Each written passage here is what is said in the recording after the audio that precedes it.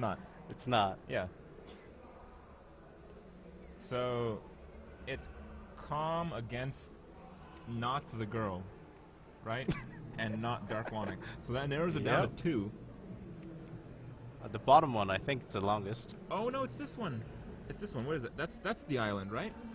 Oh. I think that's the island. Alright. Is the island in the same group? They're in group H. Yeah, I think so. A lot of the symbols match up. I think it's minus one of the symbols.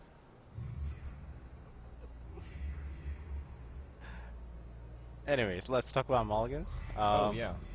Whoa, so it's a Miracle Rogue with the Sinister Strike, so probably Malagos. Have you seen any of these matches, by the way? Do you know any of the decks? We saw you get kind of crushed by Malagos Rogue.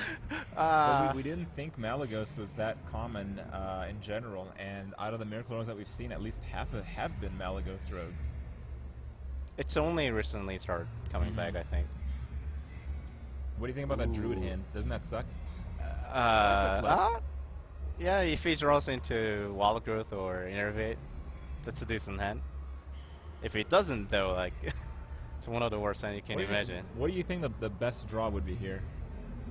Innervate. I think if this is like a tokenish thing, I think it would be like Haunted Creeper.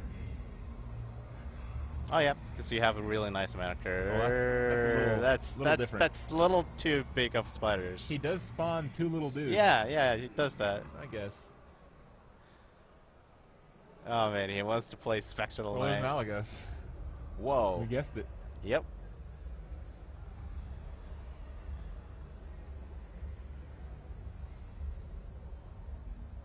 I mean, that hand from the Rogue seems pretty awful. I mean, you have a few cycles, you have the Shiv, you have the Fan of Knives, but ultimately you have no Auctioneer, you have no real damage right now. No, well, as long as you cycle through and get the Auctioneer by turn 5, which is important, Yeah. then Rogues are in good shape. So he decides to dagger up instead of Shiv, which what most people will do, especially since you have Fan of Knives, to play on turn 3. I would not attack here. It's not like he has anything to play. Like, he has things to play on turn 3. In that case, you don't want to attack. Yeah. What about here? Like, do you coin your SI arena style? Oh, no. I'll just... You just let it hit you a few times? Yeah. Okay.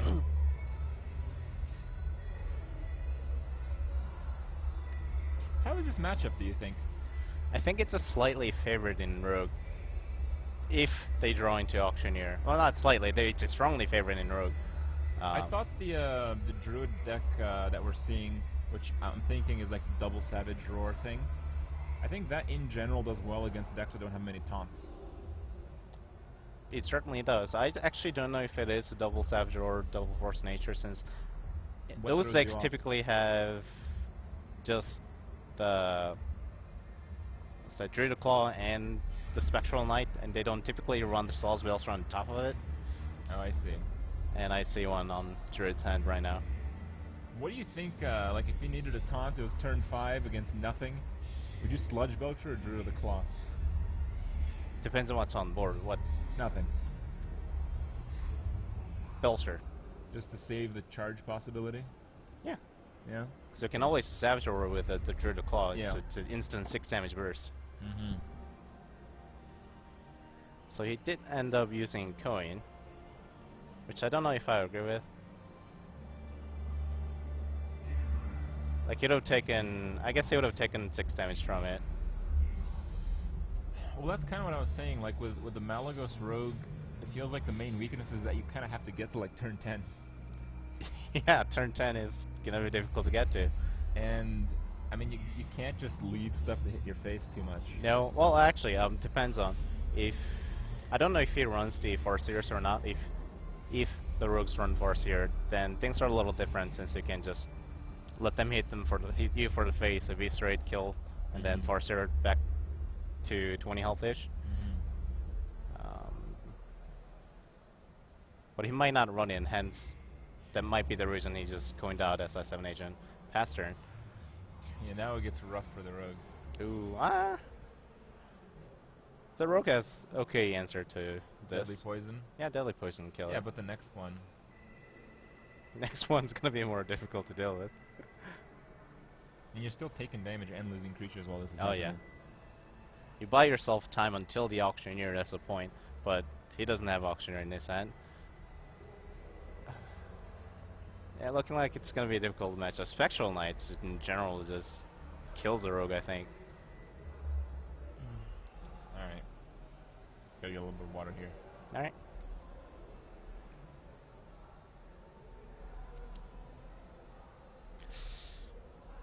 I don't know what do we want to do here as a rogue. Like, obviously you want to cycle through, so you could play Thalnos and perhaps defend on knives as well, but defend on knives, you can't clear the board, you can't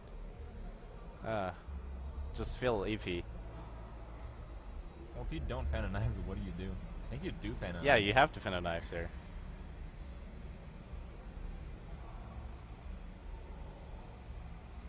But then you can't clear a board. You're gonna be taking 12 damage from that. I don't know if I might even preparation fan of knives just so that maybe you'll top deck something. What could you draw? Another fan? Whoa. Actually, Deadly poison. he might do it here. Oh god. Oh god.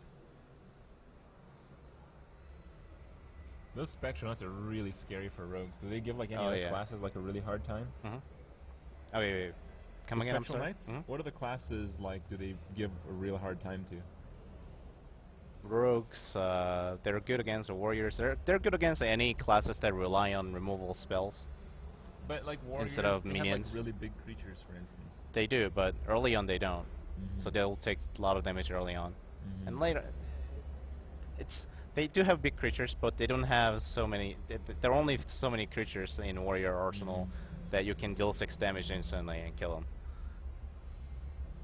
Silence. Oh, never mind. Would you have considered a silence there? A little bit.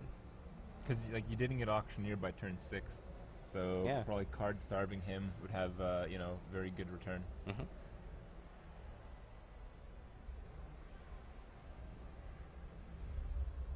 But it's really looking tough for Rogue right now. Because next turn the Assassin's Blade scenario is draw coming out. after burning both deadlies. Yeah. Yeah, that's tough. Like, Druid's gonna play scenarios and Rogue's gonna be forced to save, because otherwise it could be dead at any time. Is there anything else Rogue can do here? No, I can't really think of any.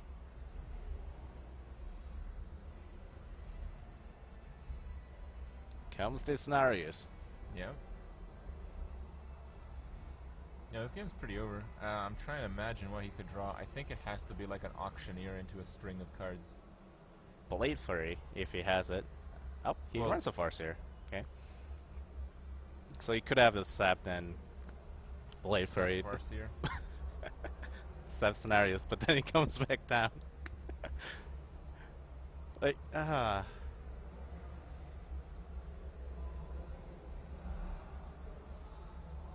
Yeah, Do you need to sap? you like No, you're not dead. Are you 14 plus 3, 17? Oh, you're exactly dead. Yeah, you have to sap. Well, you can sap something that isn't that is not scenarios. scenarios. Sap the tree. If you have Blade Flurry, yes, but otherwise I don't think I would. Well, Rogue might just pass the turn here. That will be the death of him. Yeah. No, it's over because he has double Savage Yeah. Roar now. So like, whatever he saps, he's still dead.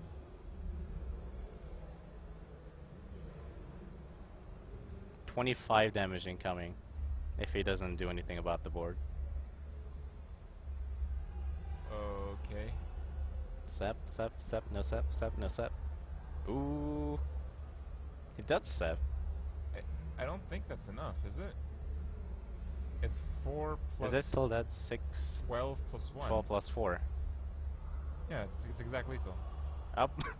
Just 2. Oh, now it's really lethal. Yep. Just put some salt on the injury, make it worse. Alright, well. I don't think I've actually seen a very drawn-out Druid game yet. Usually they just lose quickly because their hand sucks and it's all Savage Roar, or they win quickly because they got a decent hand and then got Savage Roar into stuff. Yeah. I can agree with that. Very often that happens. Yeah. I don't know. I don't really know what to think of that. I mean, Malagos Rogue didn't really make it to the point where Malagos is relevant at all. No. Yeah, he didn't. Nope. He died on turn 8, right? Of his turn? Yeah, because at 9... No, it was 10 mana. 9 mana he cast Scenarios, 10 mana he cast the combo. So the Rogue had at least turn 9. But then he Wild Growth did one turn, I think. Oh, I see. That's right. That's right. So he could never play Malagos. No. He had the prep still? Yeah, he had the prep Malagos, so if he had the Blade Frame, maybe something would have happened, which did not happen. Well, you got to do 8. So he needed a Blade Flurry on his weapon, which he had, right? Yeah. Yeah. They needed to be 1 mana ahead and draw Blade Flurry. And then maybe still lose.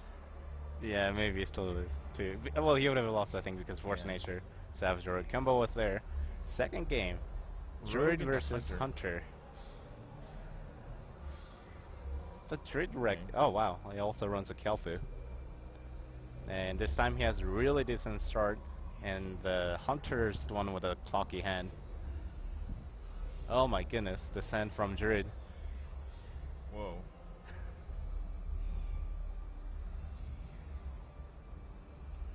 You turn 1 Yeti here? Yeah. Okay. It's the best opening you can get, I think, as a Druid. Well, except if you have a double Innervate and Cairn, that'll be way better. Comm is not happy with that. Oh no, Comm is the Druid. He's just really liking it, I guess. Yeah. I didn't hear you. Oh, I thought you'd hero power down the Leper Gnome. You Doesn't this could. open you up to Hunter's Mark? It does, but I guess he likes taking risks and... Or Deadly Shot. Ooh.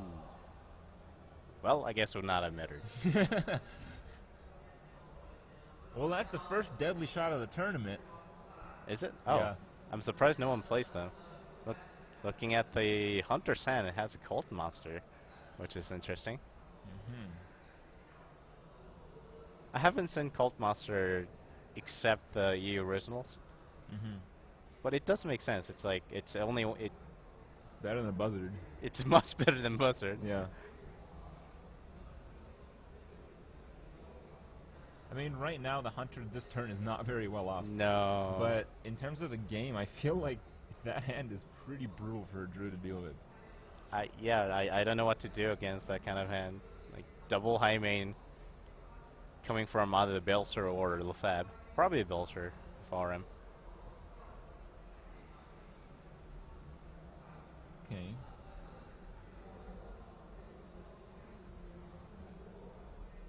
Is it going to be Belcher or Lefab? Typically, whenever I go against a Druid, I really like keeping It's going to be Belcher, Lefab. but I'm thinking what Comm will do to respond. I think he's going to Do Farseer. Hero Power and Farseer. Yeah. Farseer the creature. Or play...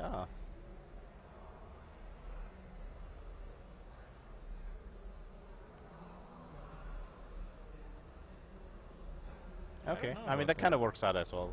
You like that? I think other ones are fine, to be honest.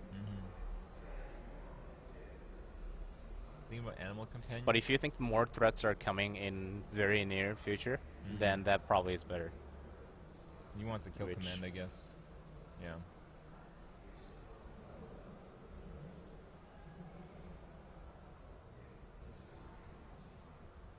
So it did not end up working out too well for Druid, I guess, to play.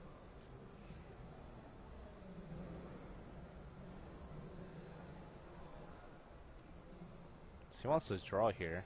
Yeah. What did you be winning? What did you draw attack. into? Because it fits the mana curve. Yeah. You draw attack and then play the Farseer on your creature. Yeah. I think that was fine. I think you just played that very quickly, and if we took time to analyze just all the alternatives there, that's probably about as good as any other.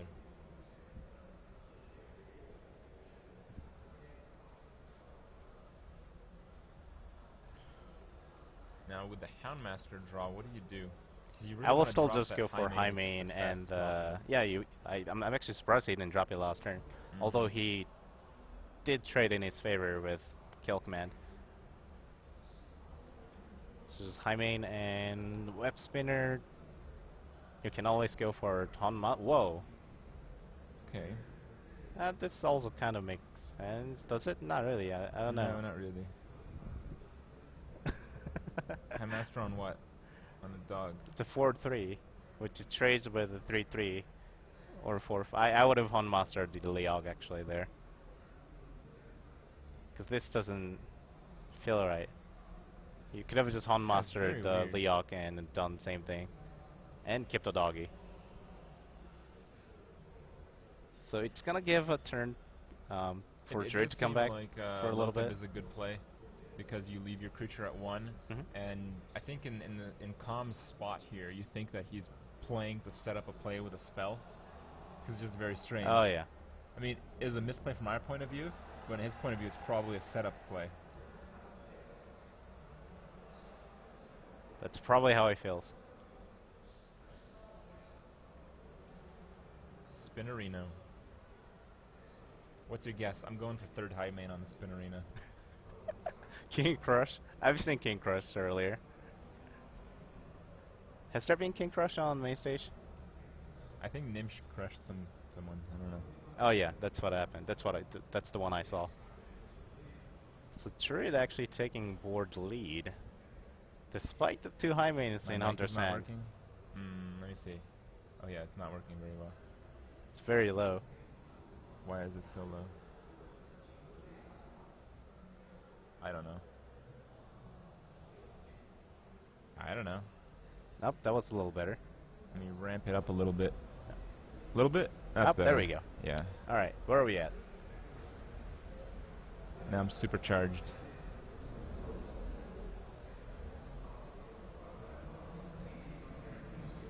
So what happened there? He went with a high main and hero power. It's going for a face, which makes sense because it has that drawer. Yep. Now he's dead. Yep. Yeah, I think he's dead. Unless he draws into Hunter's Mark or I'm not Master sure. with a tracking, then maybe. I'm curious how that group is panning out right now, because this Druid deck is having a really good run right now.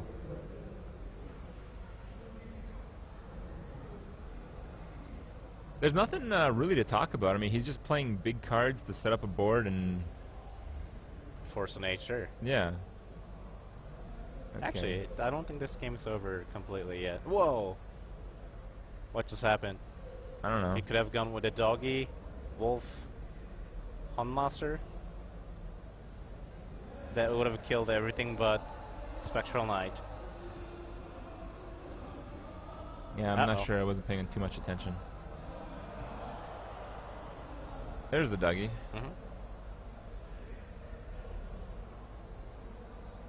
But now you can... Oh, there's Hunter's Mark. Yeah, but that's what I was looking for. Wouldn't you start on the creatures that aren't Cenarius? He probably thinks they can kill off the Spectral Knight now. Nah. Yeah, I would have started with the other things too. So if the only thing you're looking for there is the Hunter's Mark. And in that case, you don't want to start on Spectral Knight, so that could because you can Hunter's Mark that. Well, suddenly it does seem pretty pretty favorable here for the Hunter, but the Druid has a very high life. I mean, you kill off the Cult Master, you might even kill off the Dougie here, and you're suddenly in good shape again. It all depends on what the Hunter's gonna do here. This is a pretty strange Hunter deck, isn't it? It's got like Cult Masters, it's got Leroy. It's pretty still. I think it's pretty in mid-range. That used to... Like, that was very popular before Unleashed Nerf. Wait, not Unleashed Nerf, but the... Buzzard Nerf. Which is essentially an Unleashed Nerf. Yeah. And then he's just using Cult Master instead. Yeah. Every card I see, I don't see any cards that is completely off from the old list. Does Lotheb? That is a lot of damage right now. Yep. Oh, Now that's Belcher will save pretty him good. for a turn. I think you'd big game here just to set up more creatures. Mm-hmm. And I think you'd consider clearing some beasts. I think the 2/4 should kill Yeah, the you can hyena. kill off the 3/2 and 3/1. Yeah, because otherwise he goes through your taunt and kills something else anyway. Yep. Since you have a big game hunter, which is 4/2, which means it just anything hits it dies, so you probably want to protect it. Yeah. And you certainly do not want to be trading your big game hunter with a low hoarder. No, that'll be a terrible trade. Well, right now the hunter is in a dominant position, but I don't think he can win right now. Even with that, I don't think he can win. I don't think he can clear all the board. And I think because of that, a Force of Nature draw, which I think is quite likely he has 2 of, does give the Druid the game.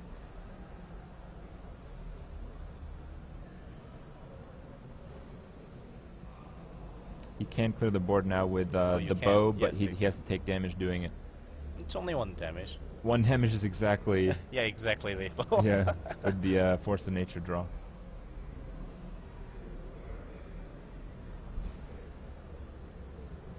Here comes the draw of the century. Ah, Windrunner. It's not.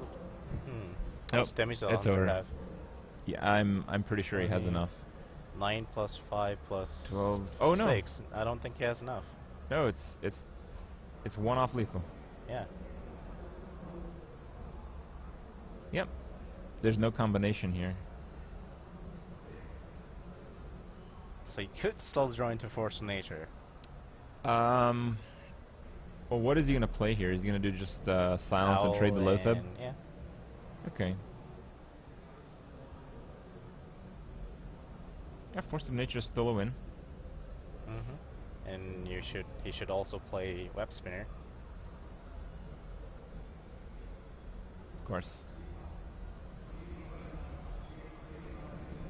All right, this is the turn. Here's where you draw it. The hunter's 3 cards left. Did you see that?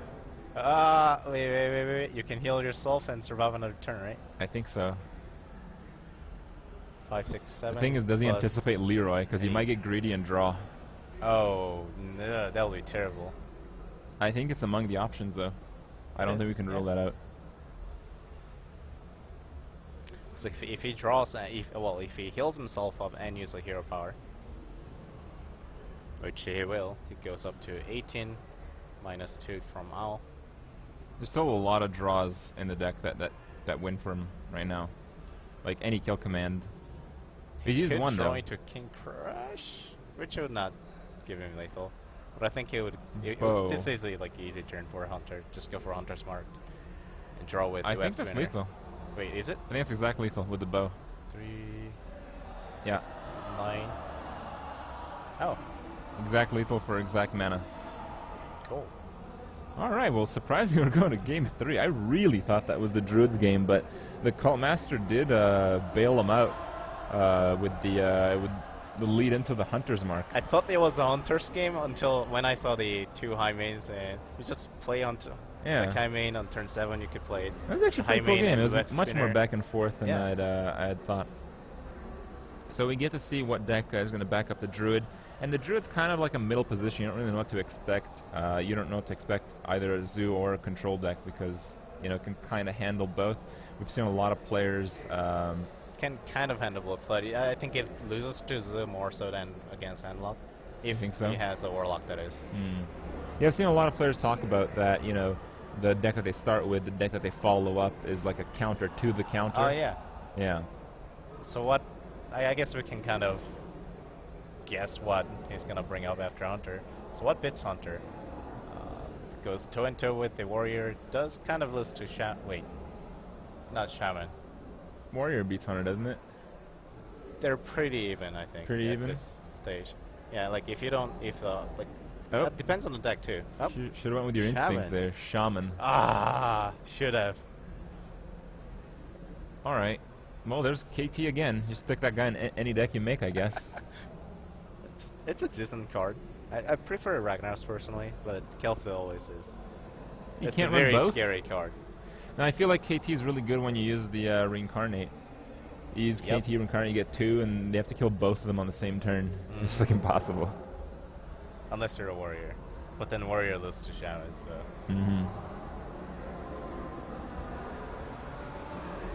You like that over the Earth Shock? Yeah, it's a very early in the stage, so whatever it draws, it wouldn't matter too much. And now you'd Earth Shock? Yep. Definitely. Nope. Or I guess you could wait another turn, because if he it's not gonna be he's not gonna be able to clear the board with it. So that also makes sense. Yeah, I actually like that play a little bit better. I think he's gonna Grizzly or take the chance of Leok. Whoa, that's not Leok. Yeah, that's the best one actually. Yeah. I think. So it could go with a Flankton Totem into Earthshock. I don't know if Earthshock play wouldn't do Earthshock. anything, so... Yeah. Yeah, I think that's fair. You can always Earthshock next turn. Kill command a Flame Tongue. Those poor Flame Tongues. Oh, yeah. Oh, that's good. Mana Tide Earthshock. Oh, wow. That's an excellent draw. That indeed is. Hunter don't have anything to deal with that. Hey, there's Leroy. Well, yeah, you could Leroy. Yep, and see?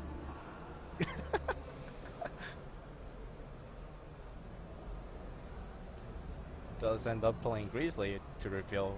I don't think anyone plays Grizzly like by itself now.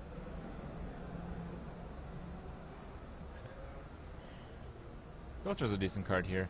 To protect the. It just handles the board. Mana Tide keeps going. If the opponent fills the board with garbage creatures, you got the Lightning Storm. If you don't need too much help, you got the Fire Elemental. This is going heavily in Shaman's favor. Yeah. Especially if he runs into Hex or Earthshock to deal with the high main.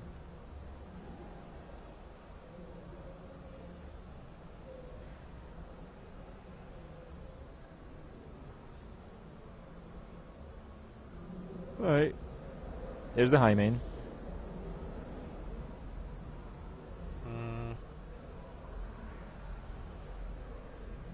I guess I will try to board clear as much as possible. I like that. Yeah, you can always go for those. I mean, next turn I think you can. I guess you don't really have that much answer. We'll see. I mean, at least the Shaman is not losing on board control. Well, there's that deadly shot. Oh, but you can't. whoa! You can't really use it, or can you? You could. I thought I'd unleash, but I guess he wants to save unleash for Leroy or Cult Master. Yep. That did not go too well, I don't think. That was the worst target, potentially. Because Mana Tide Totem is just going... I don't know. That has drawn... How many cards has it drawn? Like 4 cards already? And it's still drawn another one.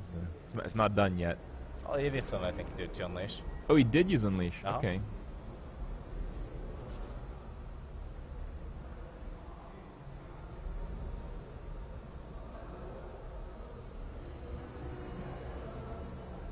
I think I would just use Trade Lightning Storm. Perhaps go with the Fair Spirit on top of it. Do you like overloading that much? Yeah, I don't mind. As long as the Hunter's board is clear and I know that I will have things to deal with, whatever comes down. Like you have Rockbiter, you have Flankton Totem, you have Doomhammer. You can pretty much kill everything comes down next turn, I think. If a Hymen comes down, I think it will leave to 1/2 life.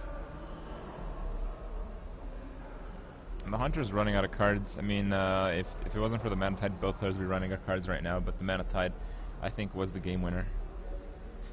That's a pretty good card to track. Oh, yeah. Has 4 mana. What do you do here?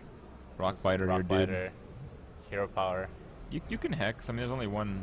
Oh, no, he decides not to, obviously. Probably want to save it for another high main. So he did... Wait, did he see 2? Nope. I don't think he saw the second one. He saw 2 last game, but just won this game so far. Oh, man, that feels terrible. You know you're in... like really good position when Hunter play on Master or on empty board. And yet 25 life.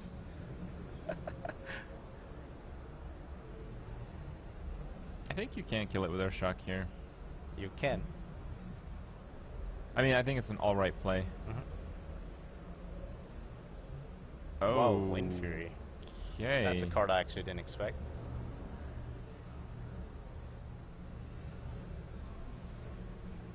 That is a scary day. It's a lot of burst damage.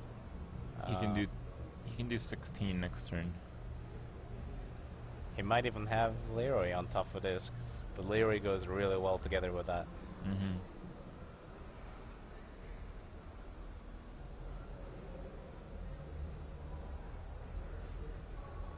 Well, just one of the better. Shaman has so much board advantage, so many card advantage. Look at the board; it has a 14 damage. Do you Wind Fury here for another 6? No, I don't think so. You think you keep that as just a surprise? Yeah. Alright. I mean, you still have a lethal next turn, don't you? 16 plus a 6 plus a Doomhammer. Yep. Which would not happen here, unfortunately. No fab. Oh my goodness.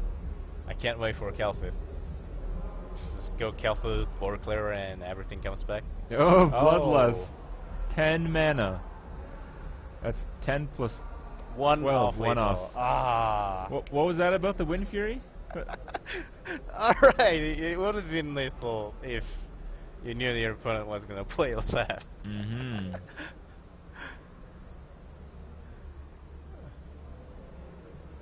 I do not believe there's not a single card that will save Hunter anymore. No. Yeah, you can't even kill off the Leroy with the Cult Master. Oh man. Well, this is going to be a little bit of damage coming in towards the Hunter. What is that? 16 plus 6 plus 4. It's a well. Oh no, you Bloodlust it. You don't Doomhammer. What am I kidding? It's Comm. Oh my god. And Wind Fury, 18 damage. Oh my god. That is a lot. That is a lot of damage. Yeah. It was like 20 over lethal, almost. Alright, well, after that match, maybe some bots need to rethink the Sea Giants, you know? That slot might be better used with the Wind Fury. No? Don't you want to BM with your bot? Wait, did someone talk about this or? What? There's a lot of Shaman bots. Oh no, BMing the bot. Oh. I don't know, maybe. Alright, I talked about it a few days ago, so. Alright. Well, I hope these matches happen in succession. I mean, that was a 2-1. That was a pretty long match. So I don't anticipate there'll be a very long delay to the next. I have no clue what the next match is. There might even be a break. I'll check it out. I think we're going to get Noxious on the seat. He looks pretty tired. Doesn't look very happy. Nope. Nope. We can criticize his plays from earlier too. We can make him feel even worse. So we'll go ahead and do that after we reset here for a few minutes. So I'll see you guys soon.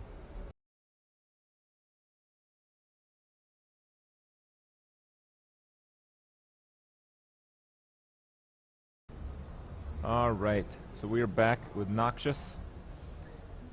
Yep. Man, it must be easy on airplanes for you. Why? You get the leg room. Yeah, I have my bag under my seat. You Yeah. always fly first class, basically. Pretty much, yeah. I have like bag under my seat. I can actually reach and get the laptop out in the middle of the flight. God. Like no problem. Can't even like take my shoes off. Yeah. Yeah. So what's going on is there is one more match, and then after that match, they're going to do a break for a Warcraft 3 game, which they think will take an hour, which I don't think will take an hour. Yeah, right. Hour and a half. Okay, that's more realistic. And after that, we start the top 16. We have to go from 16 players to 8. And apparently this will last an hour. Oh, it will. It surely will. Yeah. Yeah, because everybody's playing like Hunter against Hunter. Oh, yeah. Yeah. Actually, that's not far from the truth. Most of the qualifiers from what I've seen have been playing Rush decks. Tides of Time said every player who plays Hunter is bad. And then a few of his teammates played Hunter. So I'm not sure. Okay. what the implications are. All right. I turn your mic down a little bit. Sure. I don't exactly know where the standings are, but I know that I don't think we have that much until the next game. I went to the stage, and they weren't quite yet setting up, but just because, in general, the last game took a while, I don't think they're waiting on much more, and they'll get set up probably in 10-15 minutes, I'd imagine. So after that, we're going to do the one game. Then I'm going to go over all the brackets. We're going to see which players made it, which players didn't. Just to keep in mind, guys, this is a really big tournament. They're playing for a lot of money. Which you're not getting any more of, unfortunately. No, well, yeah, basically, like, I took that game, and I rolled in the ball and threw it. Like, that was the biggest throw of my life. Like, the worst, Kit Kat's throw? the biggest, absolute, worst, best, most awesome All right, save game it. One throw second. ever. Let's go over the monies. So anyone that makes the top 16 gets like $2,000, which is pretty good. And then first place gets like 96,000, which is a little bit better than pretty good. Yeah, that's actually really solid. Yeah. It's like BlizzCon level. Yeah. And then second place I think is like 50. Third place is like 30. 25, and then it splits the rest in like 16, 25 for everyone else. Anyway, a lot of money. A lot of monies. Yeah. So yeah, these players are going to be playing for it. We're going to try to get to 4 players tonight. Really the only way we're going from 16 players to 8 and from 8 to 4 is if every match is played simultaneously. Yeah. And if that is the case, and that may as well be the case, I don't know. If that is the case, we will only be able to broadcast one of them. Yeah. Which one, I have no idea, but if we have some negotiating power, we'll try to get some players that we haven't seen play before. I think some players are pretty interested in seeing some of the Group of Death play, while people here at the event ended up seeing a Maz vs. RDU on the main stage because we don't have a feed from that. We couldn't give you guys that game, so I'll see what I can do about that. Maybe see some of that action. But yeah, we watched your game and I was a bit disappointed. I was all like Maple Bros at the start, and then at the end I'm like, man, that was like the worst match of the tournament. Yeah. Well, like Zoo, I was picking Zoo because I expected him to start with Miracle Rogue to counter the Paladin that I would have brought against this Control Warrior, but he started with Control, and I just gave up on turn 1, and then I just misplayed throughout the entire game. Yeah. But Paladin against Warrior, I was like, oh, that's going to be like, I have a 100% win rate with that deck the way it's built against Warrior. I'm like, this is going to be a breeze. And then the Ysera turn comes along, and I was told by a close friend that actually like helped me out with the playtesting. He's like, don't you remember, you have to play every turn and play through all the options. And so I did that. So what I ended up doing is considering options that make absolutely no sense at all and going for those. Okay. I was outplaying myself, basically. I was like, if I play this, he's going to have this and this, so I don't play it. Ergo, you just die. All right. Well, in the Warlock game, I'll just tell you our perspective, because if you say something else, you're going to be like, oh my god. Yeah, rah, rah, rah, rah, basically.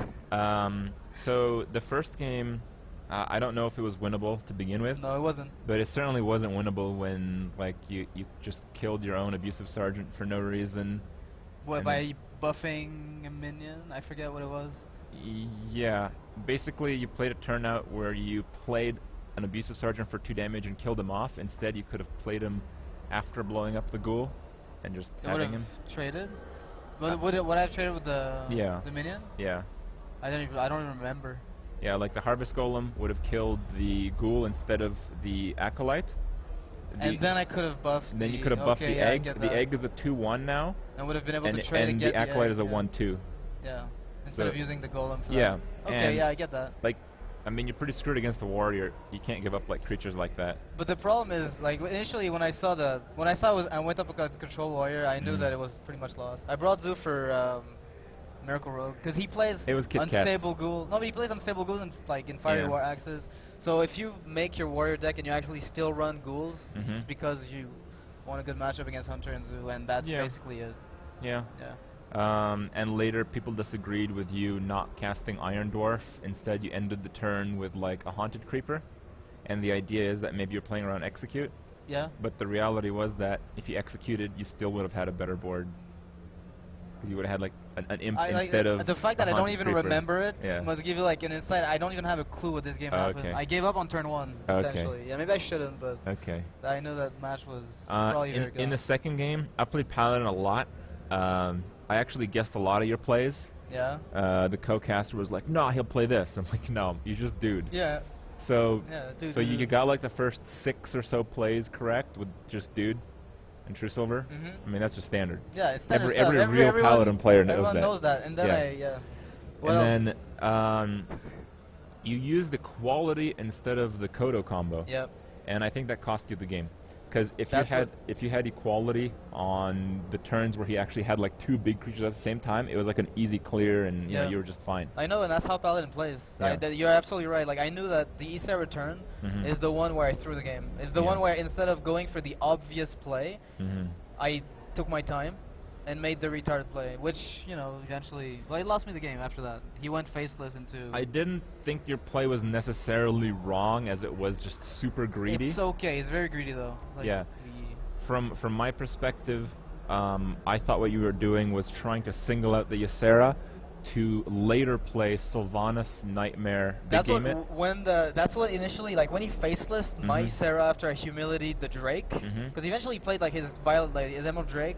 I humiliated it and left it there to play Ysera, which then led to the faceless, which I figured if I can kill that Drake, then I can Ysera, Nightmare, BGH, which just it never worked, and it's so greedy. It's so greedy I'm already 'cause winning as Paladin. Like I just went all Yeah, in. the It issue was- with Warrior, it seems to me like they take up like a whole turn to play something big, and you can deal with that as a Paladin and do something else. and at least play a dude. Yeah. Worst case scenario, yeah. And when you let him draw another dream card, he can like do something big and play a big card. Yeah. So that's when you start like really losing It the game. snowballed, yeah. And at the very end as well, like I could have at least maybe lived one more turn, but I just decided to die. I don't know. I don't know what Yeah. happened. I just went like, oh, you know what, this is over. not I good. messed up. I shouldn't have lost this. Win As rate is like a 95%. Paladin I think. fan, I don't think Uther was appeased with your No. performance. The name of the deck for my defense was Hello, I'm Paladerp. So Okay, that's nice, I guess. Well, you didn't make it out of your group. The ones who did were, where are we at? there's Kit Kats and Gar. Kit Kat and Gara. Did Gar win? Yeah, Gara lost his Okay. first match Against I me, think, yeah. against you, Yeah. and ended up qualifying. He ended up Oh, I winning think he these beat other Kit two. Kat. He must have beat Kit Kat then. I believe That so. must be it. We'll take a look at the results of the matches after this one, which I hope will start soon. But I mean, I have no idea. But yeah, what did you think so far? I know you're pretty disappointed with your play today. What about the other games? That I played before that? Yeah. I played against the Chinese player. I forget his name. I don't even remember it. But Okay. I was winning pretty. We started Priest against Warrior. Mm-hmm. I led into it. It was pretty cool. I played that game perfectly. This guy's deck was crazy. And Did he then- need exactly those cards to win? No, he needed that exact 25% brawl on fatigue to kill everything but my 1/2 slime. Oh. And then I lost. And then Okay. he took the series. Well, It was great. sounds like an insane brawl. Yeah, it totally was. It was like, Okay. he needed that exact minion to live. All right. How do you feel about the tournament so far? Are you happy with your performance? I imagine not so much. Actually, up until I'd say I played well up until that match against Kit Kats. I Okay. was really hoping he would draw Miracle Rogue with the double Cold Light against Zoo, because I know for a fact, having played that deck, that's really weak against Zoo. So I figured if I can just take it away against somewhat of a hunter, a mirror match Zoo because he plays it as well, then I'll just proceed to wreck Warrior with Paladin, which didn't quite work out. I think if you played perfectly, you would have won that game. Yeah, of course. It's a 95% even- win rate, Yeah, easily. He had an amazing hand. His opening hand was like Ragnaros, Gromash, Ysera, or something. Some like big threats that you Yeah, can I mean, just- because you do it anyway at the Yeah. start, it doesn't really make any difference. he just armors up and Yeah. waits. Yeah, so it's all about drawing all of the big creatures, Yeah. like in sequence, because if he draws them like, normally throughout the deck, you draw your removal at the same time, Yeah. so they don't do anything. So he had a winnable hand, but I think yours was also like very good. Yeah, the deck was built to counter him, but not him, but like every control warrior, every control paladin. Because I learned after the fact that he also played control paladin. So if I'd beat control warrior with the deck that I had with Harrison Jones faceless, like I would have Okay. wrecked the control pally and gone to. All right. Pass Well, over, you've but- seen a few games now. Yeah. You've been sitting on the sidelines Yeah. for a bit. Who you rooting for? Who do you think's gonna At least, who do you think has the best chance at it right now? I want to say Nimsh because I've liked the plays that he made, but he's also playing very volatile decks right now. I think he's won some games on questionable RNG, but that's just the nature of Hearthstone, I guess. He does that a lot from yeah. what I've seen. All right, well, this is the last game before a bit of a break. I don't really know who's playing though. Can't you read? No. Oh, there seems to be. I will try to figure out who's playing. I believe one of the players is the one that was just in the other match, and I'm pretty sure that's the island. Okay. I think. Chinese symbols are really, really tough to decipher, honestly. I mean, this printout is really tiny, so I don't know who the other player is. Yeah. So what are they playing? So there's Control Warrior and Handlock. All right. Oh, that's nice.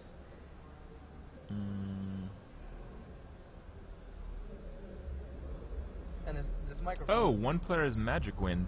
Who's Magic Wind? Magic Wind is the guy on the left, the warrior. So we haven't seen Magic Wind play. Magic Wind is the #1 ranked Chinese player on Gosu Gamers right now. Okay. So this mostly just monitors recent tournament performance. And he's played in a few of them? Yeah, he's played and done well in quite a few. Cool. The other player, I'm actually not sure. I think we just Versus saw the him island. right Yeah, now. I think it is the island. Yeah. Was he the Cult Master Hunter? Yep. All right. I've seen a few of those on the ladder. They're kind of weird. Okay, he's playing a Handlock, and is playing against Control Warrior. Yeah, those games can go either way, but I would say, generally speaking, It's a Handlock, isn't it? Yeah. Generally speaking. Well, I like the greedy wait for the turn 4 Mountain Giant or Drake. He goes with the Drake. Yeah, I think this is a pretty easy execute. I mean, because if you use Shield Slam now, I guess. Well, you could do it either way anyway, because if a Giant comes out, you have either or of the. Whirlwind removal. Execute. Wow. This is a good play I like because that a it lot. makes your shield block Shield Slam potentially stronger. Wait, there's no Armor Smith. Oh, what am I talking about? Oh yeah, he's gonna draw the Armor Smith. Instead of attacking into it to trigger it to use the Whirlwind. Oh, I thought he was gonna use Cruel Task for the execute. All right, Mhm. yeah, I get that. But he still gets a free lethal. On Now the, he Giant. gets the Shield Slam from the shield block. Yeah, that's like a dream start. And he gets the Cruel Task to draw. On the following turn, yeah. Oh, no, he didn't have to armor up there. It was 8 without the Yeah, but I guess. 'Cause yeah, if he should have played the Cruel Task. That was strange. Well, maybe he wants to keep it for another execute, assuming another Giant comes out somehow. Maybe I he guess, doesn't have many activators for like Growmash or something. Well, and like he keeping knows Death he Spite, needs something. Yeah, I don't get know. that. I don't know. It's actually pretty strange. I don't really understand. Getting a high health count might just be more relevant against Handlock in general, so that you don't get bursted down by swings of 8 and 8 and 8. Here I think it's Oh, that looks Cruel like Task and Sludge Belch or Lothab. I don't like the Armor Smith. I think the Cruel Taskmaster is relevant now. Yeah, but why play the Armor Smith when you can play a 5-drop?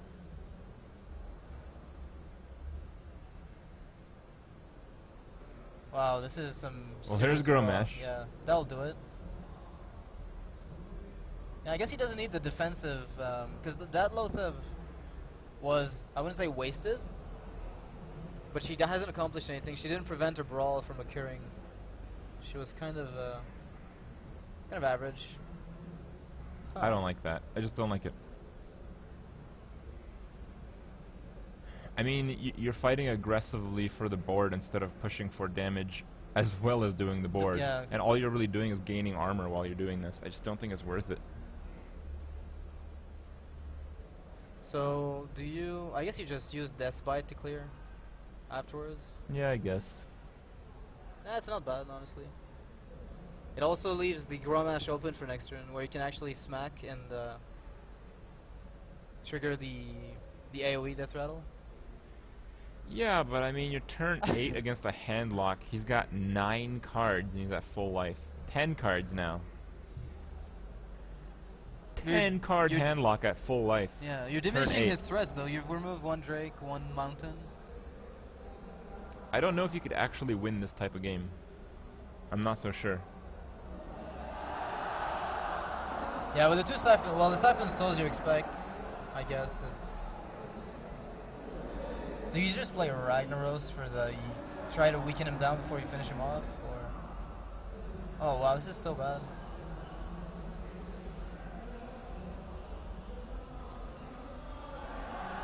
This is a really, really weird position for the warrior. There's no like, there's no play I really like to make here. Yeah, I don't like anything. Yeah, maybe just you use Death Bite on the. Actually, sludge I and don't play even like the sludge heal. from doing Farseer. Yeah, I don't like that at all. Would have kept that for like post Jiraxis. Yeah, Okay, I could see that. because Yeah. your hand is fairly worthless if the warrior doesn't play anything. Yeah. And there's one more mountain. I think I would have just like sludge. tap and- sludge. Yeah. Yeah. It makes a lot of sense. Oh no, don't you really couldn't need do the that. health No, right that's now. that's not true actually. If you tap sludge, you discard. It's no problem. You still fire your face to make sure. No, I don't like that. No. No, I think his play is actually good. I had a missed call there. It's just because of the overdraw. It sucks, but I hadn't realized. Yeah, It's- he's on it's 8 nothing. cards right now. You're right. yeah. I feel like you just sludge Belcher, armor up. This is so passive from both sides. The answers to the early aggression from the Warlock was, it leaves the game in a really like passive state. Mm-hmm. I don't know. All right. Wow, double Shadow Flame, double Siphon Soul, double Soul Fire. Hello. Oh, my, this is so awful. So bad. This is terrible. Oh, that'll do it, right? Mortal No, Coil. yeah, you can get a coil Yeah. off of trading the Yeah, Siphon ordinary Soul, attack with the coil. taunt coil. yeah. That's okay. Nope. But then you're on. He wants to save but Siphon then Soul. you're on 10 cards, right? Are you? No, you're not. Never mind. No. All right, you're good. I just So here you silence your own slime, I think, to prevent the execute.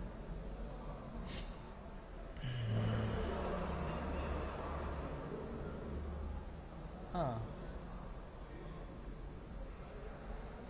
13 to 12. Yeah.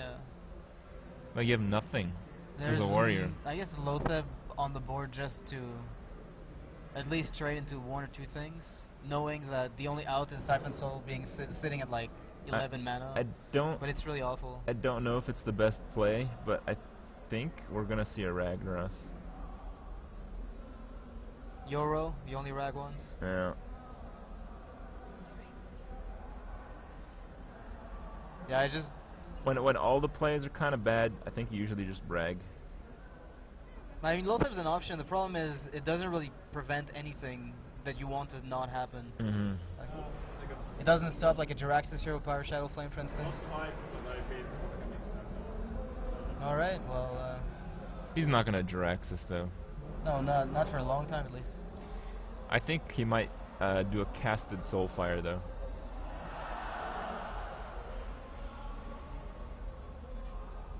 Hellfire is not horrible, but Hellfire is pretty horrible.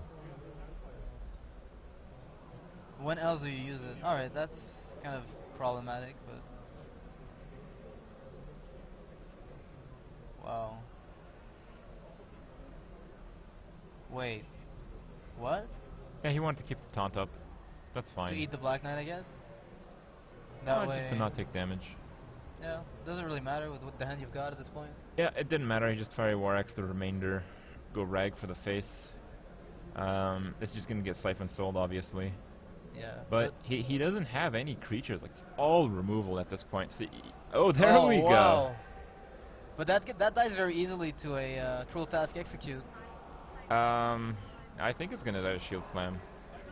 Oh yeah, he did draw the other one. You're right. You use Shield Slam when you have the armor. You might not have armor later. Wow, this is actually really dangerous. He's gonna copy it, right? Possibly. Yeah, he lost the Siphon Soul to a discard Soulfire, so now that opens up. I mean, Mm-hmm. wow, this is pretty dangerous for the Warlock. Shield block first. Faceless Shield Slam. Okay. Wait, yeah, I think that's the play, because after that you have like lethal with Gromash, if you do get it out with Cruel Yeah. Taskmaster. Alright, this is actually really heavy pressure. You don't have to attack. That way he can't really get a Molten out at any point. And, oh, that's really bad for the Warlock right now. my He's dead, God. right? Is he dead? This is so garbage. I believe he's dead. He needs to draw, I think. Oh, BGH, maybe? If he runs it to counter other hand locks. Or just a taunt. There's another Sludge. Like, if Twilight he gets like an Drake- Twilight Ancient Drake could Watcher work or here. Twilight, yeah, okay. Yeah, that you won't can do it. kind of make that work. You can You do could, like yeah. Silence, Sun Fury, Argus or something. It's terrible, but like, what are you supposed to do in this case? Yeah, but the thing is, you're probably going to be taking residual damage afterwards, which lets you drop 2 Moltens and Jiraxis, possibly. So, Possibly. so you might not die. Or even just Molten Shadow Flame to reset the board. You cannot Molten Shadow Flame, you have to do that later. Yeah. And doing it later might not No, but work. yeah, he just has to try, as you said, like Silence, Sun Fury Defender. He has a 3-2. Oh, actually the chat made a good play. I think you could Soulfire yourself. Soulfire at face, yeah. Yeah, you could get like the Giants out, but with Shadow Flame. Soulfire face puts the Giants at 3. You can cast both Giants and Sun Fury Protector if neither of those get discarded. I like it. But he's gonna go for the, wait, what? Okay. He's got the axe though. Well, What? he's dead. He's Goodbye. dead. What did he do? Gorehowl. I think he forgot about the Fiery War Axe. He must have forgotten about the Fiery War Axe. There is no Yeah. way. He forgot about the axe. Okay. I don't think that was for Hearthstone. No, No. probably not. No. Well, Magic Wind takes game 1. I thought the game panned out a bit too slowly for the Warrior early game. Yeah, but then Yeah, I mean, Ragnaros, some damage, a Faceless. I mean, everything seems to go his way late game. I think, even though he had a little bit more removal, like he had to execute for another creature, I mean, if you really think about it, what did he have to kill? He had to kill 2 Giants and a Drake.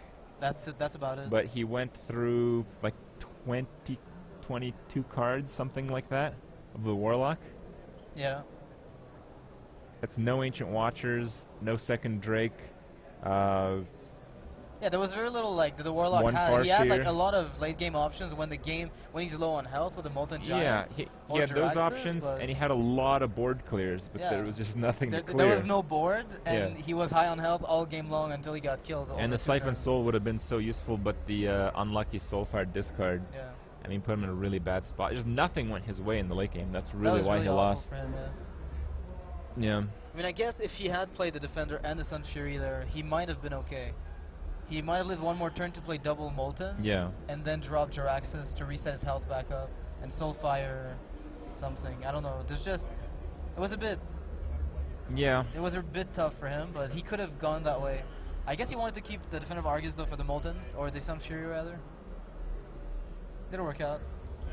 I don't know. That was a mess. Yeah. Well, I believe it's the island. He gets to pick another deck.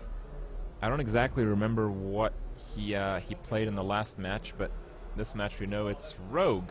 Oh, wow. Okay, I'm curious. Have you seen this before?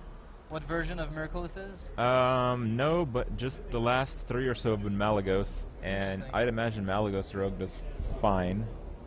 It does okay, yeah. I prefer the Cold Light Oracle version, but it's actually not a bad one at all.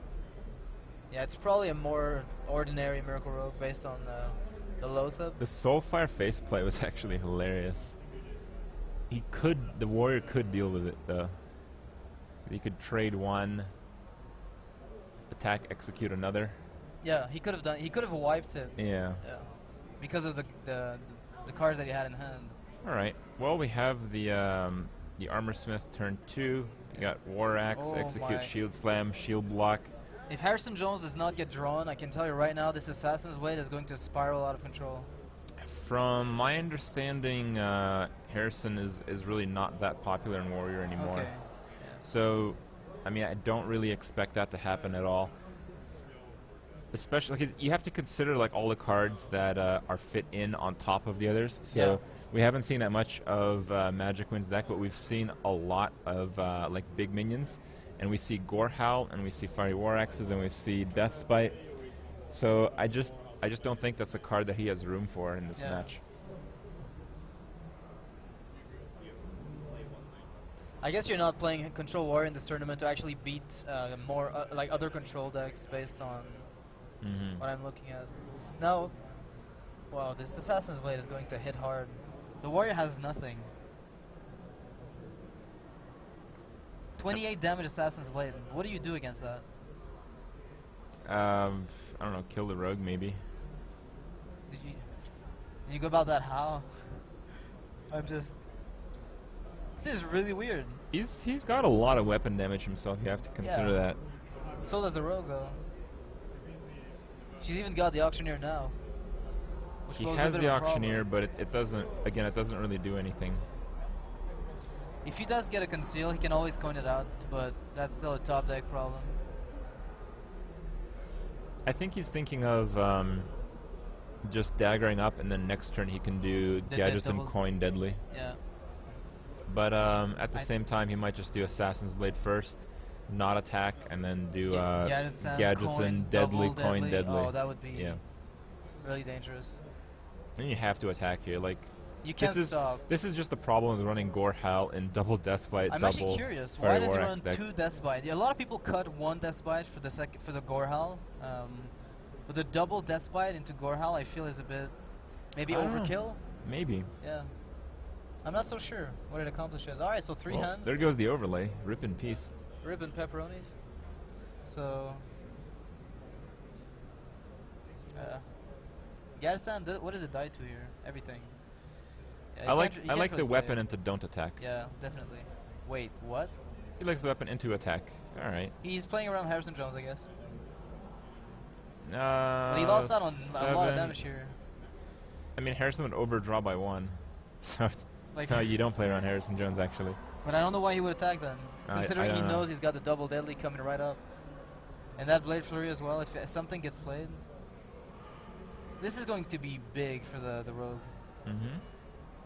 Well, you deadly first. Or you can coin first, I guess. You might get what concealed, could you draw? you never know. Yeah, concealed might just improve this hand a little bit. The Warrior is going to be shaking his head after this one. Oh, it is the Malagos one. You're right. Yep. Wow. Is he considering not pump it? Deadly? Yeah, go ahead. Take advantage of it. I think the attack was really bad. What is? He's thinking of backstabbing his own auctioneer to try to draw concealer or prep. That's what he's thinking about, and I don't think that's the right play. Well, I mean, it's usable in certain circumstances, but oh, goodbye armor. I mean, not quite. He still can just kill it with a shield slam. Yeah. Do you play the Armor Smith? I think you Armor attack shield slam and attack face. Yeah. I believe that's probably. I think you attack face and kill it with execute, and just get as much armor as possible. Yeah. And this rogue. You have so much face. Like, I actually think the Warrior's gonna win. Like, this amount of face damage is ridiculous. Yeah. I don't know. The rogue's got some really nice follow-ups. She might not get to turn 9 though. That could be an issue. I mean, she drops Lotheb on turn 9, then Grom can get played without the Whirlwind. So he'll have to play another Deathspite on top of this if he wants to set up a good Grom next turn. But he probably can't really afford it. I think you're right. I think you should set up Deathspite instead of armoring. Yep. Nope. Yep. Yep. Nope. Ah, there it is. Nope. It's a tough call, but I think it's better to get Deathspite. All right. No. Well. So far, from what I've seen of Magicun, is a very conservative player with a Warrior. I don't think that was right, and I am a very conservative player myself. But he might just be setting it up next turn, just attacking next turn, and then on the following turn play Gromash. Like that can still very much work. Yeah. I mean, he can't attack this turn with Deathbite, so I could understand why he didn't do it. Now this, on the other hand, is a bit annoying.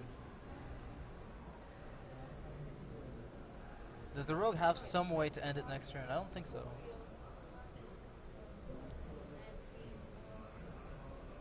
Oh man. I think you might. Okay. We're live very momentarily for now, I guess. So basically the internet just turned to garbage suddenly. Again, completely out of my control. We're streaming at a lower bit rate, like extremely low right now. Almost as low as it goes in 720p. Usually as low as I do. Yeah. And we pretty much try to disconnect any devices that are on this network. Like the throughput is there, it's just like not happening. It's not consistent. I mean, I don't know. We'll keep trying, but I mean, we've been at this for a while. Fortunately, the only part of Hearthstone games that you guys missed was whatchamacallit, the last game where the warrior had lethal and there was no way the rogue could do anything. As it turns out, there was no way the rogue could do anything, so the warrior won. So you guys missed that, and that guy was already up a game, so he just took the set, and no big deal there. Coming up, we're doing the round of 16. There's, I think, some setup involved in that. I think it was supposed to start, but hasn't yet.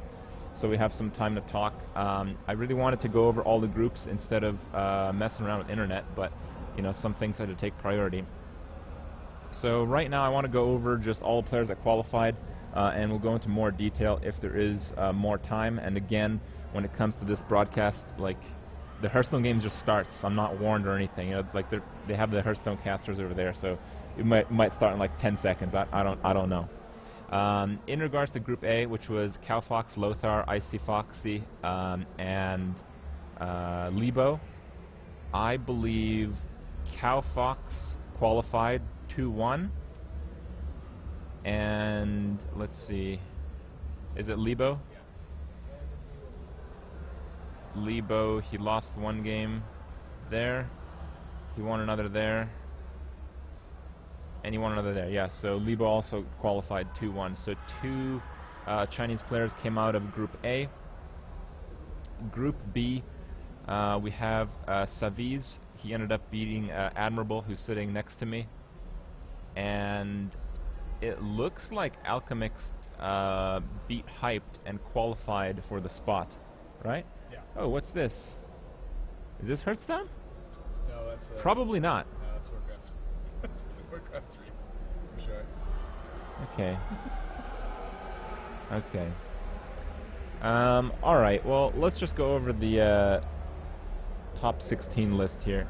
Nope, it's not ready on my screen. I'm not refreshing it. Oh my god. Alright. No. We're just gonna go through them. I think we have a little bit of time here. So out of Group B, the ones that qualified are Saviz and Alchemix. Hyped and Admirable didn't make it, but he made it to the chair. Welcome. Oh, this is you know, you said it before. You got to be real good to get to the casting desk, and I did real good this weekend. A solid 1-2 performance, but you know, I'm pretty happy with my play though. Okay. A couple mistakes, but what can I do? All right. Well, let's see. Group C. The matches that we didn't see that probably have some interest. Fishy Fairy beat Monk. Forsen beat Hulu. Forsen beat Monk. So Forsen is through, and Hulu beat Fishy Fairy. No, I believe I think Forsen lost, actually. I'm pretty sure he's won too. Because he lost his first matchup. Because of a Okay. poor bowling choice.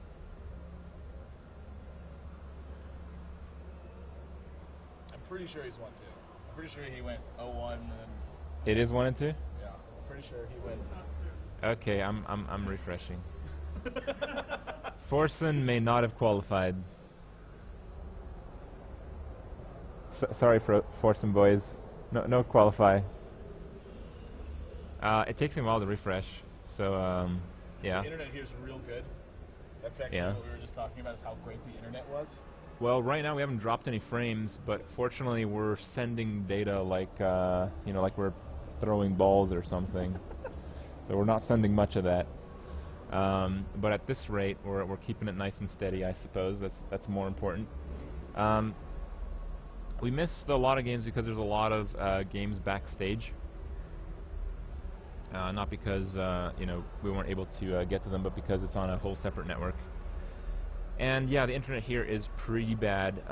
For instance, we talked to the the casters of the Warcraft 3 tournament, they had internet for 20 minutes yesterday before there was no more internet. So, Solid. could be worse, I It suppose. can always be worse. Yeah. You could just get like a broken leg or something. That's, Yeah. Yeah, and I actually see that there's a Warcraft 3 game going on right now, so it seems that there was a lot of delay setting this up, and we might be pushed further. Actually, maybe it's a good idea if we check that there isn't a Hearthstone game currently going on, because it should have started by now. Yeah, they had the stage delay. They had to get this Warcraft 3 game started. Yeah, but it's been like an hour for them to get started. They were waiting on one guy to finish a game. Yeah, but they called in like Saviz too, didn't they? Well, that's just because they had the scheduling on the sheet. Okay. They pulled me about an hour before my actual match. Oh, is that how it I works? just kind of stand around. And I was like, this is cool. Okay. Well, maybe we have a little bit more time to take a look at the rankings. So we were in Forsen's group. As far as I see the rankings here, maybe there's a typo, but Forsen did win 2 matches. Yeah, I'm pretty sure he lost too. He was nowhere to be found. He was pretty upset. Okay. Yeah. So for the qualifiers out of Forsen's group, who are they? I see Hulu. There's Fishy Fairy and Monk. And Fishy Fairy. So Hulu and Fishy Fairy qualified. So Forsen did not qualify over the Chinese players, and Monk didn't qualify over the other Chinese players. Chinese natives. Chinese natives. Nice. That was a good save. Is that what it is? Yeah. Yeah. So no Forsen bros. Fix that roll, Mike. Say something? Hello, howdy. You are a little low. Yep. Now you're good. Cool. Okay. Group D was the Raynad Salt Can group, where Raynad didn't make it out of it. That was little bit Okay. of a... Apparently the last group match is being played now with Dark Wonix, and that is the group of 5 players, so that does take a little bit more time, and that's fairly understandable. And hopefully the Warcraft 3 shenanigans ends, and that will start as soon as it does. All right, on to Group D. It was Raynad, Ekop, Kungan, and Hunter Ming. Ekop beat Raynad and Kungan, but lost to Hunter Ming. Wow, he lost to Hunter Ming? Yeah. How did that happen? I think he really underestimated his opponent. And That seems fair. Well, like after the match, he was really upset about his opponent's build and draw. Okay. And I was watching the match unfold, and I was like, I don't know if you're actually favored in this one. Okay. Despite it was a handlock versus a miracle matchup, but it was a very non-traditional miracle. There was 2 Okay. copies of Assassin's Blade, 2 Blade Flurries, a Violet Teacher. It's basically it's like value rogue. Its whole goal is to get to a point in the game where it can What's that? kind of just extend its. Your microphone's not working? It's just not working at all. Fake mic? Big Mike. All right, 1 second, guys. Yep.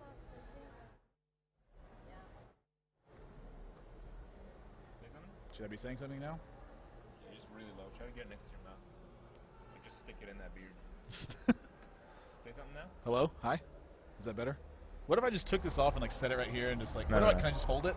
Will that work? I think you're good now. Okay. Yeah, it's just really low. It turns out that people with big heads, this thing doesn't reach very far. Yeah. This is Thanks. engineered for people here, Appreciate I think. it. Glad you're. But we have much more information and burgers in our thanks. I'm jaw glad, area. Glad to know that you believe Americans are fat. Yeah. Yeah. Yeah. Appreciate it. Okay. Yeah.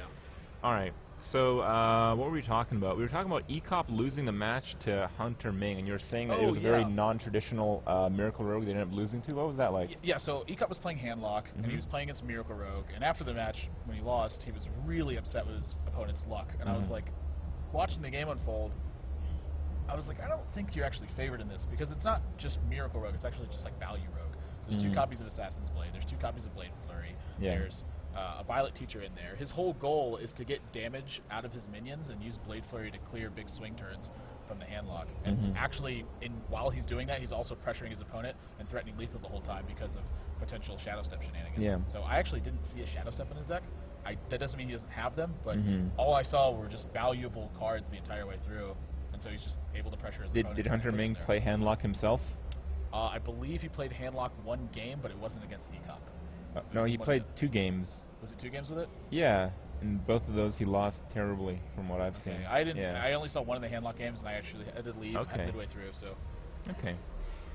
Well, it seems like Hunter Ming did qualify as he beat Kungan and Ecop, and Ecop beat the other opponents, Reynad and Kungan. As it turns out, Kungan did not qualify. However, he was able to take the games away from Reynad, and we recently heard about that. So Yeah. It was an interesting fashion the first game. yeah. In Group E, we have Xiao Zong, Blue Hair, Nimsh, and Masan. We already talked about that group. We know that Blue Hair and Nimsh are the qualifiers of it. In Group F, Gara, Noxious, You Love, and Kit Kats. We already talked about that. We do know that Gara and Kit Kats qualified out of that group. For Group G, that is the group of death. Actually, we talked about that as well. RDU qualified. I think he's the only person to go 3-0 in the qualifier stage. Yes. Yeah. No, he's not? Who else went 3-0?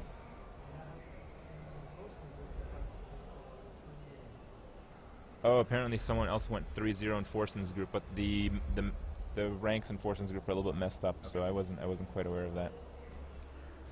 And the other person to qualify was Tides of Time. In Group H, that's still being played out, but I'm going to hit a refresh here before I tell you guys what's going on with Dark Wanix and the 4 Chinese I think dudes. he has to actually win this match to qualify. Oh, does he? I think so. So that means he's 2-1, but I think so. He's 2-1 now. but it still doesn't matter. I think he has to win this one. Yeah, a bit unfortunate to be stuck in a group of 5, but I mean, it is random. It isn't completely fair, and Hearthstone is random to begin with, so whatever. His match on stage, his opponent had pretty close to 100% chance to win if they had just played their cards in the order that almost everyone watching thought they were going to get played. Okay. But they were worried about Holy Fire. It was a Freeze Mage versus a Priest matchup. Okay. They were worried about Holy Fire post Alexstrasza, and so they went through a very different sequence that yielded a very low win rate when things panned out. And so Darkonix was actually able to beat Freeze Mage with like a mid-range tempo Priest. That's good. Like, it's pretty unreasonable matchup to win, but We've seen managed to some of take it. those. We've seen some not low plays, Yeah. and actually they might be the highlight of the tournament so far.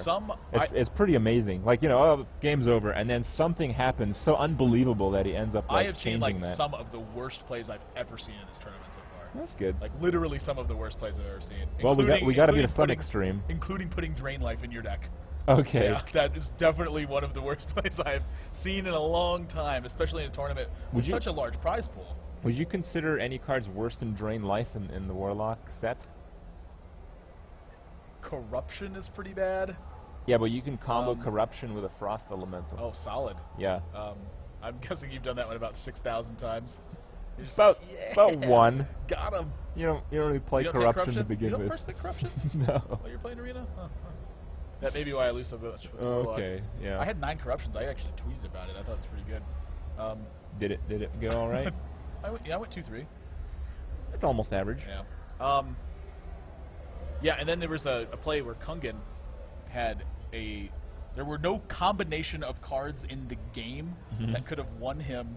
Like if you included other classes, there was no combination. Oh, the of attack cards. into the snake trap. Yeah. There was no combination of cards that could literally win Kungan the game. The only way that he could win is if his opponent decided to attack his Knife Juggler while Kungan had a snake trap active. And now, mind And the you, juggler would hit face. let's preface this. His opponent had seen a snake trap already, Yeah. had tested for literally Every every other other trap. hunter trap, Yeah. and he just played Lotheb, and he's out of range of Kill Command and Hero Power, and he has 3 taunts on the board, and the only way he can lose is if a snake Knife Juggler hits his face, and then he also has Kill Command with Hero Power. with the beast. With from, a beast from the snake. living, yeah. And For exact lethal. And that happened. So it was a literal 100% chance to win the game with complete information and losing. Yeah. And I was astonished. I have never seen that That before. was Hunter Ming versus Kungan. We talked about that a bit. And the other, almost not low, was also Hunter Ming, I believe, against Reynad, where he had 7 mana, and the only way he was going to lose is not play a taunt, and his entire hand was basically taunt. And he played Molten Giant for 2 mana, and then Lotheb, and he was at 8th life. and the Rogue had no board. Yeah. And he ended up Leroy and SI7 for exact lethal. I remember this situation. It's pretty close to that. He was at 11 with Redhead had a 3-point dagger out. And instead of using Twilight Drake to attack a Lotheb Mortal Coil, kill the other guy, heal up, try to do something, he just did like the opposite of that. It was like, I'm just dead to any combination of 8 damage that you have. Which is like, he had like 7 cards in his hand, drawn cards with Auctioneer.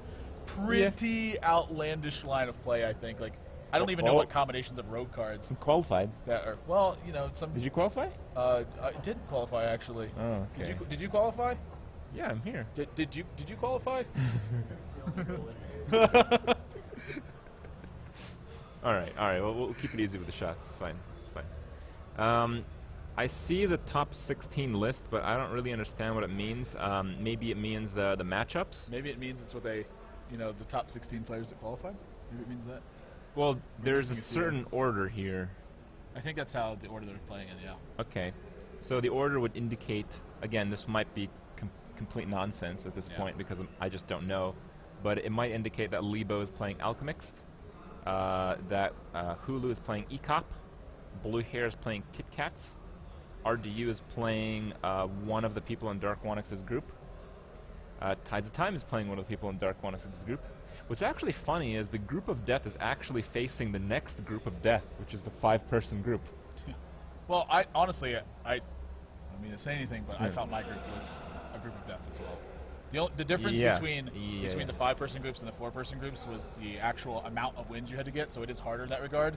Yeah, that's pretty significant, though. But like, I think from just purely like a play style and like trying to solve my group was really difficult because there was 4 people who had 4 separate play styles, and all of them played those play styles extremely well. So there was no way to like construct a lineup that did well in your group and then also did well in the rest of the stages of the tournament. Yeah, there was like no way. It was. There's no way. Not that there's no way. It's like impossible. I did not have the time to construct it, and admittedly, by everyone else's there were no regard, combination of cards. His cards were insane. It was crazy deck. Pasta was crazy. Yeah. There's no way that my Rigatoni can win against a Linguini like that. But it's like my group was very difficult to balance against. You had to prioritize certain things, and so this is not shots fired. This is purely an analytical spot, so I'm sure I'm going to get a lot of heat for this. Alchemix is going to hate me.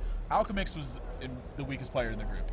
He had not been preparing very much. He'd been spending a lot of time with his wife, real-life things. They're preparing for certain financial endeavors, so on and so forth. He hasn't had a lot of time to prepare, and he's the most predictable one out of the group, aside from Hyped. But I think Hyped is playing at like a potential best player in the world level. So the fact that he's predictable isn't it's like a weakness of his, but it's not necessarily bad for him because he understands that he's just so far ahead. Well, he just understands that image as well, so he'll make a few card changes that allow him to twist that you expect that to happen to his advantage. Yeah. And then, of course, Savitz just always plays solid, and it's kind of hard to guess his lineup at times. I know he plays a lot of control. Yeah, it's really funny. I mean, the only match in that group that we actually cast was Savitz versus Hype. Yeah. And Hype just like took a massive dump on Savitz's deck choices. Savitz had a really poor. He thought he was going to leave a Druid. Yeah. And I was like. And then, as it turns out, Hype's out. Yeah. That's the only match you won. And Savitz, that's the only match you lost.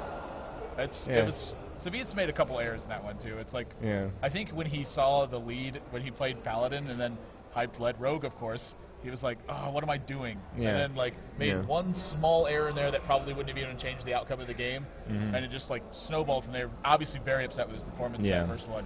But today he came. He was really prepared. He was calm. He understood his matchups really well.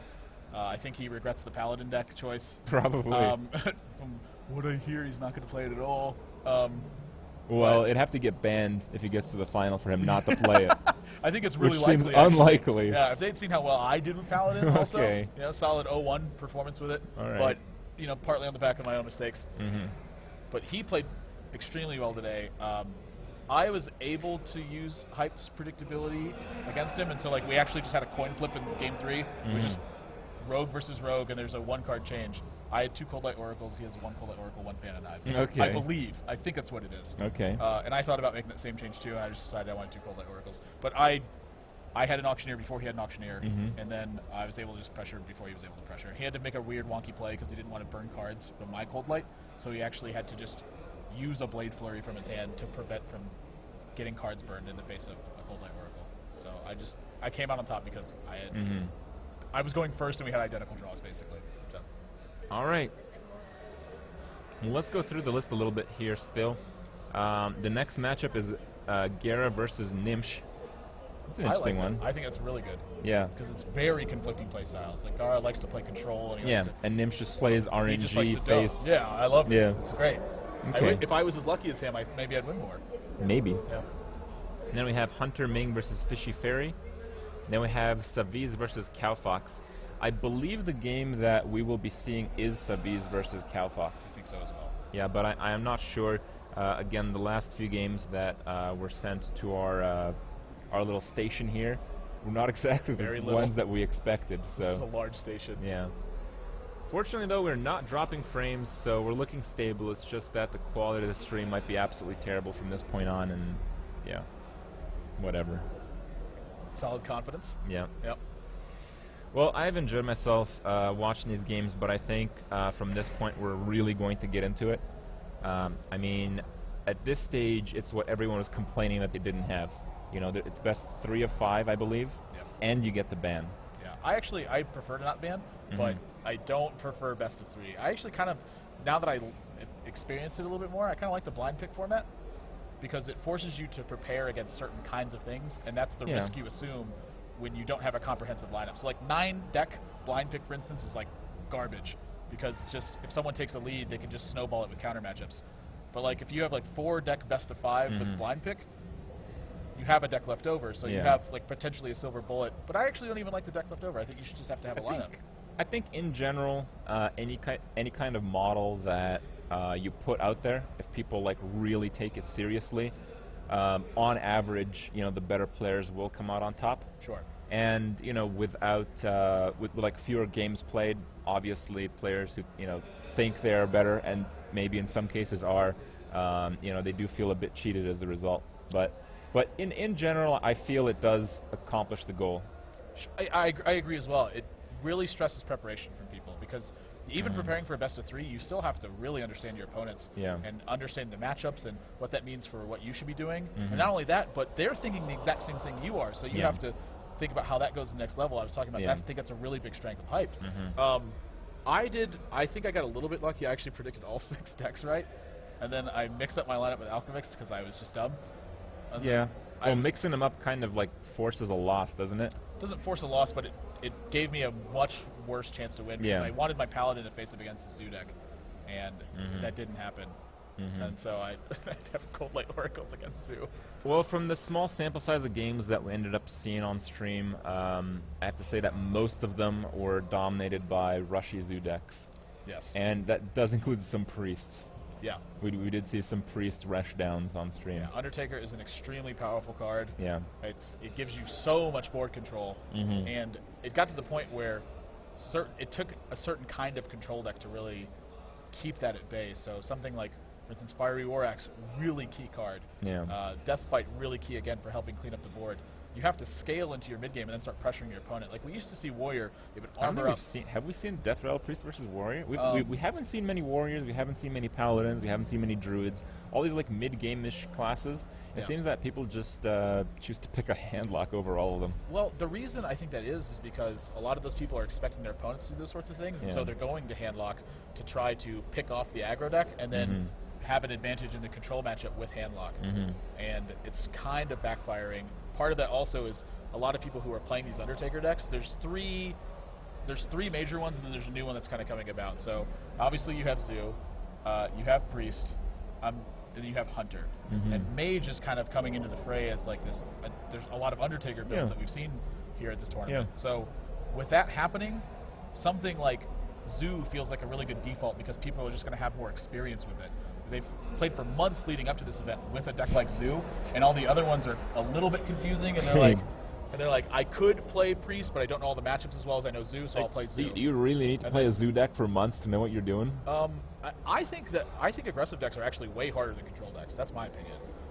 Because you have to do everything perfectly. And I think most of the ladder disagrees. They do disagree, but what ends up happening is on ladder it's very different too because when you see a trend and a trend's winning, people will just pick up that trend and snowball it because there's no reason to swap your lineup because you're only playing best of ones. So in best of ones you should just be playing whatever the most powerful strategy is. Yeah. until so many people are playing it that you can counter it. Still, though, like, Zoo seems to be... It's not that the choices are so hard. It's just that if you make a wrong one, you just lose. That's what makes aggro decks so hard. Here's the caveat. Aggro decks are very forgiving of certain kinds of mistakes. Sometimes your mistakes don't matter, but when your mistakes matter, they snowball like one little tiny thing into losing a game. Like if you see someone put a Direwolf Alpha in the wrong spot and then place a minion in the wrong spot after that, like these little too subtle things where normally you just kind of drag them out to the board, those could just lose you games outright. I think we can use like Noxious's game as a very good example. Like, you know, you're facing a control warrior and he draws into like 2 ghouls like right off the bat. Yeah.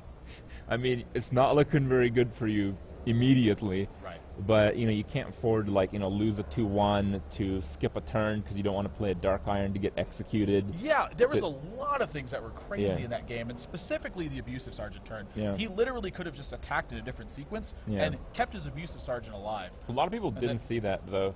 So, I mean, some people forgave him, but when it comes to the example that, you know, I'm trying to push here, it's, you know, it's a small mistake, like 2-1 versus no 2-1 on the board, which usually is not going to be that big of a deal. But when it comes to, you know, that type of a matchup where, you know, you're not looking very good shape from the start, you know, not having every edge and making just a mistake like that might actually be the game. Right. Like control decks, a lot of times, the choice in a control deck is how you actually build your deck, and a lot less about how you play the game, because your plays are pretty much like you've decided how this is going to happen before this game began. You're like, I want to play Fiery War Axe. I want to play Acolyte of Pain afterwards. I want to shield block and shield slam something like a Dark Iron Dwarf. So when those circumstances start happening, you simply react to them. You play your cards, you beat up your opponent's cards, you scale into your late game minions, and you take over the game with 8 drops and 9 drops. I feel, though, that, and I'll use Reynad's game when he played the handlock against like the like Secret Mage as an example. A lot of the choices from the handlock were like ridiculous. You know, you're playing against like a fairly wide variation of things that screw you up pretty hard. Like with secrets, if he has a fireball, if he has a flame strike. At the same time, from your end of things, because you don't play that much in the early game, because you know you save up your hand. You know, it's turn 6 and you can play out your turn like 7 different ways. Yeah, handlock is and if you're playing like Zoo, it's like, oh, that's a flame imp. Oh, loot hoarder, you know? Handlock is a bit of an exception to that rule, especially when you're playing against Mage Secrets, because Mage Secrets have very different kinds of impacts on the game. Counterspell obviously functions very different from Mirror Entity, but if you look at something like Hunter Secrets, Explosive Trap, Freezing Trap, Snake Trap, all these things are meant to do kind of the same thing, which is disrupt your opponent's attack in some way. Whereas with Mage, they're literally trying to suppress your ability to do certain things or seize tempo from you because you've incorrectly sequenced what's happening. So 2 things are factoring in.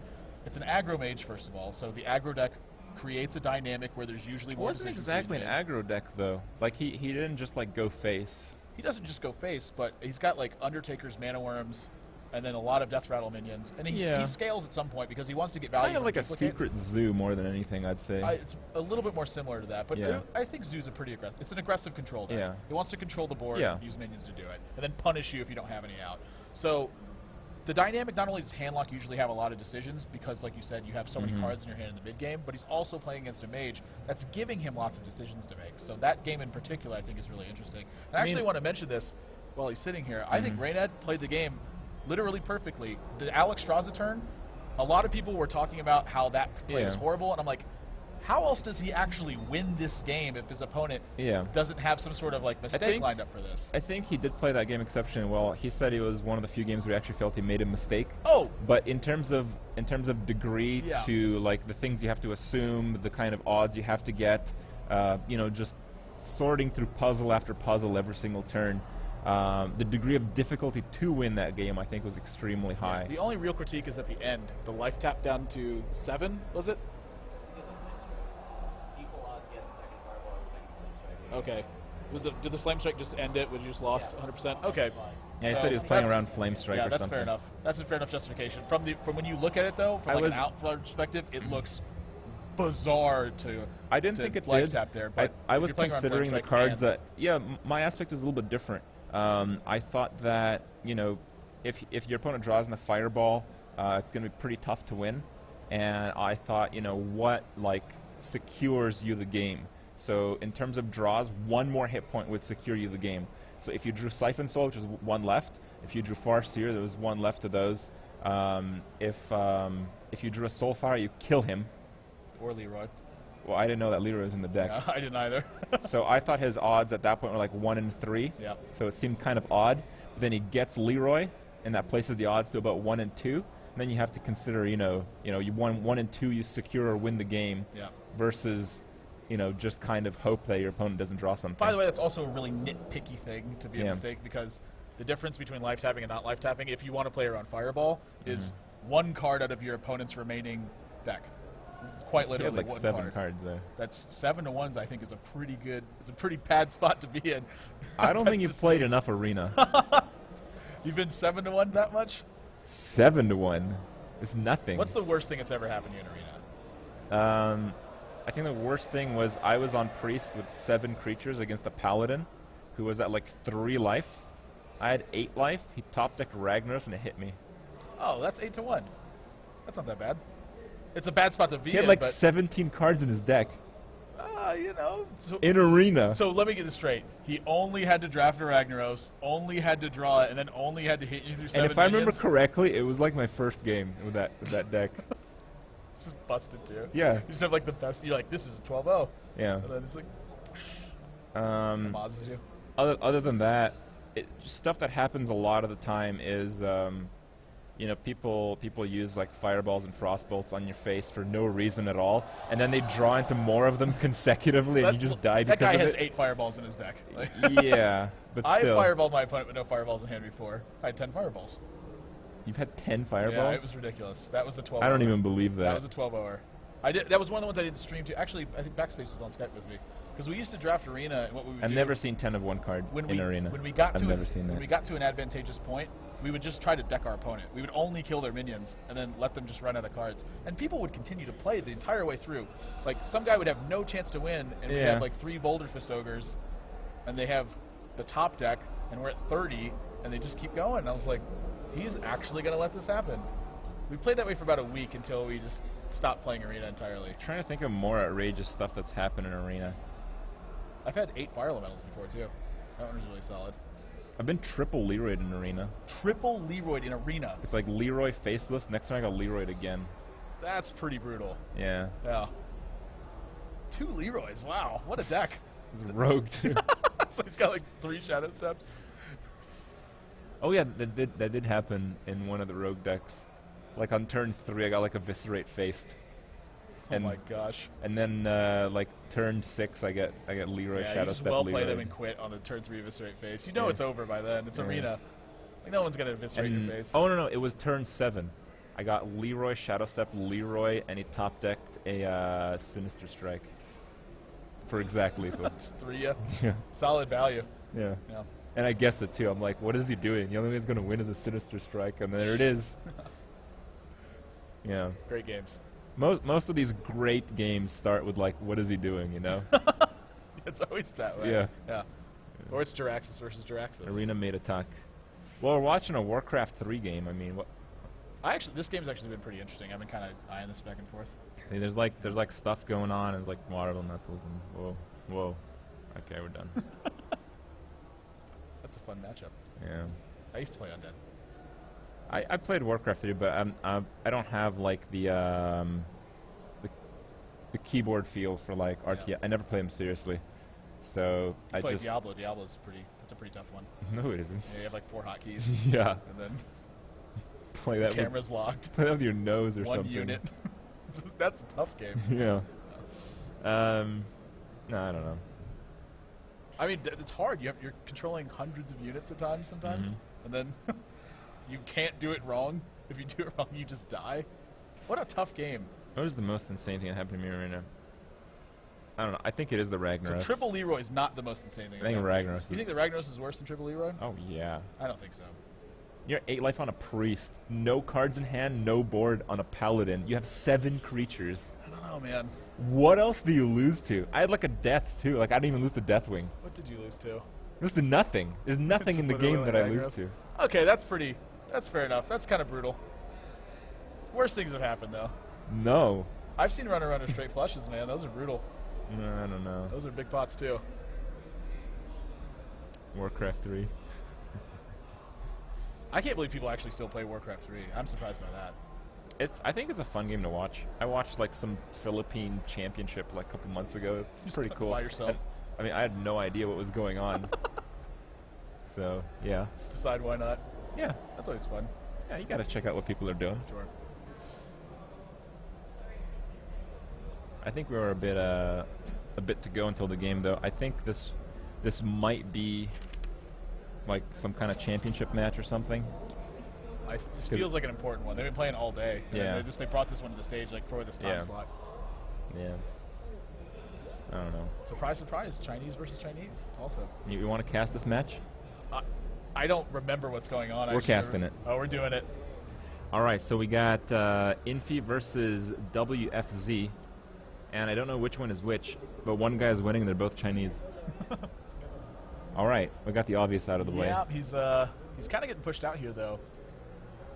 His Death Knight is kind of running away. You don't want to lose those area units. Those are expensive ones. Oh, it's down. Are they? What is that? It's some expensive flying unit. And I don't even know what that is. Should not be running his hero back in. That's only going to get harassed more. Yeah. Don't want to lose your heroes in this game. It's usually I don't even know what pretty that flying thing was. Is it a Harbinger? I don't know. That thing's getting really repaired. Looks like both of them are like rushing each other right now. Yeah. This is But this is a as base far trap as base scenario. defense, it's a lot harder to take an undead base with fewer units than it is for take a human one. Sure. So Backing himself into a corner. No! Oh! That's a brutal one. is You it? can't be losing those heroes. That is a major swing in this game now. Okay. Human I has a don't know. large advantage. There's absolutely no way Human doesn't have the advantage. Units coming in to reinforce this. More flying units being lost. Water elementals everywhere. I don't even know what they do. Do they free stuff? He's working on this railroad, though. I mean, Yeah. 1 HP at a time. It's being regenerated while being attacked. Doesn't the Lich thing have like a death and decay that kills all those little dudes? Like why doesn't he just do that? That's the is it the Lich or the Necromancer that does that? It's been a while. I think I it's don't the know. Necromancer. Is it? I think so. He's got Oh, like maybe he needed that one. He's got like the what's the aura called? Heartstopper aura. I don't know. Yeah, it's been a while. Yeah, that's the Frost Nova. So he's picking them off. Oh, I see. Yep. Okay. That tower's it's doing some work. All Oh, right. here comes the recall. Yeah, he's This push recalling is gonna back. get pushed out. This is gonna be at least another 45 minutes. You think so? I mean, this game's tend to last forever, and it's human versus undead. It can't not last a long time. All right. Yeah, I don't actually know the Stormbolt. undead units that well. Solid picks off that Nerubian. That's another Stormbolt, isn't it? I think that's like a regeneration flying creature thing for like the I undead. think that's what if I remember correctly, that's what they were. It's like a Is it really mana pathetic regen? damage unit. I think it's mana regen I too. think you get to pick. Yeah, I think it's like mana and you like transforms into Yeah. like a health or something. that's the flying one. It like I think breaks so. away from the stand. Yeah, I don't know. Creep farming. This is a big deal. What level's that Lich? I want to know that. Oh wow, he's getting harassed out of this camp too. Does the camp really matter at this point? I think they're pretty high level. This game's been going on for a while. Every bit counts. I think maybe that he's mage access to might the shop? actually die. Oh my gosh, Those flying things are pretty Yep. brutal right now. those are expensive ones. Again, you have to make that one and then upgrade it. Oh, I see. Yeah. That's probably why I've never seen it. Upgrades they feel like they're so I bad. hate undead, man. Those Frost ghouls are worms? so worthless. Yeah, Frostworms are pretty good if you could ever get to that point. Yeah, Tier but 3 like play. when you get to that point, that's all you make. You don't make like the little That's exciting, things. man. Nothing but Frostworms. Spam one unit Yeah, for the rest of the when game. I played the campaign on my stream a while ago, that was basically the strategy. You just Yeah. race for frostworms and you make like, 2 little packs of them. You get like 20 of them, They and attack then ground. and then nothing happens. Everything's Just frozen. freeze the Yeah. whole base and kill. Yeah, it's easy. Solid. There's a big push coming in here, though. I don't know if he's going to be able to hold this. What do you think of the tower placement? I mean, I haven't seen competitive Warcraft 3 enough to know if that's, Have you that's not? a good thing. Wow, I'm actually What's surprised by what's that. like the lightning thingy? What lightning thing? There's like a lightning thingy surrounded by the arrow thingies. I perhaps am a bit lost. Okay. Needs to take this gold mine, it looks like.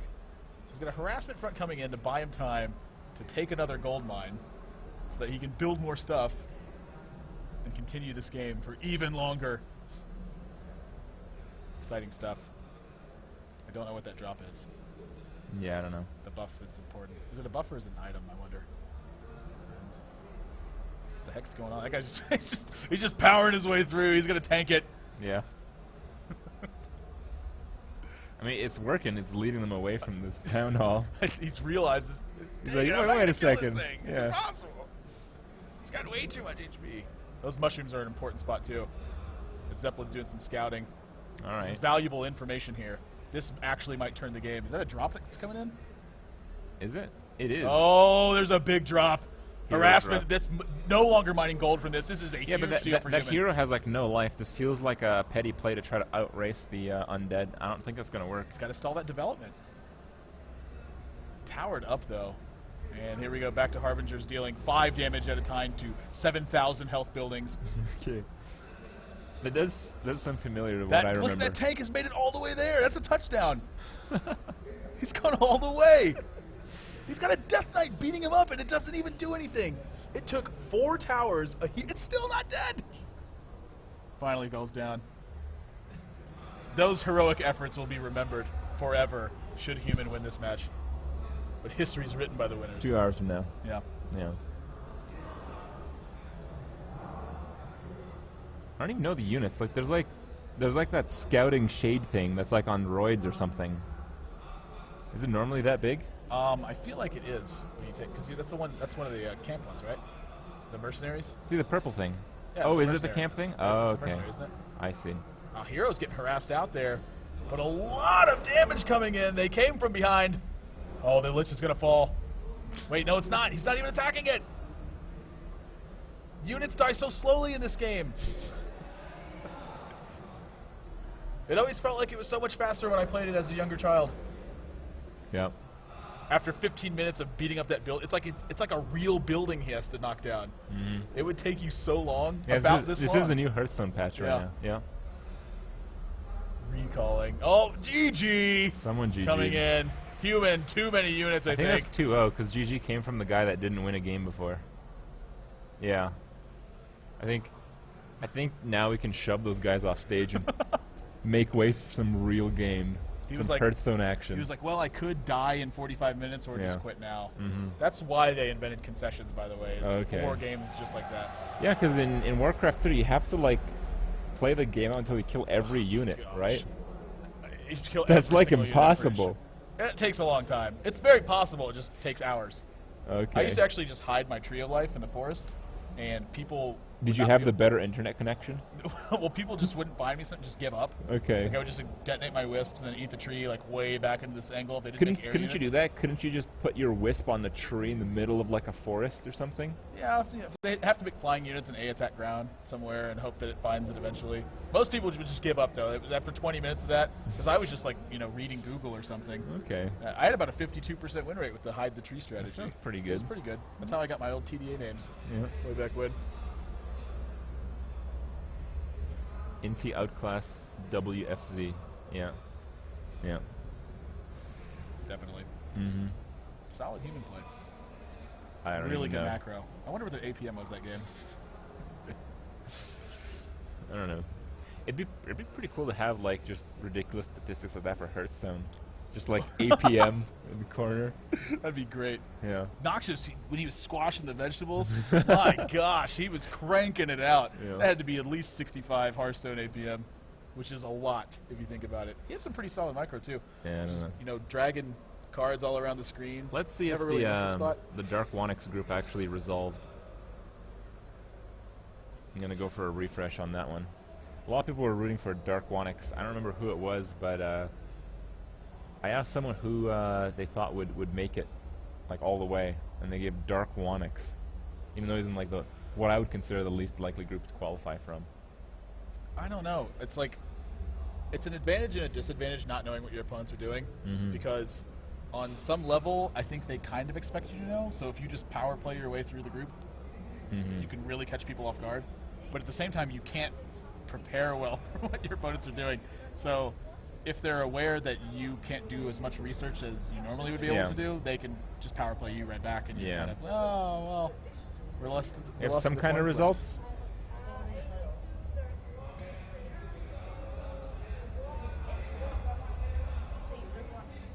Who else is in? Dark One X made it. He won 3-1 so far. Solid. He's been playing really well today. And Comm. Comm was the druid that we saw. Yeah, Comm's I think he actually played pretty well. Like, aside from some... Those druid games are so well, funny. Some, you know... It's like, oh, you're losing. It's like, oh, sorry, bro. It's like 26 damage. I had 29, I think, versus Hyped on my God. druid turn. Well, I mean, he went into the turn. I had a 7-5, a 5-8, a 2-4, a 2-3, and then Force Nature Savage. Yeah. It's a bit of damage. We saw some of that from the Shaman. Did you see the Shaman game that we casted? Double Bloodlust one? No. It was single Bloodlust, but it was like the opponent had like 20 health, but it was like Fire Elemental and like a 6-attack Drake because of Flame Totem, and like the Fire Elemental had 8 attack. Yeah. So it was like Bloodlust and 2 Wind Fury. 14 plus 9. It was like Oh my 50 gosh. something. It's over. Solid. Yeah. I wish he would have 27 armor, his opponent. Why do you think Shamans are so underestimated? I mean, they seem to do very well against the Hunter in that game. I think a lot of it came from sort of when Shaman just wasn't very good. I mean, people say Shaman isn't very good now. Right. I think it's like a what's the word I'm looking for? When something's like in the back of your head and you just accept it as true, even though it's not true, because it's been that way for so long. You think it's not true? I think Shaman's a great class.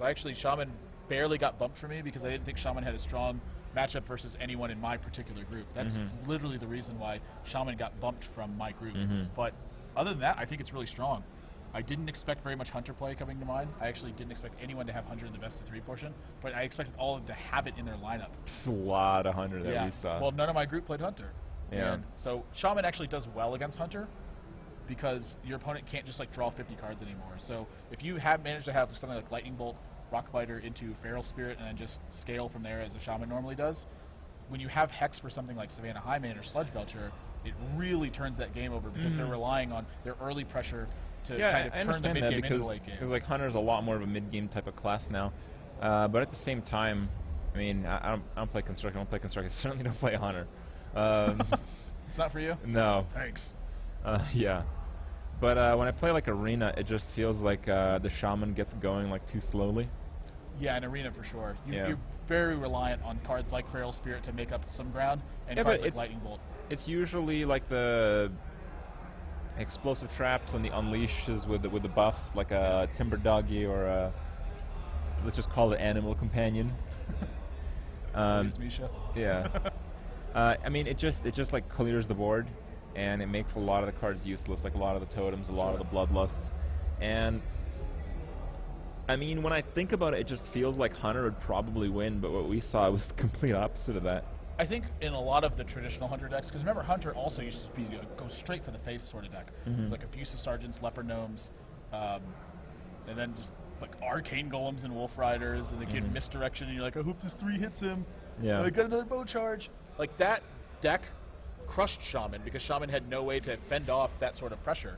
All of your pressure came in the first 3 turns, and then you just used what were effectively burn spells to finish off your opponent. And with your hero power, you drew an arcane shot every single turn with that, and Shaman didn't have a way to actually pressure through it. Yeah. So that matchup became so bad for Shaman that you just couldn't play it because Hunter was actually a force of the metagame.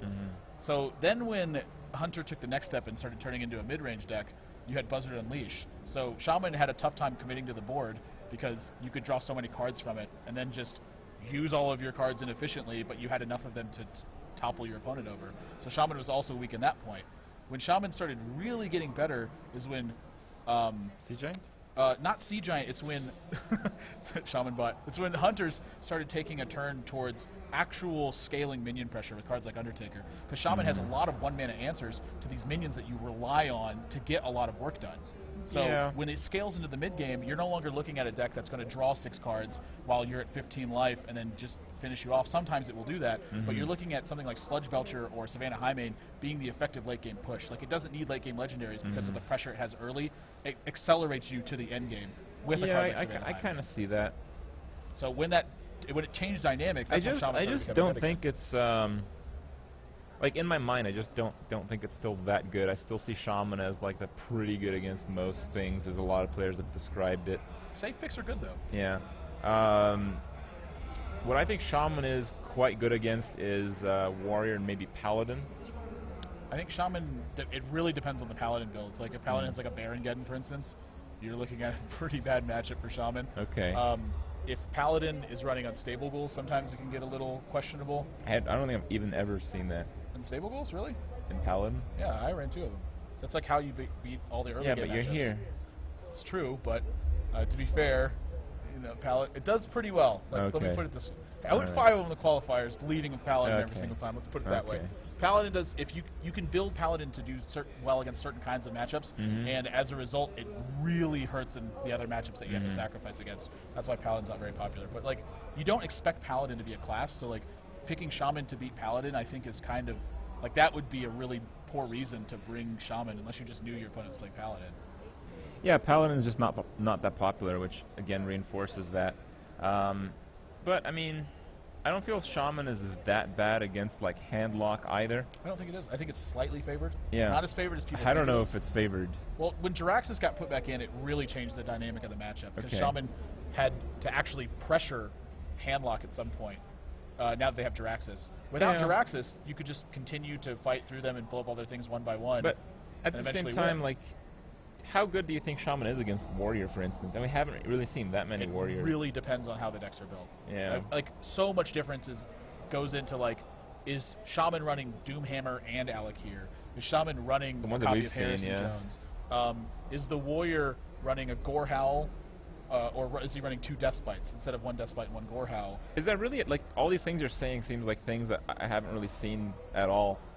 They don't come up very Like often. Gorehowl is being played in Magic Wind's Warrior deck, but he doesn't like replace anything. It's just 5 weapons. He just has 5 weapons. Yeah, I think that's and just a mistake. It's so many weapons. What do you usually replace for the Gorehowl? 1 Death Spite. You don't think Deathspite is worth keeping in, or is it just because a lot of the 1 health aggro is a bit gone? It's not that the 1 health aggro is a bit gone. It's that Warrior's already going to do pretty well against those matchups. Okay. And so Warrior starts to crush those matchups when it has 2 copies of Death Spite. So he's hedging his bets against that, and he wants something that's going to fight through mid-game pressure. So Gorehowl is going to help you fight through Sludge Belchers really well. Helps you fight through like stuff like, as weird as it is, Cairn when you really need it to. If you need something to start chopping down totems, Gorehowl does a pretty good job at that. Totems? I know it seems Oh, awful, poor but Gorehowl. you have to chew through them somehow. I mean, I guess that's 6.5 totems you can kill. That's a lot. Maybe for, 7 if the last one's that's a a lot for searing. 1 investment. Yeah. Yeah. You know, 'Cause wow. they're paying 2 mana every single time too. They rely on totems too. A lot of their cards like synergize with it. They'll have Defender of Argus, or they'll have Yeah. Flame Tongue Totem. They're using totems to actually do things, not just Yeah. like for RNG purposes. Like in some other matchups, rolling a Spell Power Totem for Lightning Storm is the purpose of the totem. But in something like Warrior, the purpose of it is to get enough totems out that a Flame Tongue Totem literally threatens something like a Ragnaros. What? That ends up being like, if you say you have 4 totems on the board and your opponent plays Ragnaros, you Yeah. can play Flame Tongue Totem, just run all the totems into the Ragnaros and kill it.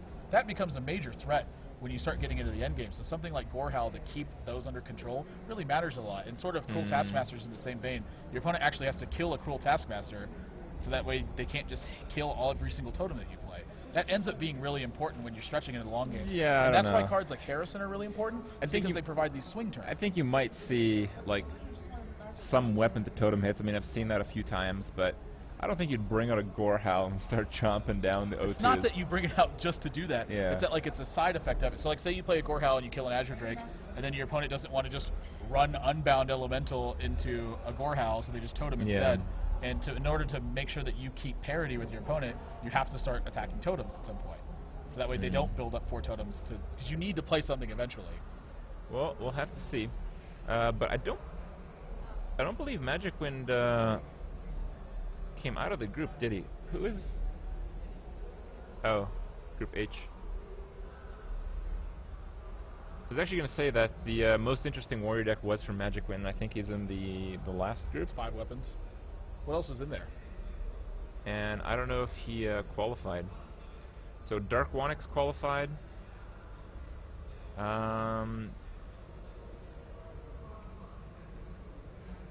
Who else?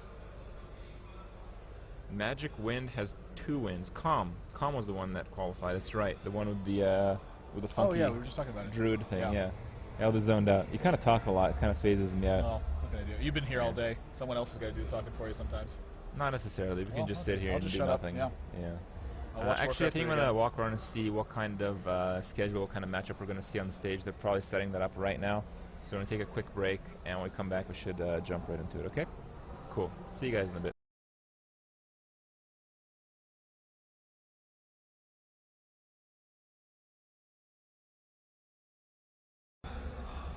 Alright guys, we're back. Replaced the talking dude with Rainad. Yeah. Oh, I don't know if I actually told you, but we're casting RDU play. Cool. Yeah. You want him to win? I want the better player to win. Okay. Those, Well, he's playing Comm. Did you see Comm play his druid earlier? I have not yet. I've heard about it. Okay. Well, it seemed like a pretty typical druid, but it was just fun seeing like nothing just formulate into a Savage Roar combo that killed the opponent. The usual, right? Oh, is that usual? Nothing formulated into a Savage Roar combo? Yeah. I mean, unlosable games being lost to 14 damage burst is the usual. Yeah. It's kind of the way the game goes. That sounds crazy, though. Like, the game must have been pretty good. I don't know exactly if that's what's being played. I just went up on stage and saw that RDU was sitting down. So they're, like, setting up right now? Yeah.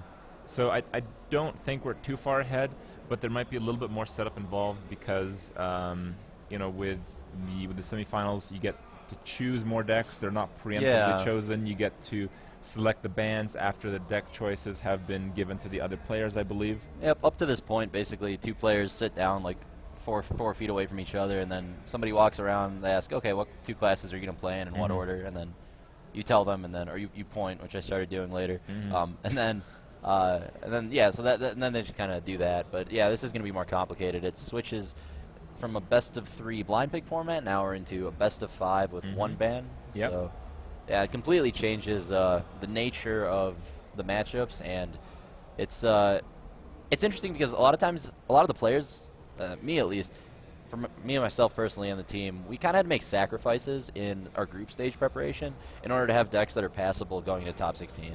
Because it's a lot of times the decks that you want to play against the people in your specific group are so different from the decks you want in a best-of-5 format with a ban. That's understandable. It's like two different tournaments, basically. But you can't change decks in between anymore. So.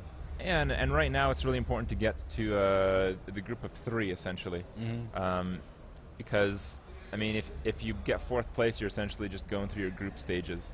So taking your chances through the group stages and doing well later on, I think, is a pretty good strategy. But right now for Tempo Storm, who do we have through? We have Tides, and we have Gara. Gara, and I believe Kit Kat's made it as well. So. Kit Kats did make it. Yep. So 3 out of the 5. Is there more? Well, it looked good for hype. Did you guys do any hotel recruiting or anything like that? Any hotel? Dark Wanix is looking for a team. He qualified. I don't know. We're good on players right now. Oh wow. Sorry. I've actually had a lot of people approach us recently. Like, yeah. Well, some of the players have been doing very well. Yeah, definitely. A lot of impressive performances. Yeah, Dark Wanix played pretty well from the match that I saw. He played against. I watched his game against the Chinese player with the Freeze Mage deck, the Ancient Mage. It was kind of cool. Got to talk to her afterwards a bit too. Her English is really good, actually. No, I guess that's something impressive around here. Yeah, that's most people in China surprisingly speak no English, even in things that you assume would require English. Yeah, like the airport. Like airports. Yeah. Hotel reception. Oh yeah. Yeah, that's a big one. That's a culture thing, you know. There's a reason there's a firewall like blocking off restaurants and restaurants. There's a reason they have like a firewall blocking off, you know, Twitter, Facebook, YouTube, all the Western, you know. Instead we have like, I don't know what they use in China for Chinese YouTube or. Oh, I do. Yeah. Well, it's a fun place. Yeah. Well, yeah, it makes sense though. Anyway, yeah. Bit of a language barrier. Most times you have a problem. You kind of tell someone about it, and then they try to find somebody who can kind of fix it for you or speak better English, and then that person finds someone. Yeah, eventually it gets solved, though. We managed in Beijing with like drawings pretty well. Like I could just. They would give me the receipt. I would draw a fork on the back, and I want this. Ah. Yeah. That's smart. I should have done that.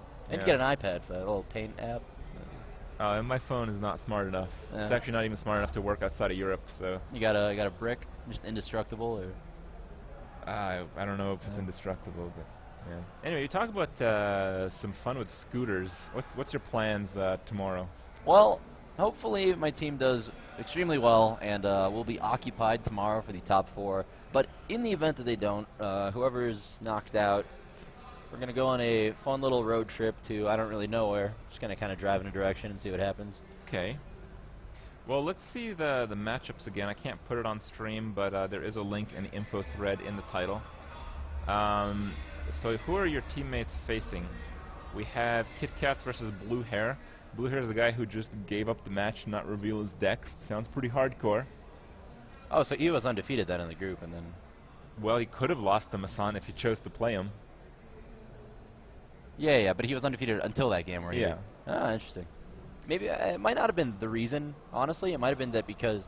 It might have been that he wanted somebody to advance over someone else. Like, if We you're were talking about that, but we don't think that was possible unless we had a vastly skewed understanding of how the games were sorted. So no matter whether he won or lost, the same people advanced? Yeah, I think so. Oh, okay. I think so, at least. You have Tides of Time who has to beat Dark Wanix. Okay. That should be interesting. Yeah, Tides' loss was to back-to-back Ragnaros coin flips, where the 50-50 outcome, the winner of the outcome won the game, and he lost twice in a row because it is the 8-mana animal companion. And yeah. And then we have Gera versus Nimsh. Gera versus Nimsh. That should be interesting. Depends on the Huffers, really. Yeah, Gar seems really prepared for this tournament. Like, he really wants to win. He wants it more than almost anyone here, and he seems prepared in a good state of mind. I'm excited to watch his games because... I'm happy he qualified for the 16. He gets to pay for his flight. Yeah, absolutely. Yeah, Gara ended up missing his original flight, actually, and had to pay for a new one out of pocket. Normally I'd cover those things, but that one was his fault. Okay. I'm not taking the $1,500 hit. You think for you that. should move closer to the airport? You think 5 minutes is too big of a journey? Yeah, something like that. I get it, man. I'm the worst with punctuality. I'm never anywhere on time. So Okay. I see where he's coming from. Like, I understand. But Yeah.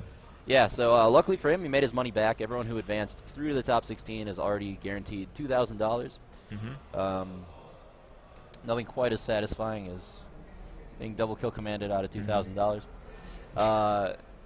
Anyway, so the payout though doesn't really scale up until top 3. Like top 3 get a lot. Yeah, a And lot. then 4th through 16th, all about 2,000.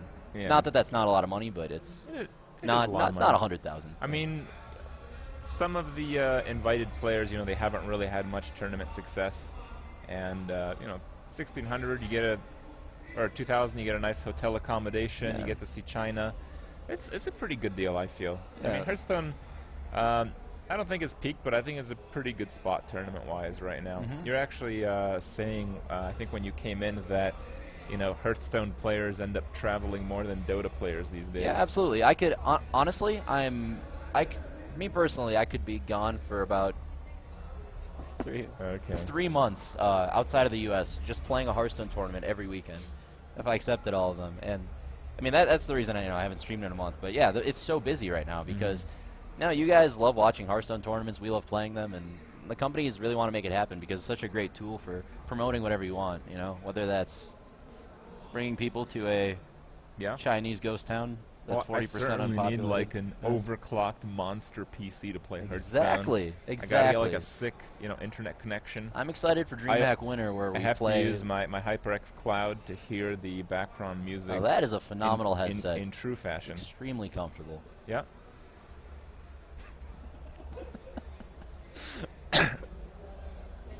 All right. Yeah, it's been a good run so far. But yeah, it's been a pretty busy month, and still a couple of great tournaments coming up. I know Hyped is flying back to. Hyped should be flying back to the NA qualifiers, and I think Tides will be playing them from here because Tides advanced to top 16. So it's going to be some great matches to watch in a few days for that, and then after I fly back from here to the U.S. and then after 4 days I fly to Sweden probably for the home store. No, the Via Game tournament. They're hosting a new one. I don't even know what that is. Yeah, well, it's a like $20,000 tournament. Via Game are the guys who hosted DreamHack Summer. Oh, okay. A really good production team. I think that's good. Their producer, I think, was also the guy who did the Europe BlizzCon qualifiers. Mhm. It's like really great production team. Mhm. That should be an exciting tournament. And then right after that, there's the Seat Story Cup in That happens pretty frequently, Germany. doesn't it? Maybe. I haven't heard of it for a few months now. I haven't All seen right. it. But yeah, it's gonna be a lot of tournaments coming up. And, yeah, Lord of the Arena around Christmas time probably. Lord of the Arena 3. Excited for that, Crip? Oh, am I invited? Of course you're invited. You're always Okay. invited. That's good. Yep. Need more bottle passes across screen. Yeah. Did you see that? That was impressive. It was. It looked coordinated. What have you thought about like spicing up the format a little bit? I mean, Yeah. the format's cool, but you got the innovation, and you don't want to like sit back and let it carry. You Yeah. got to innovate further, you know. Yeah, I get where you're coming from. I'm trying to think of like ways that you could add depth but not make it confusing for the viewers, because whenever I host a tournament, I really want to look at it from like the viewer perspective and what they want to watch rather than catering to the players, because nobody cares about my feelings, right? Like, so Oh, you have that's true. Yeah, exactly.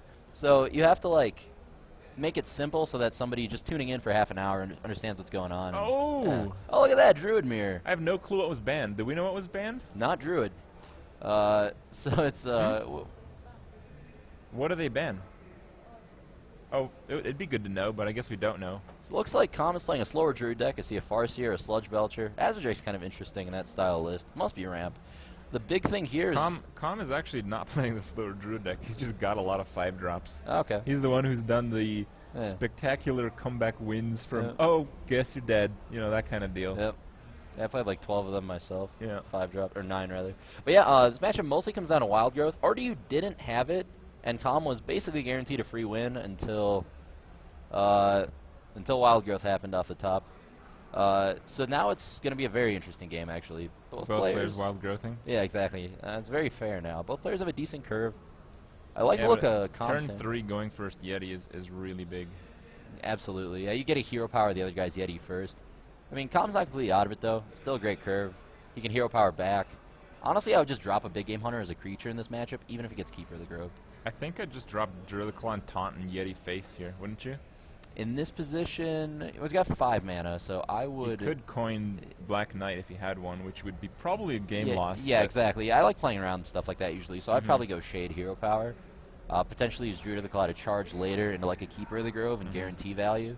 So yeah, he's going to make the play that auto loses to Black Knight, but luckily for him, Comm doesn't have it here. Black Knight's a card that's extremely common for a Druid Mirror opponent to have it because, oh, justice was served. Did he top deck Black Knight? He might have. Yes, he did. Perpetuating stereotypes of violence, stealing Druid of the Claw's bike, and he takes 4 damage on top of that. This game just completely swung. But yeah, because you'd keep Black Knight in the opening hand, it's like Right. super likely that the Druid Mirror will have the Black Knight on time. So Lothab and Go turns out to be all right. absolutely. All right, so More face. yep, killing the creatures is just too inefficient, and you've got the lead. So he's even got a double swipe hand. This looks extremely good for Comm. He seems very far ahead at this point. These turns have been played out very quickly as well. Yeah, I figured there'd be more thought behind them. honestly, Druid is the least difficult deck to play, I think, in my opinion, of any deck, because you just kind of your curve is so varied, so you just Oh, kind of God. use all your mana That every turn. swipe setup. Yeah, that's pretty. I mean, it's not like you can't not kill the 4/5, right? So it's just the risk you have to take because you're so far behind, and yeah, get swipe Reno'd. He doesn't have any piece of the combo. Like, you can't let those live. They both have Cenarius, and RDU gets the first one because they both wild growth. Yeah, this And is so if- aggressive. If the creatures end up staying in play, actually Cenarius might end up working at the way he sees the game, but that swipe's just going to crush it. This does give RDU a potential to draw an Innervate. Like, by making that attack to the face, it might scare Comm a bit and make him play super defensively. Potentially even just being worried about dying to swipe Savagery. directly on the Lothab there. You could hero power it to finish it off, and then Yeah, but you're you're... 12 Yeah? or 13 because I guess you gain 1. Yeah. Man up, Crip. I like that play. I think it's better than swiping the Keeper, because it just lets you keep your 4/5s alive, right? Like, this way he has to trade off the Shade to actually clear off one of them, whereas, otherwise if you, like, traded off a 4/5, you just have so much less pressure. Oh, Savage Roar was drawn, so... Yeah, I would have just slammed Ancient Lore on 7 and probably killed the Keeper of the Grove, but I might also be dead if I did that, so I didn't exactly do the Savage Roar math. Players are playing pretty fast. It's tough to... Do you heal here?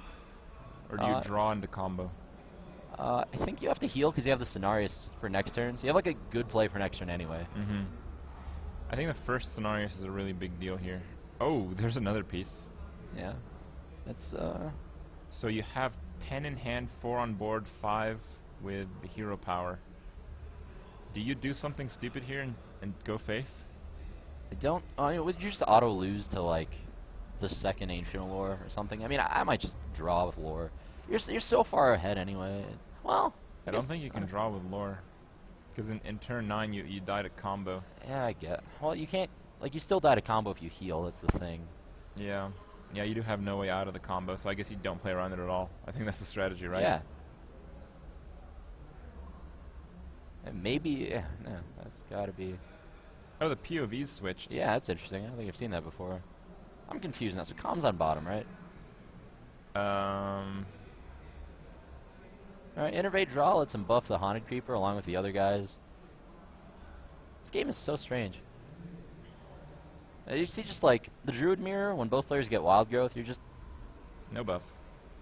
You're just kind of trading haymakers. Just every play is so powerful. Alright, so 14 life.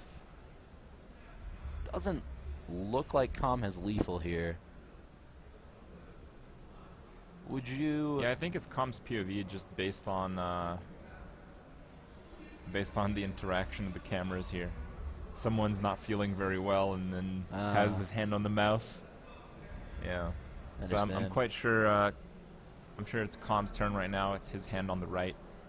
So what about Swipe, Wrath, Hero Power? Start by Wrath to draw on like a Trent, right? Swipe maybe the 5/8 or face. And then either go face with Lore or trade. Like, you can kill everything but Cenarius and draw a card. It's super defensive, but Artio's down to 1 card. It's pretty safe, I think. I didn't really consider this play. This is a different way of doing it. I don't like this as much as Wrath Swipe because, first of all, you don't draw. Second of all, you lose your Force of Nature combo piece, which is an auto win. So, this is just like... very safe, though, and you have Swipe for the next creature played. This is just like strictly worse, right? Wouldn't you rather have the Force of Nature? I don't know. Maybe. I mean, now you Cenarius. You lose too much at this point? To me, it feels like just giving up a card. Like, he could have drawn with Wrath the other way, but yeah. I don't know. Okay, so Cenarius, probably the best play here. Easily. Yeah. Looking really good for Comm again. Yeah, clearing that board just was definitely the right play because RDU just doesn't really have much to work with left. At this point, he's just going to desperately try to, cheese the game out with Force combo. I think I would kill 1 and swipe face on hero power. I think I would not play Keeper and swipe face and hero. Well, no, you'd die before. If you hold Keeper, you can use it to get through a taunt, but you're probably not going to have enough turns to like silence and then combo the turn after that. So, yeah, I guess you have to play it out. You think just swipe face? Yeah. Okay. He's trading to save a bit of life. I don't really know if that changes what kills him, but I guess it's a fine play. He could just hero power RDU's there. drawing pretty slim right now, but he's not out of it. Yeah, well... I mean, okay, so swipe Reno. Does he get... Do you actually swipe here? I think I would heal. If you heal, you're still dead to the combo. That's the thing. Are you? Oh, because he has the extra 1/1, right? Yeah. Well, okay, you'd be at 16, 17, 16. Yeah, you die. Yeah, the you extra still one. die. All right, so this is the better play because you come out with a better board. Exactly. Oh, here it is. 1 turn and skill. And it is. Yep. Yep. You did say the better player would win. I guess that's I said true, I wanted right? the better player to win. Oh, Yeah. okay. That's crazy that he That is recovered actually from pretty that crazy. Black Knight. Yeah. Well, that's how you win tournaments. Yep. Well, RDU proves to be Extremely skilled. extremely skilled. Okay. No variance in this game at all. It was a huge draw. It was a moderately sized draw. Huge draw. Yeah. Oh. A huge draw? A huge draw? 6 capital U's. Oh, okay. 6 capital U's. All right. All right. Well, we've been informed that that was a bit lucky for RDU. Was it? I couldn't tell. Yeah. Yeah. 2 outs. Well, at best 2 outs, because he's got probably 2, but he could have 1. He could have 1. A lot of people are only playing 1 copy of the combo now. Yeah. So, yeah, interesting games. Really swingy, you know. That, I mean, honestly, I don't think the Force of Nature draw was nearly as lucky as the Wild Growth draw. Because on turn 2, RDU had 2 outs to stay in the game. If he didn't have that Wild Growth to match his opponent's Wild Growth, there's 0 chance he would have won that game. But he did draw it, which was his 2 outer that turn, which was great, and then that made the matchup very even. I feel like if you go second in Wild Growth, it's not like a game ender. If you go first in Wild Growth, it is a game ender. Yeah, it really depends on like what curve you have to follow it up. And RDU did go first, so... Yeah, he walked into the Black Knight, which like put Comm really far ahead all of a sudden, but then... Yeah.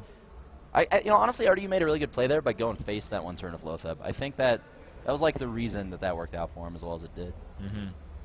This is so hard for Shaman to win when the Druid gets Wild Growth. And when the Druid doesn't get Wild Growth, it's so hard for the Druid to win. So, yeah, Wild Growth, again. I don't know if I'd keep the Shade. I wouldn't really fault him either way. It kind of guarantees that you have a turn 4 play, but you could get a little greedy, look for a Yeti. It does kill a Feral Spirit token, and then, you know, maybe eats a spell. I like the Shade. I mean, whoa! Is he keeping both Wild Growths? I've seen him keep crazier stuff. I don't know, man. Let's see. Swipe Arena. Okay. So RDU at this point just wants to draw, like, beef. 5 drops, 6 drops. There you go. Spectral Knight looks great. Solid mulligan from Comm. I think he chose to put back a Rockbiter, which is... interesting, but it makes some sense. Yeah, I mean, the Rockbite doesn't kill anything by itself. You want to combo it later with a Wind Fury. Yeah, pretty much the only early creature in Druid these days is Haunted Creeper sometimes. To, you know, give you plays on those turns where you don't draw Wild Growth. Alright, so Innervate. Interesting draw. He's got a lot of mana acceleration, but doesn't actually have great cards. Exactly. If RDU draws a lore, he's like very far ahead. If he doesn't draw a lore, there's a very real possibility he just kind of runs out of stuff to play. I mean, Comm's just building. Oh, there you go. That's about the worst card you can draw, I think. Oh, it's close to it, yeah. What would be worse? Wild Growth? Angry Chicken, Millhouse. I don't know, man. Out of the cards in his deck. I wouldn't be surprised. So Comm is building up totems here, which is going to make it very possible for him to finish off that Spectral Knight with Flame Tongue. That was an 8-mana turn. Yeah, it's not bad. I like that play, honestly. Every like. You get immediate value out of your Innervates, because every turn you choose not to play your creature, you're basically forfeiting a 4 damage attack. It's like you're giving up on a Mortal Strike by waiting, so... you're actually maximizing value by using both Innervates this turn. Well, what can be done here? Nothing. Don't you just have to Feral Spirit? Feral Spirit and maybe Suicide the Creeper, so you get more targets for your totems next turn. That is a good play, except for the potential for Swipe. But RDU only has 1 card. I would not play around Swipe if I were Comm. Yeah. I would also get wrecked like Comm is about to get wrecked. But yeah, it's if he doesn't make this attack, the board is actually in a pretty good spot for him. Let's see if he opts to play around the card. This is like a situation where I think it's mathematically correct to attack, even though the result is worse than not attacking. His play is correct, it's just you can't really be results-oriented about this. RD is pretty happy. Turns out the 1 card that his opponent was fearing is the 1 card that he had left in his hand. Yeah. RDU is just playing Haunted Creeper. It's likely just card for card. Palento's list do you kill that? from the Europe BlizzCon qualifiers. Oh man, that's disgusting. He killed it. Yeah, I guess. I mean, he has. Those Flame Tongues are useless. Yeah, it's a good play. You definitely have to kill it there. All he has is a Haunted Creeper, right? Like, going face there. Why didn't he Earth Shock the Shade? That's an Earth Shock. Yeah. Yeah. That was bad. Yes, sir. Okay. Just checking. Alright, well, this all of a sudden looks horrible for the Shaman player. Nearly unwinnable. This is where the overload mechanic is so punishing. Like, RDU had the swipe last turn, and Comm just basically couldn't do anything on his turn but Earthshock. Oh, I don't think that works. Now he can Earthshock. Doesn't work how you think it works, sir. Yeah, it'll silence it and then get it to 1 life. Then a 4-2 becomes like 2-1. Yeah. It's kind of like a reverse Shatter Some Cleric in 1 card. That's pretty Something like good. that, yeah. Oh, he's even going to use a Hex here. Jeez. You might have to, honestly. You're just not going to have 3 mana available later. You know, with that Earthshock, you can Azure Drake Earthshock in the same turn, but that Hex is going to take pretty much a full turn, given the context of the rest of his hand. If I'm already here, I don't know if I'd play the Keeper. I probably would, I just think because... just 2 damage. Yeah, there's just not very many targets. It's also got 4 Butt, which is good. Survives Lightning Storm, Fire Elemental. This game's over. Yeah. I mean, when Shaman falls behind, it's just over. It's just... That Earthshock was so big. Like, the Yeah. misplay there. I mean, yeah, it's an Earthshock, but it's an Earthshock that doesn't work the next turn. If he Earthshocked that turn, he actually could have developed Azure Drake Yeah. on turn 5. And then RDU would have had to either attack that or he'd have an Azure Drake. One of the 2 things would have Yeah. happened. And at that point, Comm would have been very in it, I think. But yeah, Wild Growth openings, like I said, just so difficult for Shaman to come back from. Oh, there it is. That's what he was saving it for. Yeah, got See? him. Earthshock, the Haunted Creeper with spell damage. Is this a good draw? I can't tell, Crib. Looks pretty good. I mean, you get to draw more from it. Yeah. I think that's pretty much the best card in his deck. You might just, like, Savage or push Unless for damage. 10, 13. Oh, okay, actually, the best draw in his deck was Swipe. No, Swipe was 1 short, too.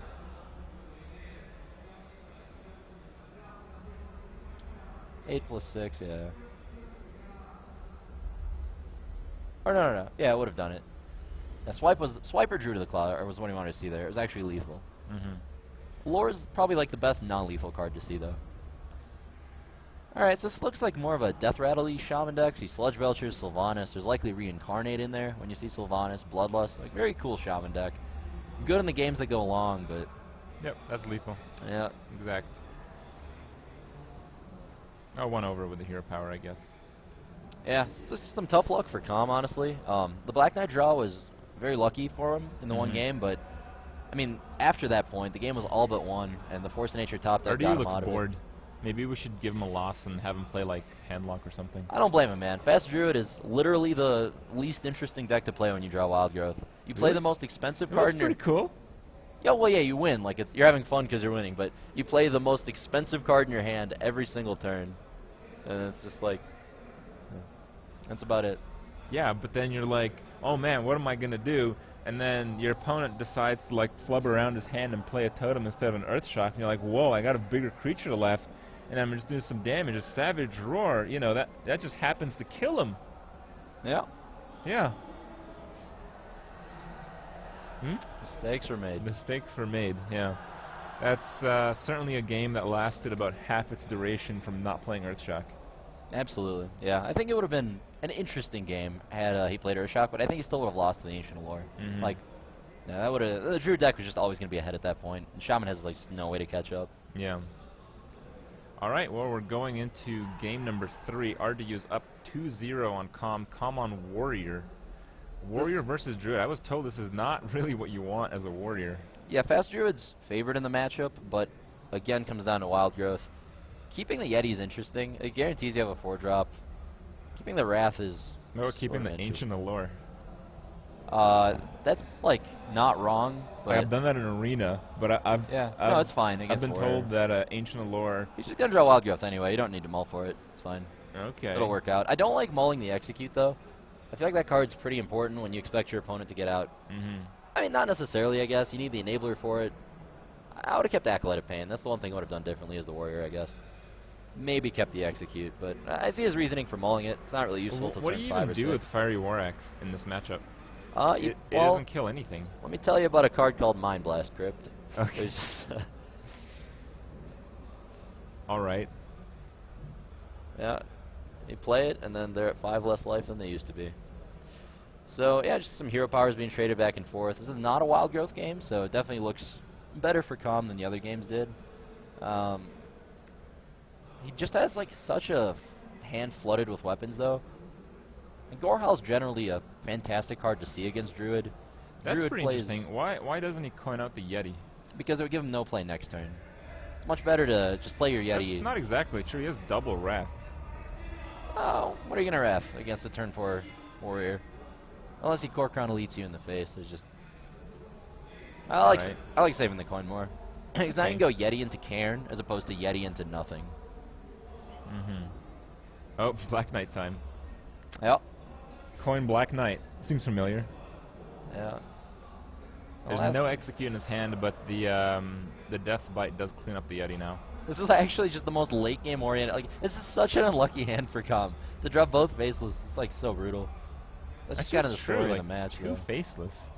That's not bad. I don't think we've seen that yet in the tournament. Not in a while, no. That's actually like the patented Tempo Storm card. We used to always play 2 of it in every class. Not so much anymore, though. It kind of fell out of favor when Hunter started getting more popular. But yeah, this is like... It doesn't look great for Comm. I mean, just given the nature of his hand, it's exactly what he doesn't want to see. Like, he wants to have some nice early game with like an Armor Smith into an Acolyte, and then develop a Cairn or a Sylvanas on 6. But his hand just is so reactive, and it's not even reactive cards that he can play all at once. He's already taking just way too much damage. Well, now the facelesses are pretty good. Yeah, I don't know if I like not shield slamming. That seemed like a mistake to me, because you're just never going to have armor again. Yeah, he could draw a shield block later, but then... He drew an execute. That's pretty good. Yeah, that's actually great. Kill the front half of Cairn. I mean, yeah, even the second half of Cairn isn't too big of a deal. You got the Cruel Taskmaster to finish that off. Oof. RDU's hand is just so stocked, though. Yeah, I'd definitely just develop lore here, go face. Complicated deck, Druid. So, I honestly like Ramp has a lot of play to it, but yeah, this I played a very similar list. Oh, there's Brawl. Yeah, that's interesting. I mean, what do you think about facelessing Cairn? And you think Gorhal? Honestly, faceless Cairn is probably correct. Like, you faceless Cairn this turn, right? You run Cairn into Ancient Allure, and you Taskmaster to finish that off. That's probably the best play. Gorhal's like really aggressive, but I feel like faceless on Cairn accomplishes the same thing. You can buff Cairn with the Cruel Task and then faceless it. It died a Wrath, but he hasn't seen Wrath, has he? Yeah, I've already used hand as 50 cards. I think you want to play around that card. Okay. I don't like Gorhal as much, because faceless on Cairn kind of gives you like 4 damage output every turn anyway. I feel this game is over just because he doesn't have enough life to do anything. Like, what do you do with Gorhal at this point? Hit 6 for face? Yeah. I don't like Gorhal at all. It's honestly, I think it's a good card right now, but it's just not... His early game was so awkward that he was already behind on board by the time he could play it. Like, Gorhal's a card you want to play when it locks your opponent out of the game. I feel like RD's just going to take this 3-0 2 turns from now. Yeah. 1 turn from now. I mean, True to the Claw with charge here would be, like, what, 8 plus, like, 14 damage. He's, like, 1 off lethal right now. Yeah. So it's... I mean, yeah, this game does not look great for... That's a good Haunted Creeper play instead of developing a more expensive minion and Shaded Extramus. Like, it guarantees you have dudes if he brawls. Makes it much more likely you have lethal. What do you do here? Do you kill the Haunted Creeper and then brawl and then Gorhal the remainder? I guess. I mean, it's really the only play. I mean, I want to say you just start armoring now. There it is, the 1-1. Gorhal time. Kill that thing. No, maybe Taskmaster Hero Kill Power. Kill it. It develops a 2-2. It's good. Now here the right play is Gorhal face. Nope. Oh, there's more cards. Yeah. Oh, he's not dead, surprisingly. So. I feel like you just draw here. Because what's he gonna kill the Ancient Allure with? Yeah, I'm with you on that. Maybe just Spectral Knight Shade. I mean, or he can draw with the Wraths, deal with the board that way. He still draws 2 cards. And the 2 cards on the board would be dealing with his Ancient Allure. That's a good point. Yeah, that's a fine play. Get some value out of those. Like, you just want to draw cards to get closer to that Force of Nature. Well, it's gonna be 3 plus 4 apiece. I really like this play. It's definitely his best chance to win. What this does is it lets him set up potential lethal with the faceless next turn. Oh my god. Does RDU not have... Okay, hold up. 4, 11, 12. He's 1... No. He's got to be lethal. Druid will Cloud Charge, Savage Roar, right? I think so. 7 plus 6? 6 plus 5 plus 2. Yeah, he just has lethal. Yeah, he just kills him. Just wins. I've seen him miss it before. Okay. Oh, he's going to do it with Keeper of the Grove. Doesn't really matter. Yeah, I guess. Okay. Well, yeah, 2 games of Wild Growth and that Force of Nature top deck. Just like, honestly, everything really seemed to go RDU's way. And sometimes it's... I was like, what? Oh, I won? Oh, he doesn't have any decks left? Yeah. All right. Yeah. He definitely didn't play badly. It's just like... that's how it goes. That's how you have to win tournaments, you know? You have to be lucky and good, so... Well, I wouldn't be surprised if RDU is actually the first player in the top 8. But today we're going to top 4, and hopefully time allows for that. He is in top 8 now, right? That's how... Yes. Okay, cool. So there's top 16, and it's not like... It's no more brackets, no more groups or anything like that. You just win one game, you move up in half the field. Yeah, I'm interested in what they banned. RDU had to have banned Warlock. We didn't see Warlock in either one. He had to have banned Warlock. They both banned Warlock, because it's the only way he would open on Druid. Yeah. Is Druid that bad against Handlock? Yes. Even, like, yeah, that version, yes. Because there's no room for Big Game Hunter, and you would need 2 of them to make the matchup passable. Okay. Well, that's pretty interesting. I mean, I don't mind seeing Druid matchups, and I don't mind seeing Handlock matches. Yeah. And you can't ban both of them, so this looks pretty good. I'm excited for the rest I of expect the most tournament. players to ban Warlock. It's just general consensus in this tournament is that Handlock is the best deck. And, yeah. When you get to the ban stage of the form, the games get more interactive, I feel like, when bans are involved. All right, well, I'm sure we'll have to wait for some more players to finish matches. I'm gonna go check with them. We're gonna take a little bit of a break. When we come back, we got someone else on the seat. Anything else you wanna say? No, I'm Go good. Scooters. What is that? Go Scooters. Go Scooters. Yeah, tomorrow's Scooter Day. All right. Well, hopefully you don't get permanently scarred from your activities. Yeah. It's okay, man. This the format of this tournament has already permanently scarred me for life. All right. We'll see you guys in a bit. All right, guys, we're back. It just took me a little bit to go over the gaming area. I got to talk to RDU for a second. I got to talk to a few of the guys. Basically, every other matchup is still going on. Oh, yeah, of course. I mean, that was really fast. Most people are 1 game in. Yeah, that was really, really fast. I mean, every game was 9 turns in, right? 10 turns in, something like that. 10, I think, in really, really fast. some cases. Yep. Which is a little bit surprising because, as we talked about, a lot of the players who qualified with like Zoo and aggro. Yeah. It's funny how nobody really rang Druid in the group stages. At least not what I saw. So yeah, I mean, I actually expected Strife Crew to bring Druid, but he didn't. Which is kind of weird because he's kind of known for being the Druid king. Right?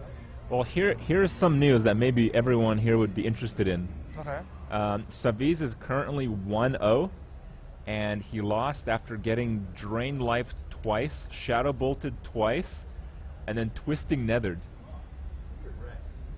Wrecked. Wow. Yeah. Damn. Twisting Nether's a good card, though. I don't know why, how he won. Yeah, Twisting Nether is pretty good. It's really good. Yeah. I mean, how else do you deal with 4 Kel'Thuzad? It's Of course. Yeah, assassinate every single creature on the board. Yeah. Assassinate 5 creatures, that's 25 mana. Yeah. You play that in Arena? You play Twisting Nether in Arena? I mean, yeah, because, like, you can get, like, Hungry Crab and Doomsayer and Twisting Nether. And then, yeah, you get Twisting Nether. Okay. And as it so happens, sometimes in Arena, you do. right after you get Flame Strike, it's a pretty good card. Yeah, it is. It is actually, it's Infinite Flame Strike. Yeah. I picked the Hungry Crab. Oh, God. I think I've done that, too. Okay. Because if you play like Zulak, Hungry Crab's sometimes more useful. Well, there's a lot of, like, 2-1s, right? 2-1 chargers. I mean, in Bluegill's Arena. pretty good, just that it runs into stuff. Yeah. And outside of that, people don't really pick Murlocs in Arena. Okay. Yeah. It's a bit unfortunate. Yeah. I mean, if you see, like, Grimscale Oracle, you know you already won the game. Wow. Wow, really? Yeah. That confident? It's the worst card in the game. Yeah, but what if they draft a Murloc deck? Sometimes Come on. it happens. Sometimes it happens. Yeah. All right. I mean, Forsen drafted a Miracle Rogue deck. Did you see that? I've done that. Yeah, it went 2-3 though. Oh, I've done really well with Miracle Rogues. Okay. I mean, it's because Rogue, most of the class cards are spells. Yep. If you get an early auctioneer, you just pick all the spells, and sometimes you get lucky to get a second auctioneer. Okay. So yeah, Yeah, it makes works sense. out alright. Okay. You just have to get an early one and commit. You just have to YOLO it, basically. YOLO. Yeah, Okay. YOLO. Okay. Like Shadow Steps and that garbage. Like Garbage. yeah, Shadow Step Sinister in, Strikes is good now too. Shadow Step in Arena is not good. Oh, really? Yeah. It's full heal. I mean, Panda is good. the bouncing Panda. Yeah, thing but is Panda, good. you get a body. Yeah. Shadow Step, you get 2 free mana. It's like a reverse innervate. Without the Panda. Wait, innervate's not good, right?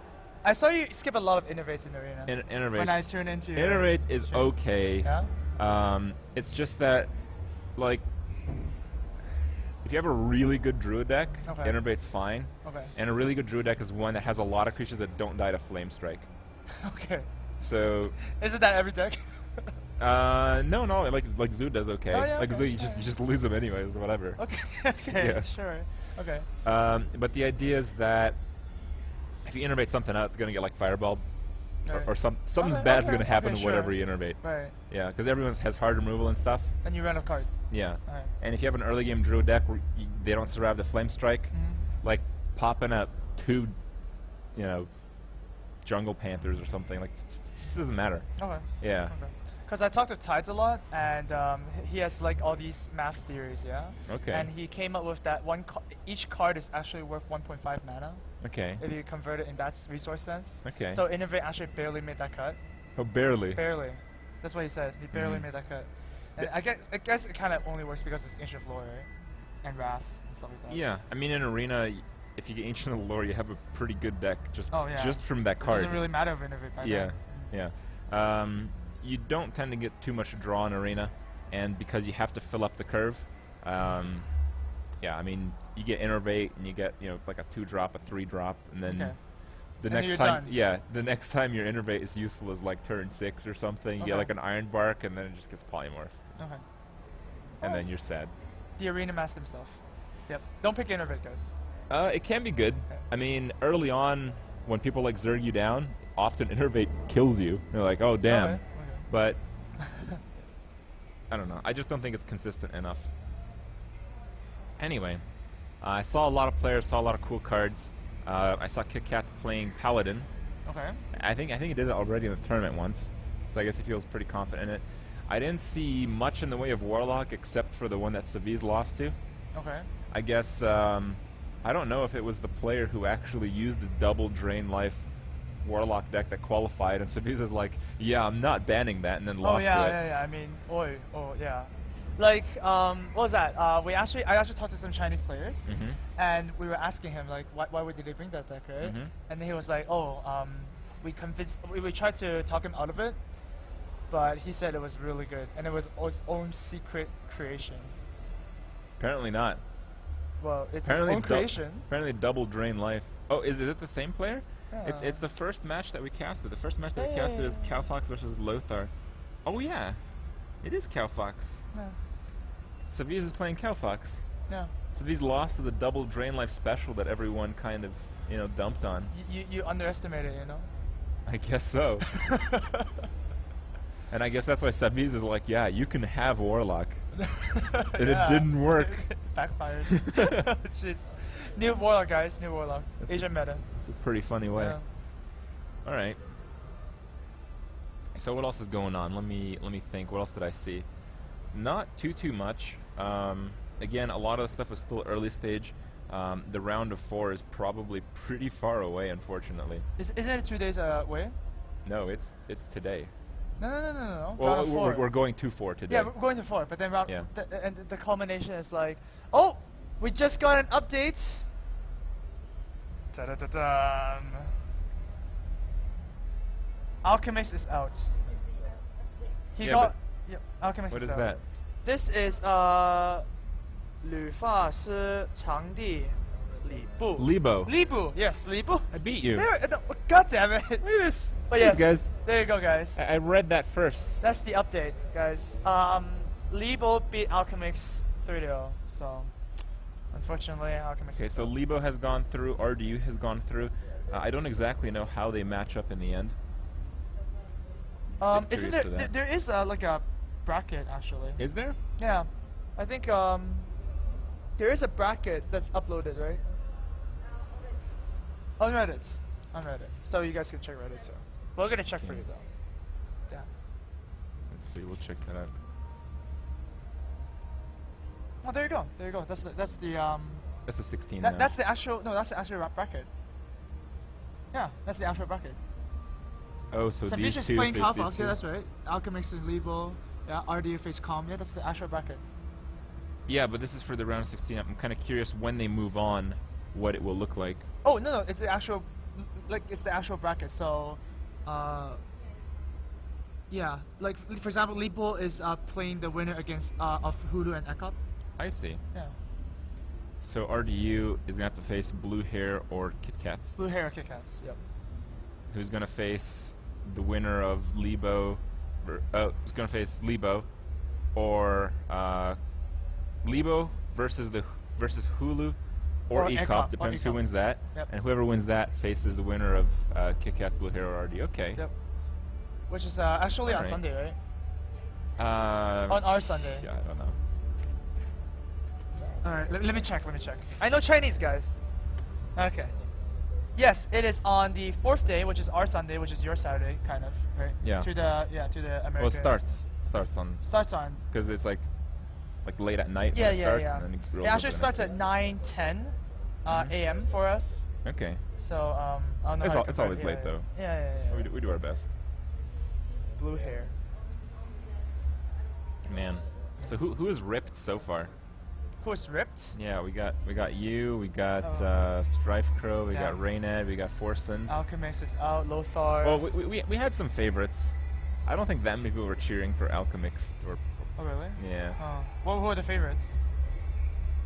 like the ones I mentioned, I think. Oh. Okay. I Yeah. guess. Yeah. Okay. Oh, we did drop some frames. Uh oh. Yeah, we had a rough time keeping up the stream earlier. If it happens again, we're just gonna try to keep going. I mean, Yeah. I don't. I mean, we I could don't really fix know. this thing that's the stream is telling us. But other than that, yep. We'll go over what we have, guys. It is actually set to see here. So. Oh really? Okay. Yeah. Okay. Never mind. False alarm, guys. Oh my God, we just went to 0. It's down to 0 now. Yeah, Uh oh. we're having internet problems again. Internet problems. Oh jeez. Okay. Someone says it's fine now. No, it's not fine. I can Oh. see how not fine it is. All right. Well, the stream's gonna lag a lot. I apologize. If it stays at 0, we're going to be back in some really crappy bitrate. I don't know. We're live right now. We're live now again. Yeah. Okay. We're still live. Oh jeez. But all right. What are we seeing here? We saw Shadow Word Pain. Shadow Pain is a very interesting choice Okay. from Aircraft's side. Like he's expecting a lot of like these kind of decks, small decks, warriors. Shadow Pain is really good against warriors. And I guess a naked fire elemental is not that bad. That should be alright. Okay. Sorry, I missed a few turns trying to communicate there. Yep. But yeah, we're at 0 again. So this stream is pretty much going up and down, which is really bad, and I apologize, but there's no way around it. Like, I'm streaming at pretty much nothing. Nothing, guys. Nothing. Maybe after one game, I'll take a minute to Okay. lower the bitrate further. Okay. But right now, we're just gonna deal with it. Yep. Well, anyways, the naked fire elemental basically is good because you want to set up like a possible death target, Mm-hmm. so your Sylvanas is a bit more, safe. Mm-hmm. So that was okay. Not to mention that his hand is pretty clunky. Not that clunky, but you just don't want to play your big threats like that. You want to use your fire elemental launch for creatures.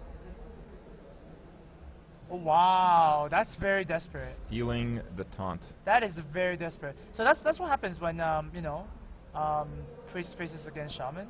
Like you're Mhm. always scared of the board clear. But Mhm. this play just communicates to Lebo that Ekop does not have a board clear. All right. Well, if he does draw a circle, he does have an instant board clear. Oh no, it's an instant win actually. You think so? Yeah, it's an instant win. Okay. Yep. But he does have Pyro Holy Nova, which clears some of the board. Oh, Okay, there's a instant circle. win. Yeah. Yep, that's You good. can't lose from You this can't point? lose. How so? You can't lose because you're a priest and you're gonna heal up, right? And the N- shaman's not gonna with get that thing out in of reach. play. No. Like, because like the thing is, if that thing's alive, your opponent can't play creatures. If that thing's dead, he's gonna heal up. I was gonna die with Fire Yeah. Elemental, I'd imagine. Okay, Fire Elemental Totem. that's not bad.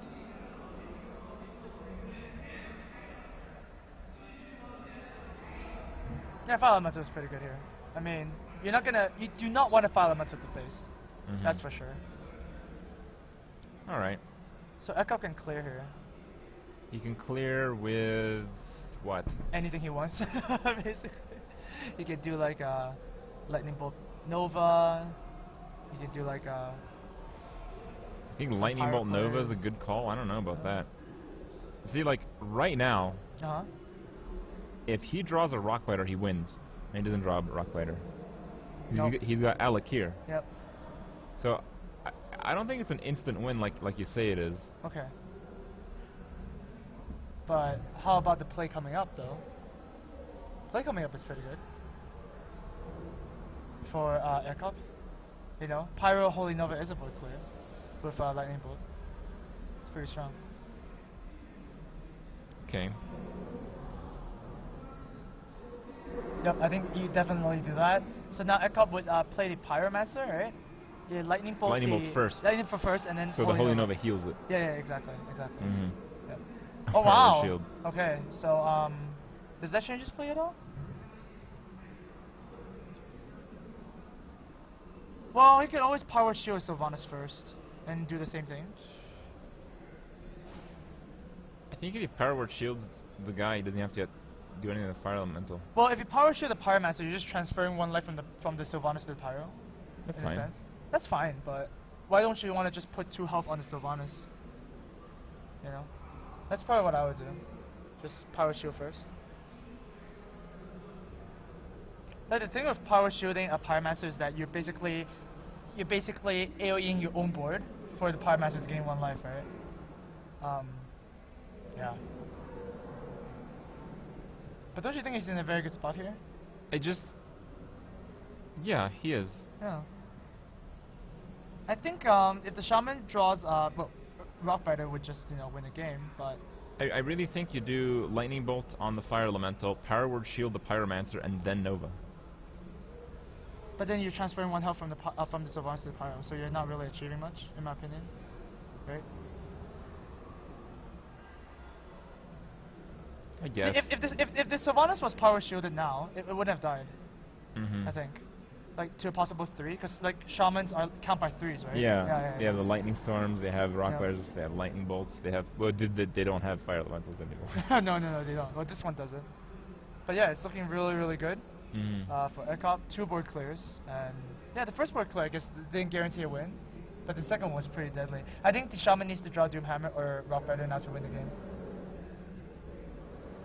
Do you Totem try to get a spell damage here? You could, but the Pyromancer is just as scary. To be honest, it's really just as scary. I guess you'd totem anyways, but yeah, I think that's fine. Mm-hmm.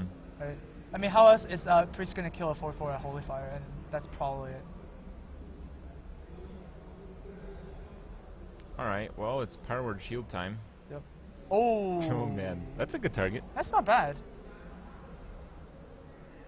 Power shield first. Yep. Do that anyways. Another Holy Nova. Wow. He just has to heal up right now. Yep. That's it. Just heal self. Heal self. Be greedy. Okay. Yep, He good. sees it. He sees it. That's the only way he can lose, right? Yeah. Just direct Alakir damage. Okay. Lotheb here. Huh. Seems like Sylvanas and Spell Spirits is a much better play because he's just seen so many AoEs. And Sylvanas kind of guarantees the board coming back. If he's afraid of mind control, then I guess Lotheb's really the only play. I think I just play everything here. Yeah. You play everything? You would Yeah. yeah, I would have played Sylvanas and Spirit, so. Just bring the board back. The problem with Spirit Wolves is if you try a Rock Biter, you can't really use it very well. Okay. But he didn't use But it anyways. yeah, you don't really have much of a choice. Alright.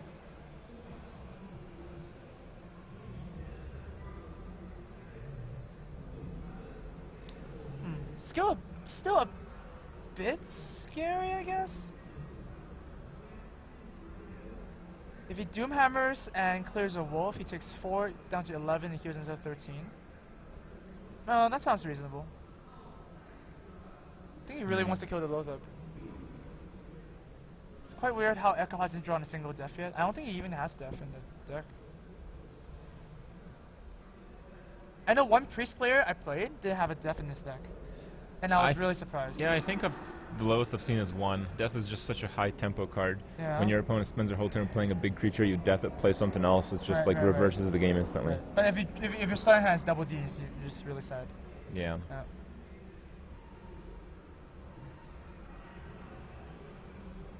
Oh man. Okay. Yep. So flooding the board. Is this a shaman that ran a Bloodlust? I don't believe it is, but he could just have Bloodlust. Huh.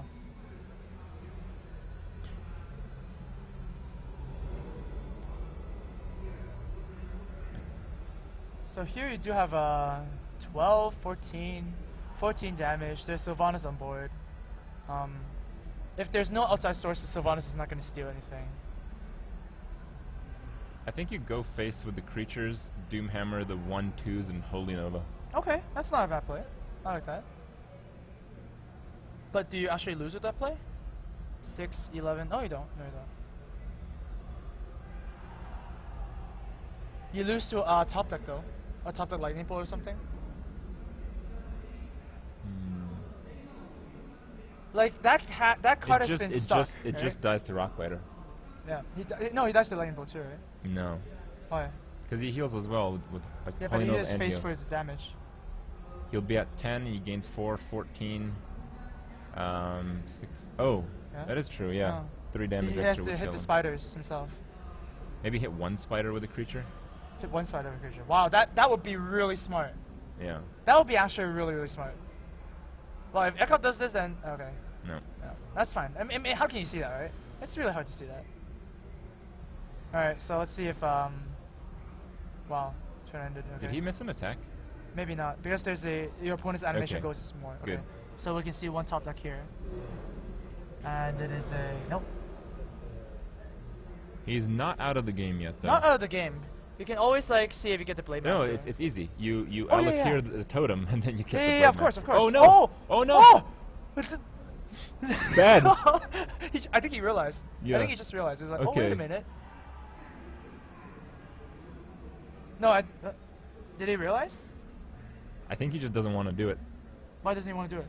No, he's doing it. No, what? What? What? Oh my god. Doesn't Wait, even take the shield off. like, what? I know, right? Like, oh my god.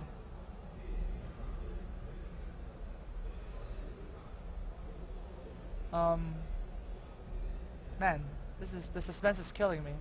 What is there to think about? I just don't understand. You don't want to miss 3 damage on the face. Oh, you don't? Apparently you don't. Apparently you don't. You just get it anyways. Okay? You don't want to miss the 3 damage on the face. Why would you do that? That makes me very sad. Oh, you want to kill a totem afterwards? Yeah. You know, rub it in.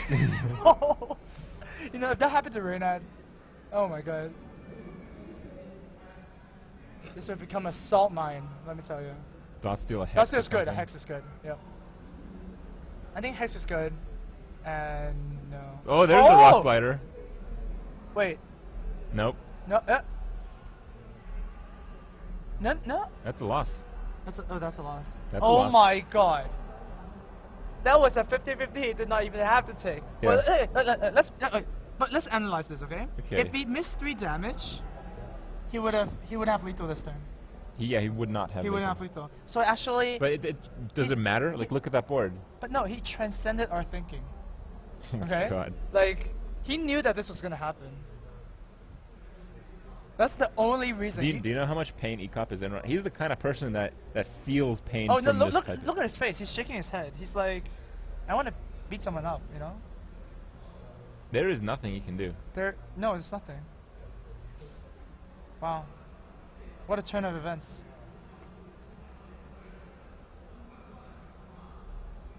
And losing to a shaman with a priest, just that just feels bad.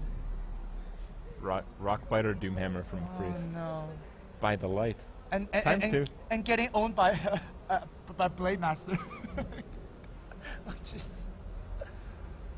Oh man, I would feel so bad if I'm at a cup right now.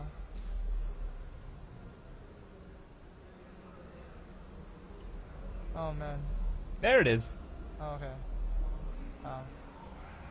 That was disgusting. That was pretty disgusting.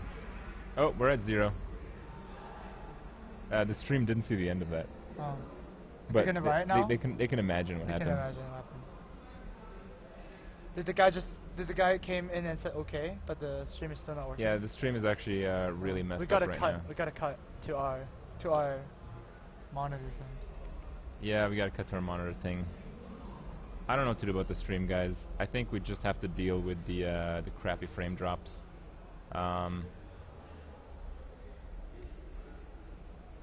Oh, they're like showing some kind of brackets or something here. Okay. Man, how hard is it to give me these type of graphics?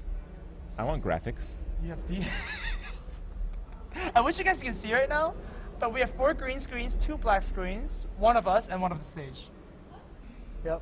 Yeah. Yep. That's what we have right now. That's Nah, it's all right. It's all right. I mean, we're seeing it now. They're probably talking about how good that match was. how 50% room. Oh, mind blown.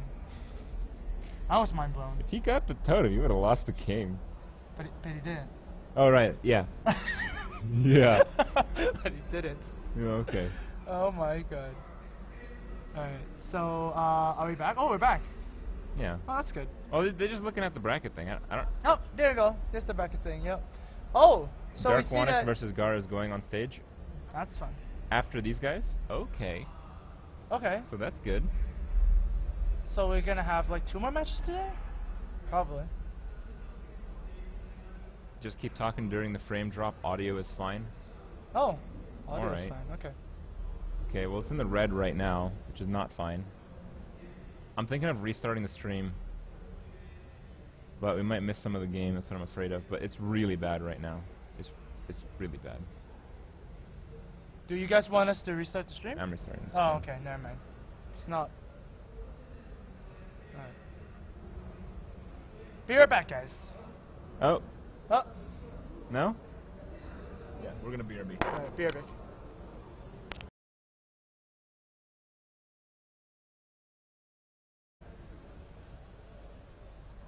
Alright, guys. We should be back up again. Alright. Yep. And oh no, what is this? We should be back in really crappy quality, but this is the only thing that we can do. Yep. I apologize for that, guys. But what is this?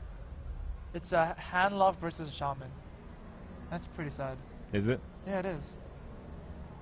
Well, someone was saying that the matchup is actually in the Shaman's favor over 50%. Just not Someone? sure that's the case. Oh, not sure. I'm not sure either, but Yeah. you know, we can see. But the Watcher opening is pretty strong, right? The Watcher Silence opening. Watch your silence. It's actually one of the best openers against a lot of decks, like the Hunter and the Shaman, which it's unfavored. Yeah. Yep. Don't you want to like silence the The egg? Oh yeah, The you egg. do. But you also want a thing that pressures your opponent. But yeah, Ekop just chooses not to use the Mhm. silence there because he could use it on the egg. Mm-hmm. Quality's fine. Just leave it up. All right.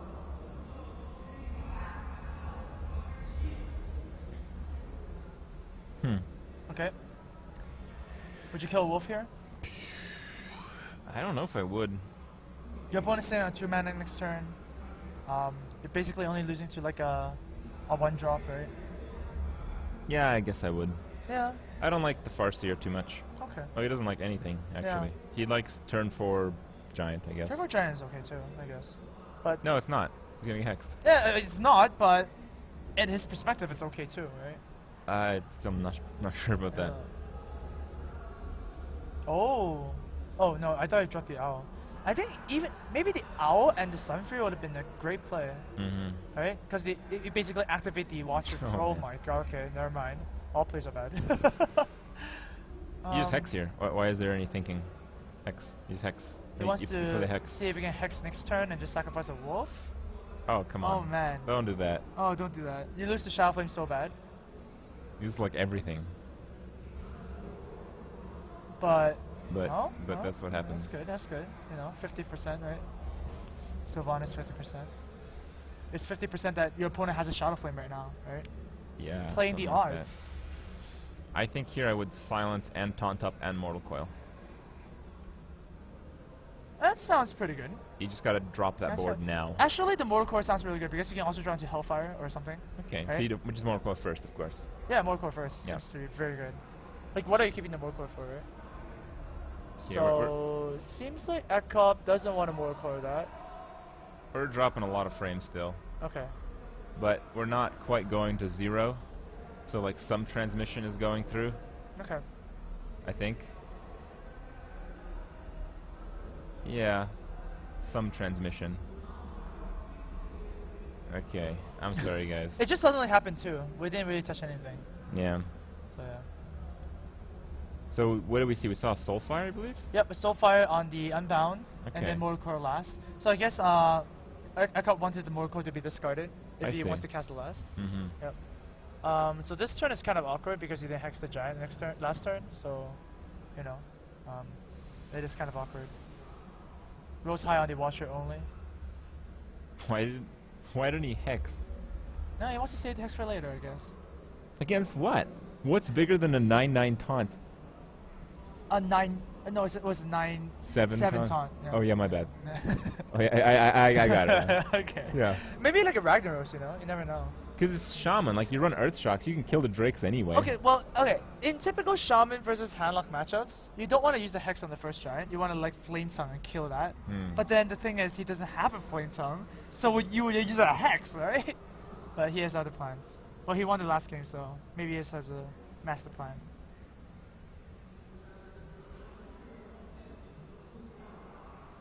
I wouldn't mind seeing just like a Silence Egg right now. I mean, you have 2 silences, you can afford to use one. Yep. You can even double silence, to be honest. double silence. Yeah, silence the egg, silence your Watcher, kill the Silence 1/1. Watcher. Oh, okay.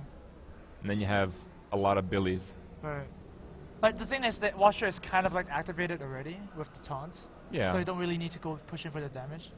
Right. Like usually Handlock beats Shaman by like, well, it's hard to beat them, but usually overwhelm the board and just go in like later. You're not gonna get a board control.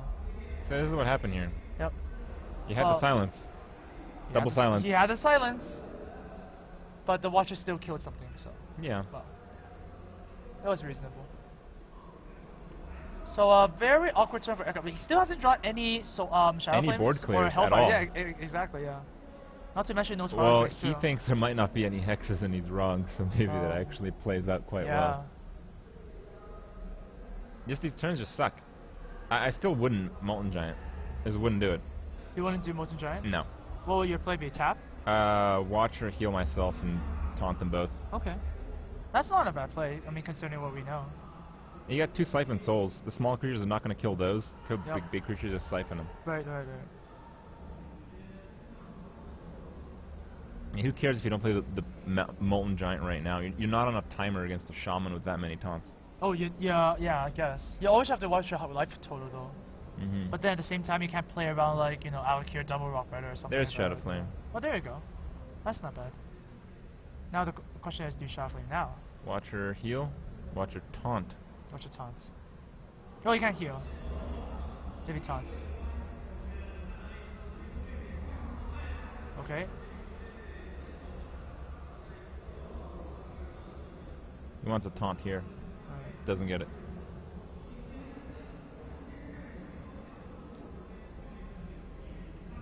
Now Alright. he's 1 life short of a really good play, and he draws Running Shadow Flame. Oh Yeah. my god. Well, Farseer and Shadow Flame is not that bad. I think I would consider dropping the silence, because you already lost both your Watchers. What else are you going to silence in a Shaman deck? Haunted Creeper, I guess. Well, you saw Sylvanas last game. Oh, you did. Oh, and the Sylvanas is Sniper Sylvanas. So you want to tell her Yeah. to shut up, you know? Okay. Damn. I think you're right on that. Fix lag or riot. That's just not a reality right now. I can't do anything about that. Yeah, you guys can riot. Siphon Soul here, I guess. Finally draws the Mountain Giant. Yep. So we'll be able to put some pressure on the board. Oh, There it she is. is. There she is.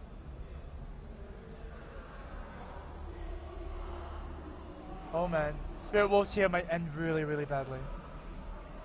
Oh, it'll be terrible if he draws Spirit Wolves out here.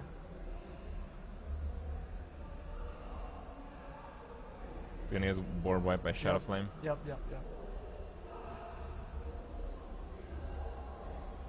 Well, actually, if he Feral Spirit's here, then Ekop would go like, oh, he can't kill me next turn, right? The only thing that kills is Doomhammer, right? So he would maybe just, Siphon Soul the Fire Elemental instead. Because really, Fire Elementals and Alakir are the are the highest curve cards. So, Whoa, that's a lot of creatures. yeah, the ordering is not too good, but Ekop played this okay. He, adapted to the situation, and this is not too bad for him. Oh wow, a Hellfire too. Ekop has drawn so many cards. Yep, it's a lot. Oh, Lothep is a huge draw. No, it's not. Yes, it is. It's terrible. What? How is it terrible? Because now he just plays the big taunts. And if think that was a very Lebo good draw. doesn't draw the Totem or a Bloodlust, he can't deal with both of them. Okay. I don't know. I think it's a very good draw. Like, what if it gets an Earthshock later? Well, he decides not to Totem. Because he Why? believes that his board is not going to be cleared. And he wants that spot for Alakir. I see. Yep. But at the same time, like, you are assuming that Ekop doesn't do anything and your board doesn't get traded? I don't know about that one. Like, if he gets a Flame Tongue here, it would be pretty sad. He needs Flame Tongue or Bloodlust or Hex. Oh my god. So now he's pretty sad. Like, it's like, why did I not Totem last turn? Wait, how much damage is this? It's a lot. Okay. This is a lot. That's a lot. Okay, Yeah. okay. See? Crit math. 4, 2. Can he actually clear everything? Well, he's gonna Hex one of the Giants for sure, right? Yep. But you gotta get down to that one. Okay. So you gotta do two with the totems, Yep. and then Hex. Okay. Yep. And then hit going for a 9? I think so. Yeah, 9 is pretty good.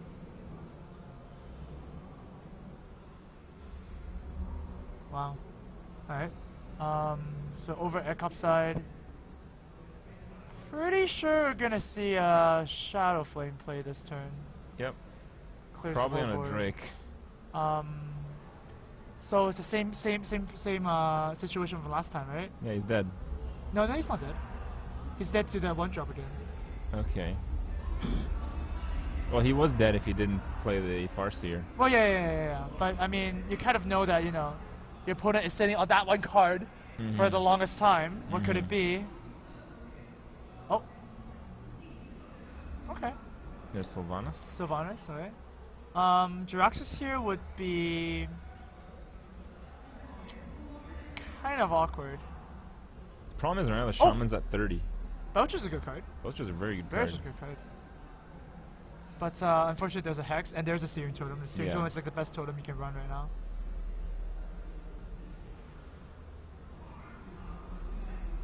But he can't Alakir and Hex, so he doesn't Yeah. die.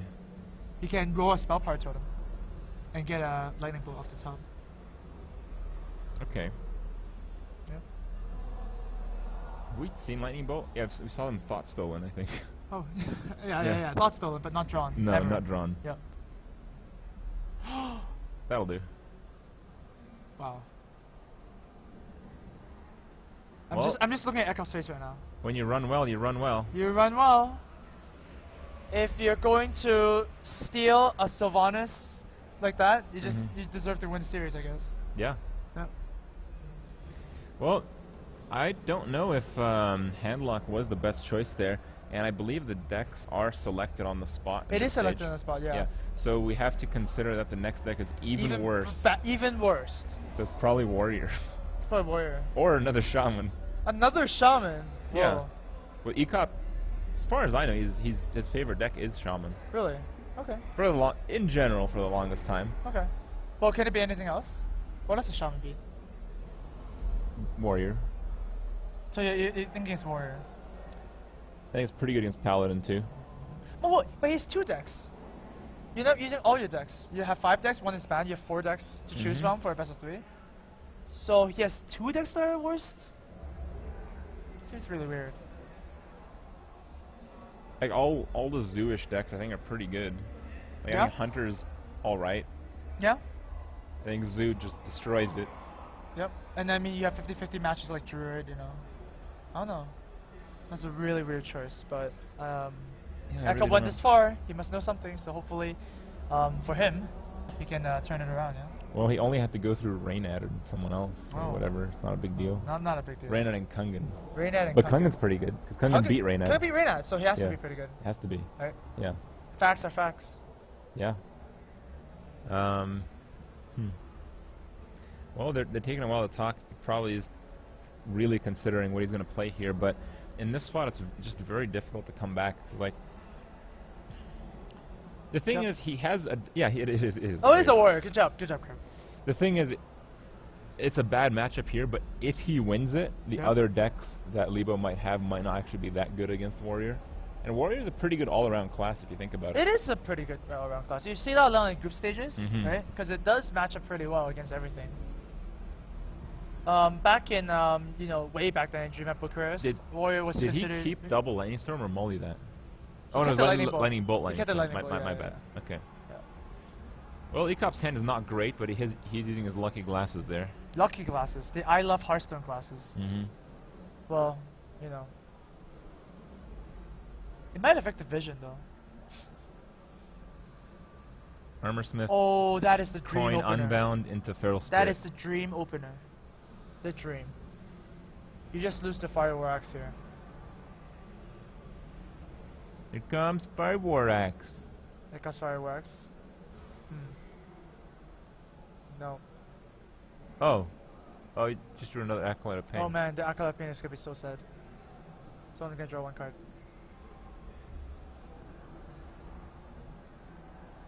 Wow. If you run well, you run really well. Mm-hmm. Oh, okay, that's not bad. Executing the other Acolyte. Execute the other. Why not? I guess. Seems like that's the play. All right. All right. I don't think you attack here. I don't think you do don't that. want no, you don't attack. But I would love to see an Earthshock on the Acolyte, because really in the Warrior matchup, you don't see a lot of things you can silence, other than like Karen and Sylvanas, and you have Hex for that anyways, right? Okay. So you want to prevent the card draw. Card draw against the No, just Warrior Lightning is Bolt. really strong. I guess that's And what else do you Lightning Bolt at the same time? that's Face. true. That's true. Yeah. You don't need Lightning Bolt Phase, I don't think. Okay. Senjin takes care of that. And the top deck, nope. Nope. Well, Senjin does well here. So it just depends on how fast Lebo wants to take this, yeah? If he wants to take it slower, he wants to totem every turn. And, just swarm totems. If he wants to do it faster, then he just drops the 2/2s. And hope for a flame No, I tongue think or you just something drop like both Death Rattles here. that. Yeah? Yeah. That is taking it really fast, though. Shaman does run out of cards quite quickly.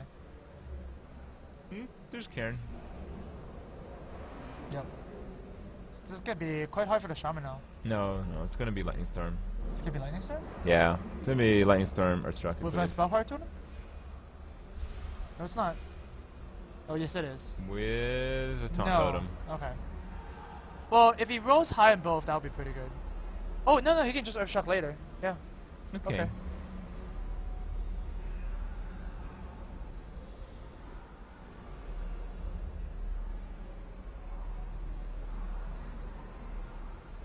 Now we've seen Warrior run Silence. Doesn't that make that egg like a huge target? Huge target? Well, they only want 1 silence. So then Ekop's like, I want to put down Sylvanas. Probably, right? I don't think this is too bad of a brawl. It's not that good though. It's not that good. Okay. Yeah. I mean, shamans usually just run more creatures anyways, so just wait a bit. And you do only have one brawl, so. I think you have to keep the cruel task for the big game. You can't use both of them just to kill stuff, because there's nothing in the deck that gets big game by itself. Yeah.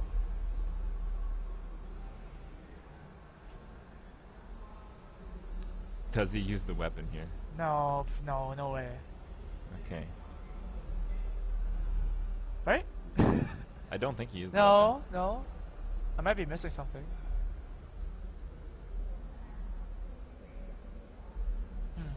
Is Ekop thinking of like, what if there's a second egg or something? Oh. Well, it's probably not Hex. It would have got hexed.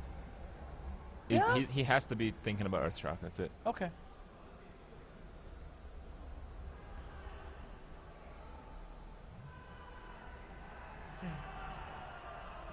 Really contemplating on this move. Nope, decides not to. Lightning Bolt. That's pretty good. Oh, Tauntaun is back. That's good. And Attack, Lightning Bolt, Earthshock. that seems pretty good. Use this throw space here too. And you That would be pretty all in. Yeah. Yep. That gets pretty owned by Brawl. Yep. I don't think I would play that. Oh, And there it goes. Alright, Goodbye. there's the brawl. Yep. So what's the worst thing that can happen here? The 4/4 stays alive. Even that is not bad, right? Yeah. Because you have a Crotas. So, yep. This is what happens when you play too fast as a shaman against a warrior. He's like, oh, okay. Yeah. Guess that was a bad idea. Or not. Oh wow, okay. There's a For this 4/4. yeah. Yeah. If you run roll, you run roll. That keeps going. It keeps going, it keeps going.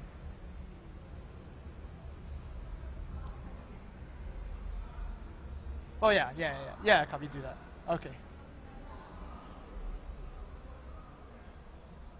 Shaman is out of steam. Nope. Oh, You gotta run well, you know? nah, not out of steam yet. Yeah. Nope. Still a lot of damage. Oh my god.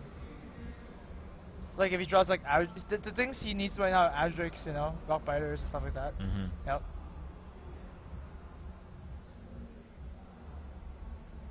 I think you just Gromash here, no?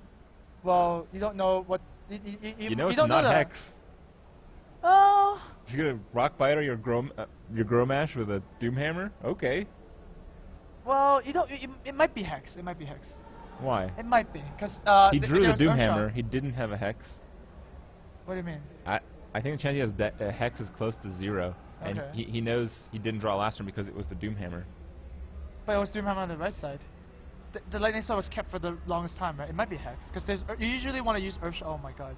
You usually want to use Earthshock on a Karen, yeah. Mm-hmm. So yeah, man, this low tap is gonna be so annoying. It's actually gonna be annoying. Your opponent Spell needs damage to swipe. Spell damage swipe. spell damage. What? Swipe. Swipe. Okay. That's called Death Spite, right? But no, that's Fireworks. Man. Okay, I think it's big game. Big game time. It's big game time. Big game is pretty good. You lose the activation for the Grom, but it's okay. Whatever, who cares? Grom's gonna hit a 1/1, I'm telling you. So Oh, okay. Whoa. You Well, don't want to remove the Loath this turn? I think that's amazing. And Crotask big game is the only play. There's a... You, yeah, I you think can't that's the... big game anything else in the in deck. yeah, that's true. That is true. And your spells are more efficient on other turns because you Right, only get right. Loatheb Yeah, once. No. That is the only play then, okay. But does Ekop see it? Does Ekop see it? He might be very tilted from the last 2 games.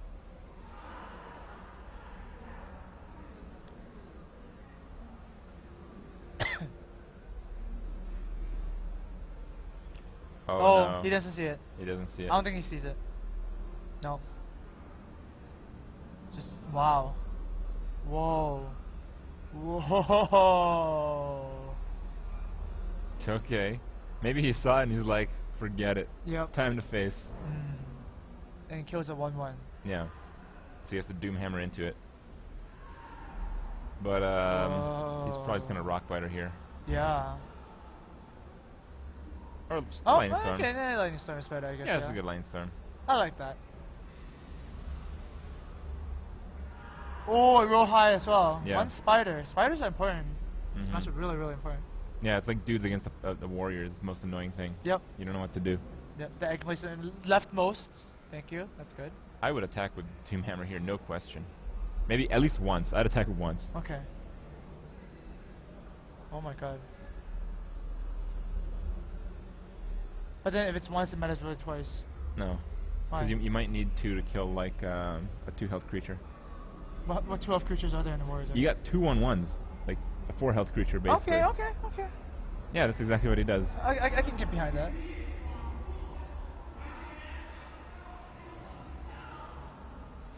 How did this game reach this stage anyways? YOLO face. Some people are yelling in the background. Yeah. Okay.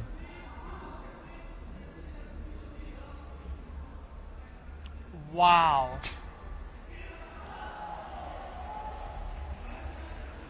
I mean, that one charge looks pretty good right now. It's pretty good. Okay. But you could have saved both as well, right? What if he drops another ghoul? Oh my god. This guy was running so crazy. This guy's, yeah. Okay.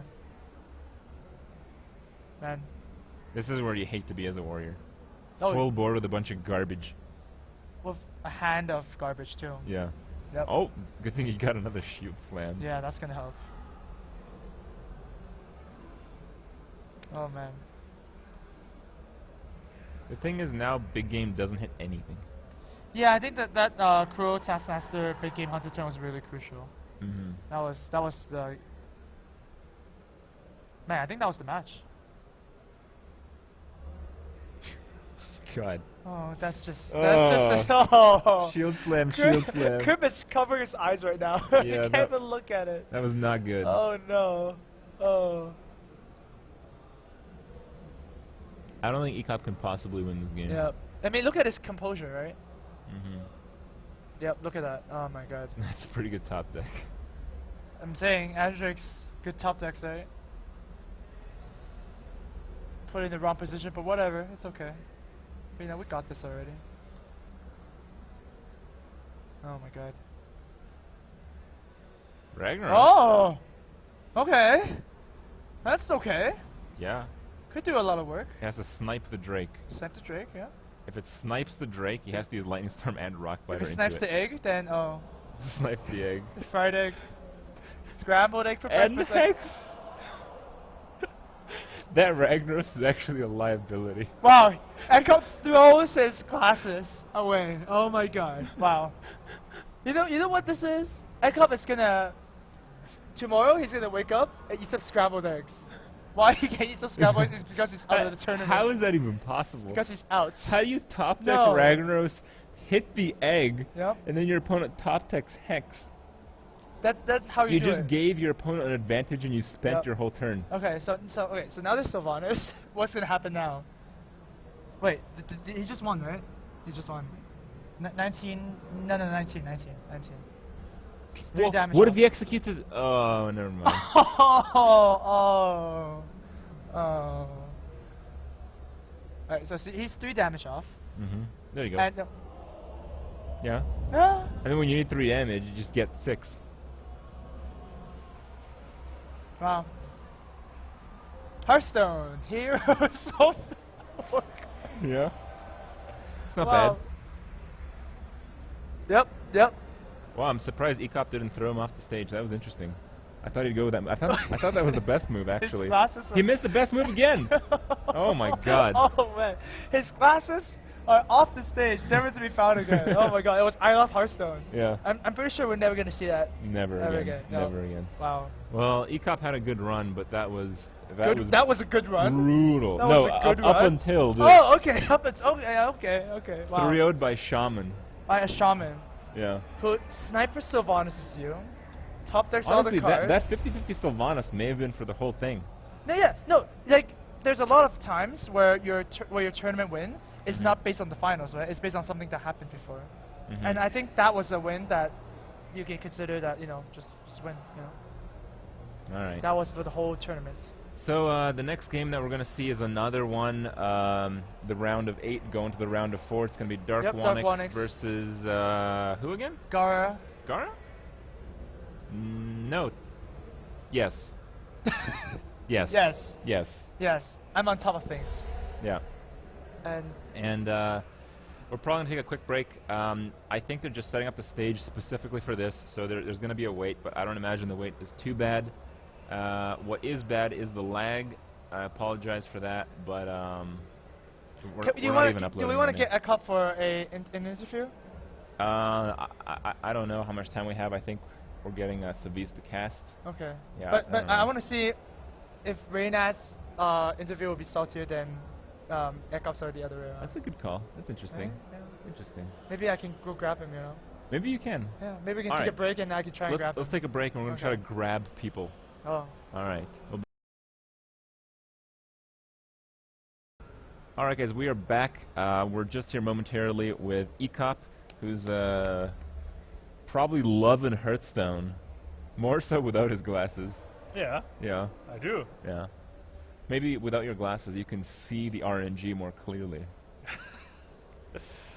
Oh boy. Yeah. Where do I begin? I mean, I don't know, but you got to keep it brief because the other guys are setting up on stage, and we got to get Savis okay, here. so basically, Chinese players equal luckiest players. It's confirmed that Chinese players are the that luckiest last players. match was insane, in terms of like his draws in the end. And especially like considering I opened Priest against his Shaman, which should be a decent matchup for me. Yeah.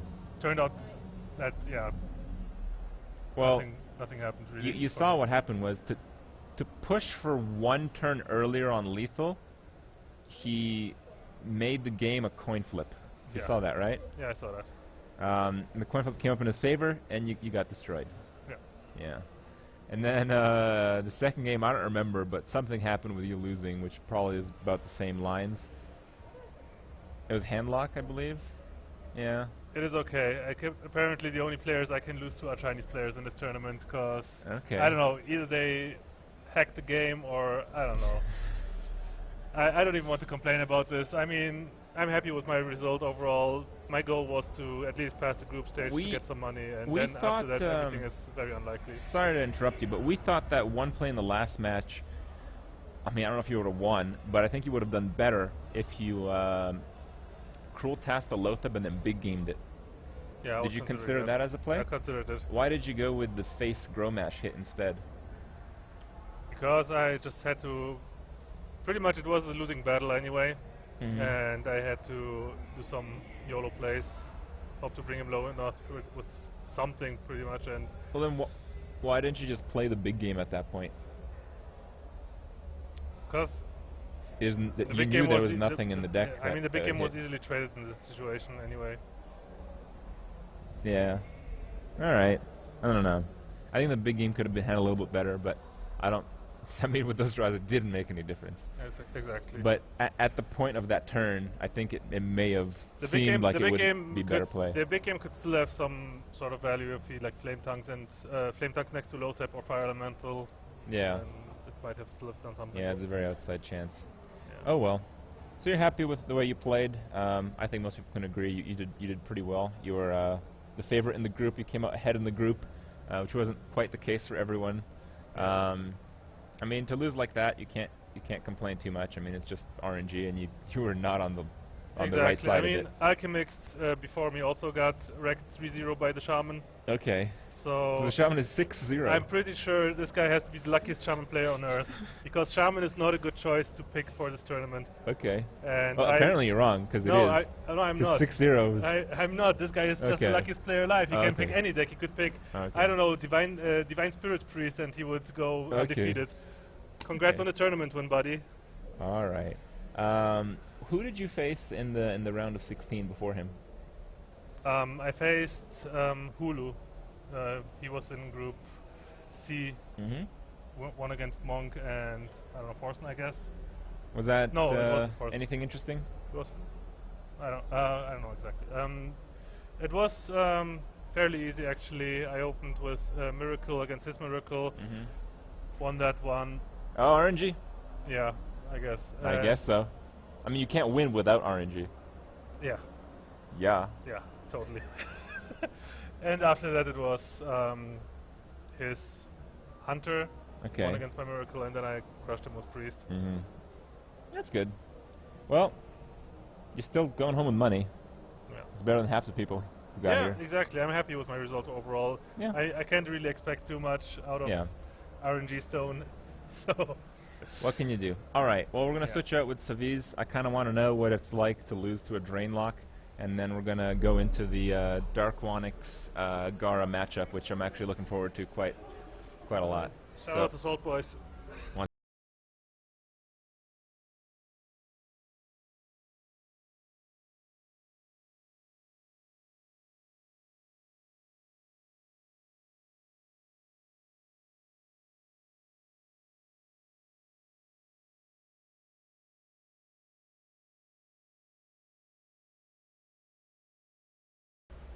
All right. So we're back. We got Saviz. We're going to get Saviz to cast the next game. You didn't make it as far as ECOP, but you won the same amount of money. Yeah, not too bad. I mean, the money would have went up only in the top 3, Yeah. if I'm right. So not too bad. I'm a bit sad that I lost to the Drain Lock, though. Did you lose more than one game to it? No, just one. Okay. We both started with Warlocks, and I had most of his deck list written down, like with the Ysera and Ragnaros and stuff Okay. like that. But there was one card I missed, Twisting Nether, and it was like Oh! Molded Giant, Oh. boom! And Was he Jiraxis moded when he Twisting Nethered you? I think he went like the Jaraxxus the turn after or something. But it was Okay. like a really long and close game still. Okay. So he went up 1-0. Then I played Paladin, and I... No. Okay, you just want to know. You don't Drain, just like, sweep okay. a game like that under the rug. What targets did Drain Life kill exactly? Well, I don't remember from that match, but actually, when I played the Paladin... Oh, sorry, I have to go to this. Okay. He Drain Lifed 2 of my dudes. Okay. Well, I got kind of pissed, so I I mean, ended some up people like beating him. Mortal Coil, others like Drain Life. Mm-hmm. I mean, it's choice. Yeah, Yeah. so draining the dudes didn't work out in the end, and it went 1-1. Okay. Yeah, now we can move past the drained life deck. Thank you. Okay. So after that, he brought like a really draw heavy druid, and I actually ran out of cards with my paladin, which was like 3/8 drops with like Leon hands and kind of greedy paladin in a way. So turn 10, like no cards, or did I have like one card which was like big game hunter or something. Mhm. So that was that. He just flooded the board and kept drawing. Game 5, I was playing priest. Yeah. Game 4, but anyway, I was playing priest. He goes innervate Azure Drake on turn 1. I was playing priest. So that Azure Drake dealt 16 or 20 damage. By the time I got to Holy Fire it, he had already like more stuff. Here we But go. okay. Yeah, that was that. I'm still happy with This way is I this is played. the photos they took. Both looking pretty fierce. Still Dark Onyx. I Both- believe there's a W missing. Yeah. Both Dark Onyx and Gera were rated pretty highly by the other players as I asked them about them. Oh wow. However, Gera said that I am his good luck charm, and if I cast a tournament, he can't lose, which is statistically accurate so far. Did you guys agree He on did like win first place in DreamHack, and so far he's still in the running here. Did you agree on like money split if he wins? Since you're casting that and he can't lose. Oh man. I guess I just suck too at late, business. but no. Yeah. All right. Did Gara Well, maybe I can already? extort him and say that I won't cast unless I get paid up Nice. front. I like that. Okay, good. Look at the So what is Gara's this, hand. priest versus Yeah. priest? I don't know why Gara took priest, but I guess I'm guessing the Dark some Onyx people was were expecting curious. the priest. I think you were here when we discussed it. You know what the flag besides Gara's name is, right? Actually, no, I don't. If you had to guess, Like Trinidad and Tobago or something. I have no idea. I actually no, don't know. I don't think Gara looks like he's from Trinidad. No. If I would guess, No. it is a Bosnian flag. Wow. Yeah. I So should know this stuff. It's probably he's got a Europe. nation behind him on this match. You got to keep that in mind. Uh-huh. Mm-hmm. All right. That hand suddenly turned into alright with the circle of healing. It was looking kind of rough with the double power shield holy fire. Yeah. What do you think about the the power word shields? Is that going to be a really buff? No, not here. No. I mean, he can make the Blade Master into like a 411, but I'm not sure. I mean, it only kills one creature per turn. The Blade Master is actually hilarious because it counters the opponent from using Blade Master Circle Heal. That's really nice here. The circle not so good.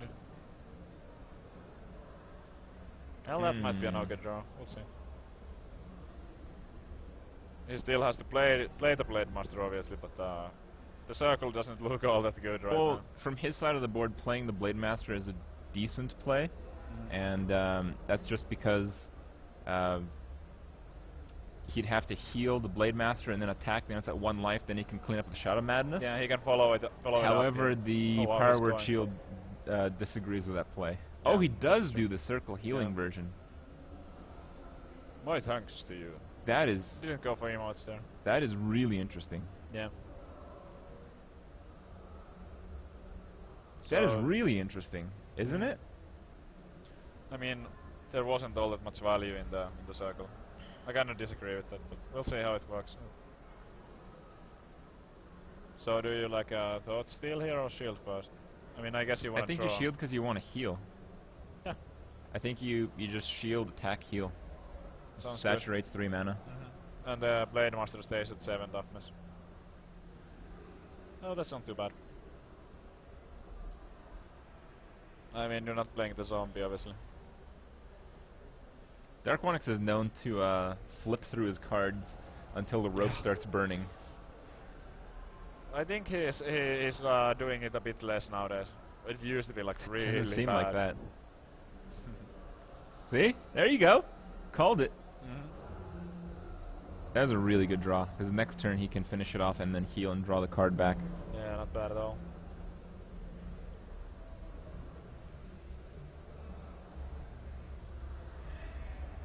I think now we see the double Power Word Shield version of that. Yeah. I Oh, mean, and the Cleric. not bad. But he can. I'm not sure if I like the Cleric here. It's just gonna die. No, He does draw I one. think it's for the turn after. Yeah. I really tend to favor the control type of priest in this mirror match over the Zombie Joe Undertaker version. But with these draws, it's looking better for the Zombie Joes right now. Mm-hmm.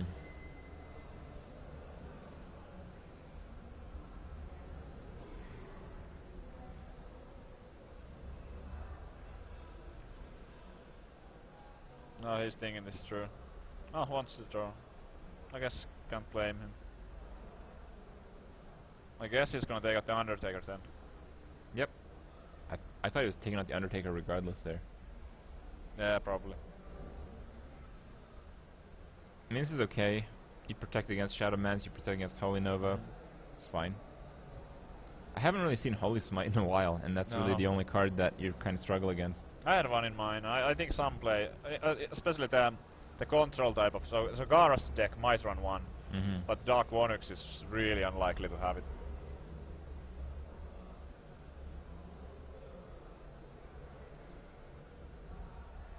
So the zombie does like nothing at all. I think Thought Steal is fine. Yeah, I think I agree with that. But the Kel'Thuzad is interesting addition into the priest. I have seen it in a lot of the Chinese decks. Yeah, the Chinese have been running it, but Yeah. not Europeans like Dark Onyx. Hold on.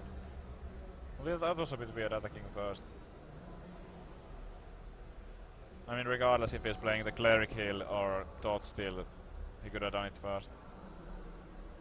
Oh no, wait, no, he can't do the cleric heal first because then the other guy would draw too. Yeah. That's kind of bad.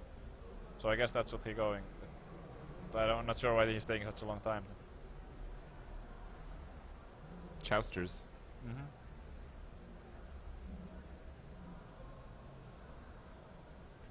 You know what I think is going to happen now? He's going to use his Blade Master to kill the other cleric. Actually, you can Shadow Mana Circle Heal. That's actually pretty good. Or is it? No, it's not. No. Is No? it? I mean, he would draw too. You heal yours for more than his. Yeah. You draw 2 cards. And you kill off the You kill off the Northshire. Northshire.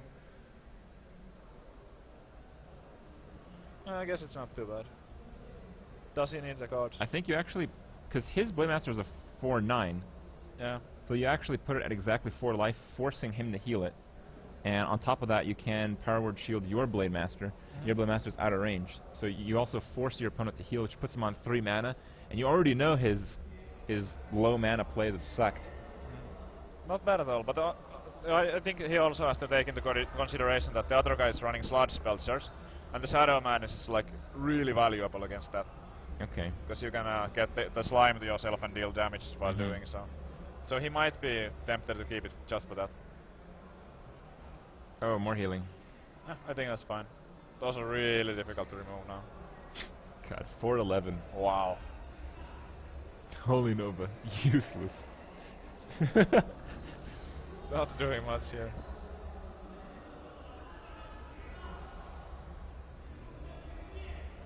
Thought Steal Organize Circle.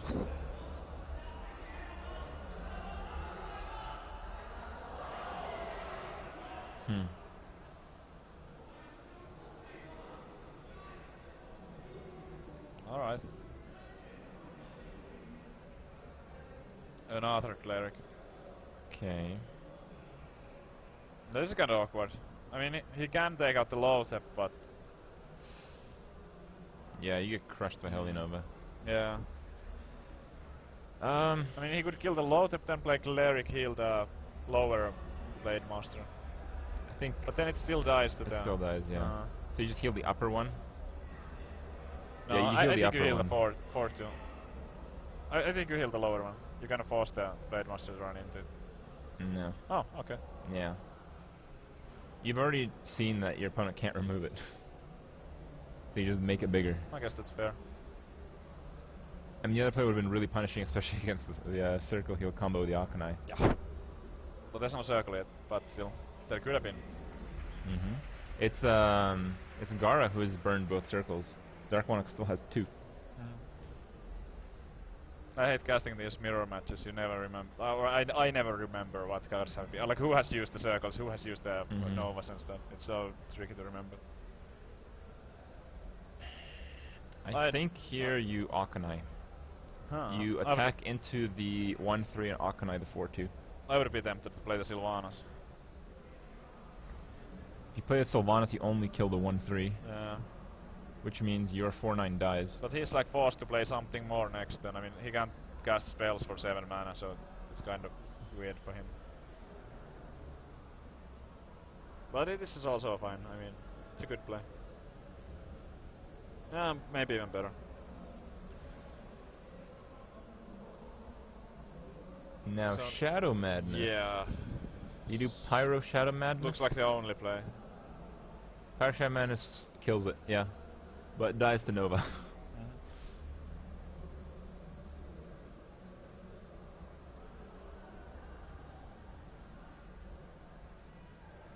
It doesn't He fully could die have to just- Nova. I don't know if I like the wild power there. He could have just 0 power with the other dude's Orkana, right? Or would it not have been enough?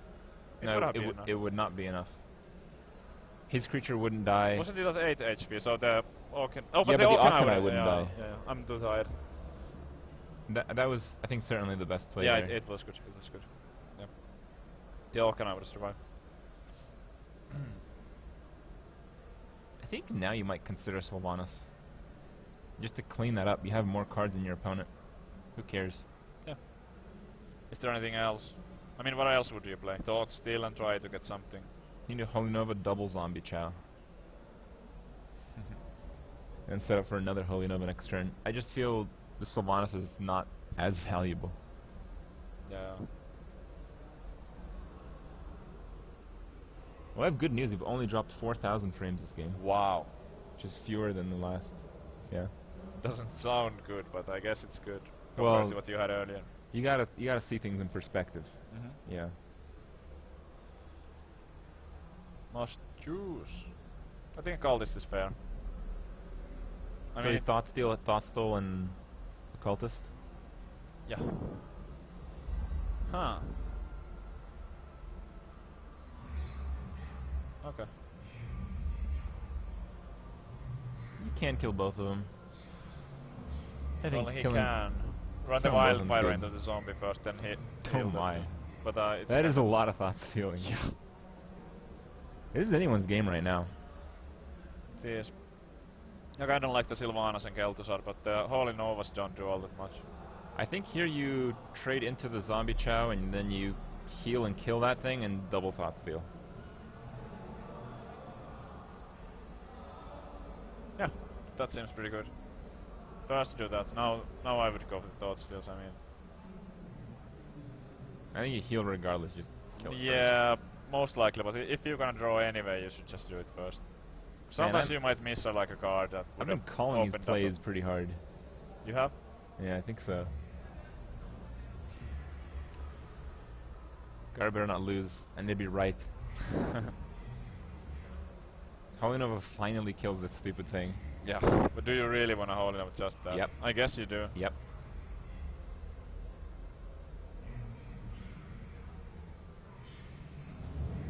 What else do you play? Everything that you play dies to it getting healed again Yeah. and killing your creature. Yes, just do it, and I guess call this over Thought Steal, maybe? Yeah. And why would you even draw more? Now he has the option to play Kel'Thuzad and get like the dude back if he finds a trade with it. Mm-hmm. So there's three Belzers and Care. Wow. I think now Sylvanas is very good. Yes. I mean, if he knew that there is no shadow, no, still it would get. I mean, if he saw the hand, I think it would be pretty good to just play the Kel'Thuzad and kill that off and get the buff and get a new one. But Sylvanas definitely makes the most sense here from Dark Onyx's perspective. If you play KT, you'd play the Zombie Chow too, I'd imagine. Why not? Yeah. It's a 29 life, who cares? Yeah, it doesn't matter. But the Sylvanas, yep, that's good. And even gets another one of those. The Shadow Madness is gone and nobody plays two, so nothing I too play weird. two. Gonna oh, you do? Yeah, I like double It's Shadow. situational. Don't you think it's too much? Don't you not play like a Cabal Shadow Priest? Oh, last time I played Constructed, Hunters were Hunters. Ah, okay. Does Now that make they more are- sense? Yeah, Okay, good. it does. Well, I mean, it was pretty good against the I Hound just, like Masters when I hit the value, I just feel good. with like a web spinner. It's like a drug for me. With like a web value. spinner into Houndmaster or Spectral Spider into Houndmaster. Yeah. It's pretty good. So do you... so many cards. That board is quite painful to deal with. Yeah.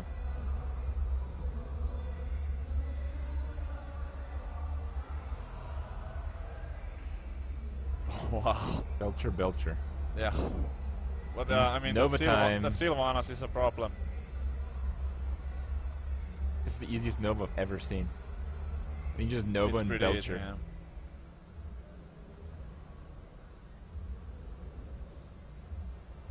I mean, what else? Good Belcher, or do you need Thought Steal more? Thought Steal How many heal. Thought Steals have been casted in this game? All of Gara's. I think Dark Onyx has cast one, and this is the one that he got from Gara. Okay, wow. Okay, not bad. Death Sylvanas number 2. Well, Death is not always that great in this matchup, but the Sylvanas number 2 Wow, is... he's not casting Holy Nova. I'm surprised. I am really surprised on that. I kinda would like to see it, but I guess that's kinda okay.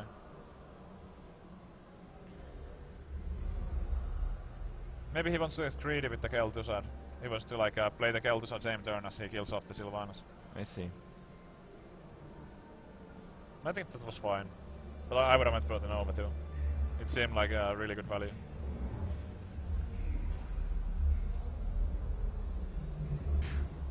I don't even know what's going on right now. Like, Gara has so many decisions here. Yeah. There's quite a few options.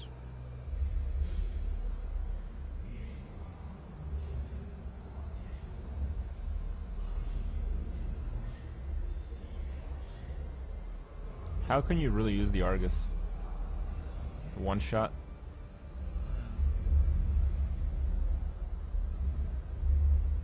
It's a bit tough. Oh, he wants to draw more. Shadow Madness number 2, baby. That's what I'm talking about. Okay, that's pretty good. I'd say so. So he did play it. Or did he steal the first one? I don't think so. I don't think so either. I think he just had to.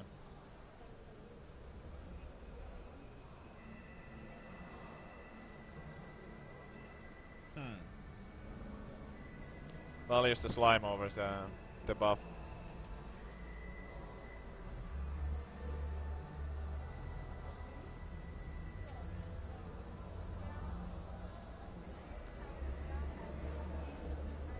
A lot of tough turns this game.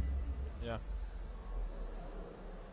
I think both players have been doing a pretty good job.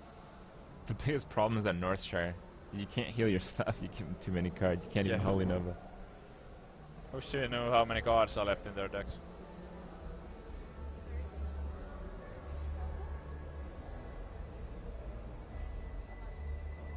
What's that? Fishy Fairy versus Cow Fox. What do you think the score of that is? Cow Fox is Mr. No Drainlock, isn't it? Yeah. I have no idea. I'm going for Drainlock 3-0. Wow. 3-0 Drainlock, Cow Fox. Yeah, he has the Paladin counter with the drain life. So. Let's see it. Cow Fox Oh no! got 3-1 by Fishy Fairy. The drain lock has been eliminated. Fishy Fairy is through to top 4. So the dude I lost got same amount of money as I did. Okay, that makes me feel a little bit better. Okay. God, are really in pain. Just look at him, like, ah. I think you play another Sylvanas here. He could. But does he find like some kind of trades which... Nah, just kill like the 1-2 and play another Sylvanas. Yeah, that could do. I guess. No, he's gonna cast Holy Nova, give him a card. Give him Yeah, 2 cards that and a doesn't 3rd matter. card. You can keep the cards. It's actually okay. I just wish we saw how many cards there are left. 9. Now 8. Alright. I can't... There's no way that was a good play. No. I mean, it seemed kind of early to be trying to mill your opponent. Mind control now. Yeah. He could do something else too. But I guess the mind control is like the most obvious one. Well, hold on. What is there to play here? You could You can Holy do- Smite and run those dudes into Sylvanas. And huh. Okay. Predicting the mind control here. Yep. But it's gonna get like stolen back, I think. Now So- you cannot KT. No. But he can kill off the Bane and then kill his own Sylvanas with the death.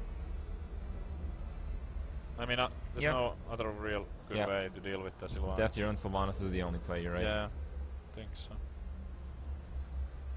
It won't get that amazing value because then the other guy can just death it.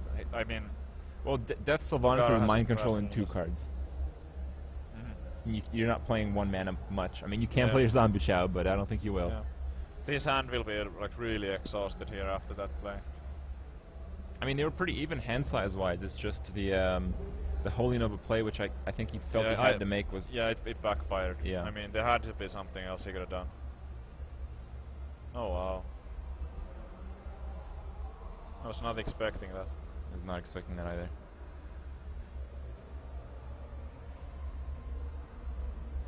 He's like thinking what to heal. I think Strike. the only way he wins this game is a big KT play. But how is he gonna set it up at this point? I don't think it seems likely. You sack all your stuff into Sylvanas and then play KT, get it back. Yeah, but there's not gonna be much left after this turn, I think. No, there's not.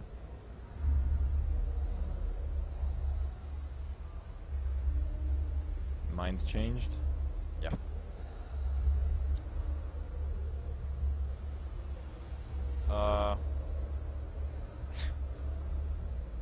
Sorry, Dark Onyx, you can't win them all. No. Those free cards. It really came down, I think, to that second Shadow Madness top deck. Yeah, it was good. Hey, Shadow Madness, guys. Times two. Times two. Don't make the same mistakes Aviz did. Yeah, I only played one. Yeah.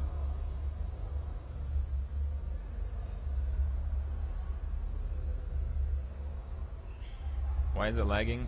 Because the internet connection here is absolutely terrible. Yeah. That's why it's lagging. It's like we were in China or something. Yeah. No, I'm sorry for that, guys. I know it's really bad right now. I actually don't know why it's so bad right now. It's flipping between 0 and 300. Ugh. 0, 300, 0, 300.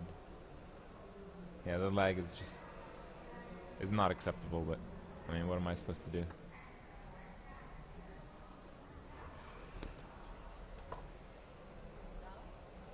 No, it's not technically down, it's just really awful.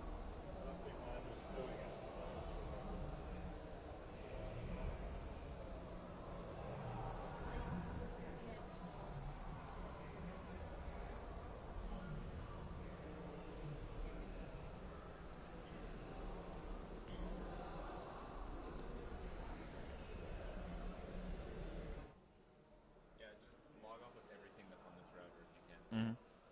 Like, don't watch the stream if you're on this router. But it still goes through this to the VPN. All right. Huh. Well, our internet is really bad, but not much is happening, so I think we're good here. Shadow War Death and Gara's side. Very good hitter, unlike Dark Onyx over there. At least the Death does something now. Oh! Is that Does a that joke? work? Yeah, it does. You just need like organize. You need to hero power the Sylvanas first. Well, he takes the Akanai, though. It's fine. It's gonna be a 3-1. No, I don't think so. I think this is the best play here. Yeah, that works too. I mean, there's not all that many targets for the death, so I guess it's fair. Alright, where the stream is not completely awful for a few seconds here, I suppose.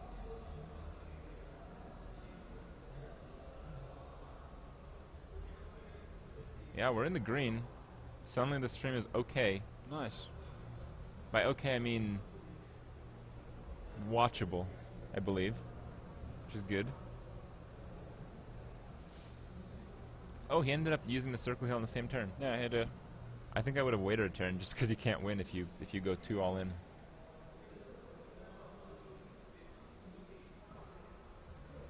Yeah, not sure what he was playing around, but there could have been something like a defender coming up, so I guess it was okay.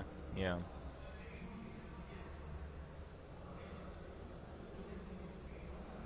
Eight cards versus 1.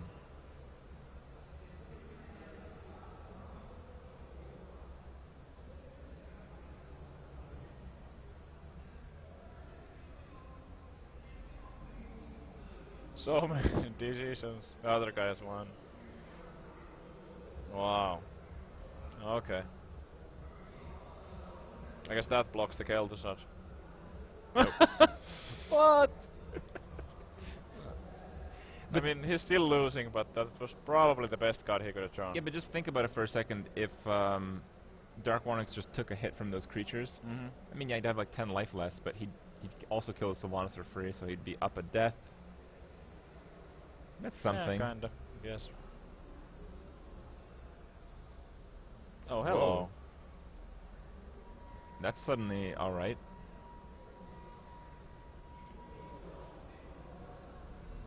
Our stream's now at 0. Oh, came back. All right. Can you maybe ask the guys and say if they're messing with the connection or using it for anything else for them to stop? Because this is like getting ridiculous right now.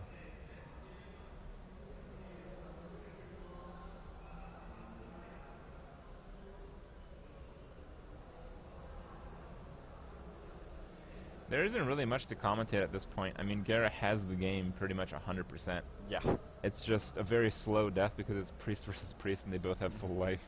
And annoying creatures. Yeah. I mean, he can't even kill off the cairn here to get the double. There's the holy fire, so how much is that gonna be? Not quite lethal next turn, still. WCA League of Dota stream is working fine. Yeah, but you guys have to understand we don't have exactly the same facilities as everyone else in the building right now.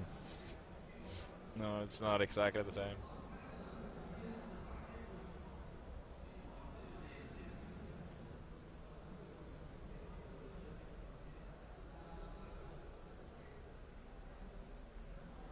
Huh.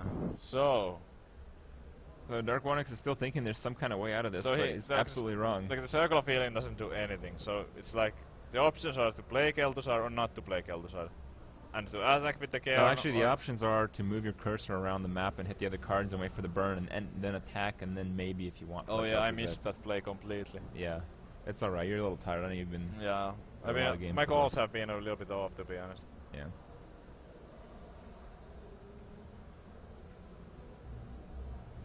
Jet lag, boys. Okay. Well, there's the Kel'Thuzar is Kel'Thuzar. on the board. Mhm. Things are still not happening. Not even close. We can see the shadow over death, that there's also no silence.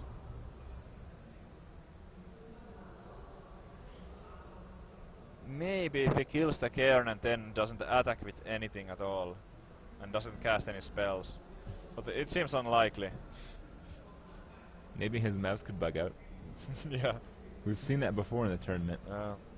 It's just like some people have worse luck than others, it Yeah. seems.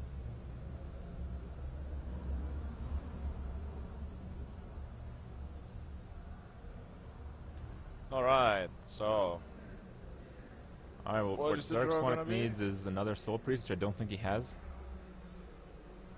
alright, go. Soul Priest. Whoa. Almost as good. So it was Death Rattle Priest. Now we know. Yeah, he played one earlier too. I Mhm. mean, right in the beginning. Yeah. Alright guys, well, our stream is looking pretty bad. There's not much to do. I'm going to take a short break here for a minute while they break to decide on what deck they want to play next. See if I can do anything at all. And yeah, we'll be back on in just a minute. Yes. Alright guys, we are back. It's looking like lag free, but the quality is probably absolutely terrible. And well, we're lag free so far. I don't even want to know what it looks like. That's okay. It's okay. So while I was trying to mess with that stuff, I hope you're watching the game a little bit. What did you see? I saw Gara burning a lot of cards. He made some like AoE plays with like Wild Pyro, Northshire, Circle of Healing, and he burned some stuff. Okay. But it looks like he's still doing like okay. But Gara's deck is running kind of low. He's been drawing tons. Well, it's Tyrion that gets mind controlled, but then gets faceless. So that's kind of weird. Yeah. And then gets deathed. Yeah. I saw one Sylvanas getting burned, but apparently he thought stole another one. It looks pretty good. You gotta be kidding me. Alright. I mean, yeah. Yeah, guys, I'm a magician. So good. Alright. Who won the last game? Gara took the Priest Mirror.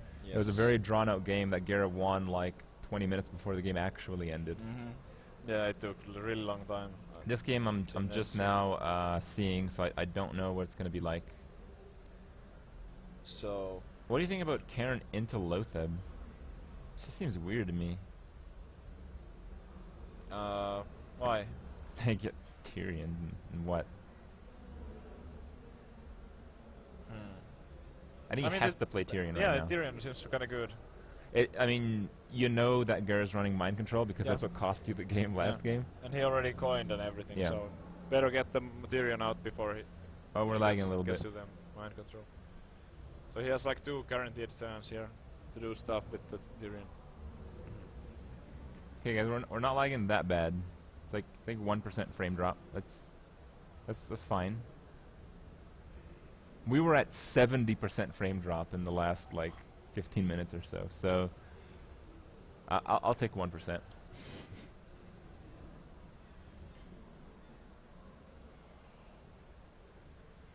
Sylvanas. Huh. That is pretty interesting. Yeah. So would you dude here and then kill off the Sylvanas maybe? We all know what happens when you ignore the Sylvanas, and it's not gonna be pretty. It backfires every time. I would probably just gamble with just like run the Tyrion into the Sylvanas. I think I and see just what fully happens. killed a Cairn.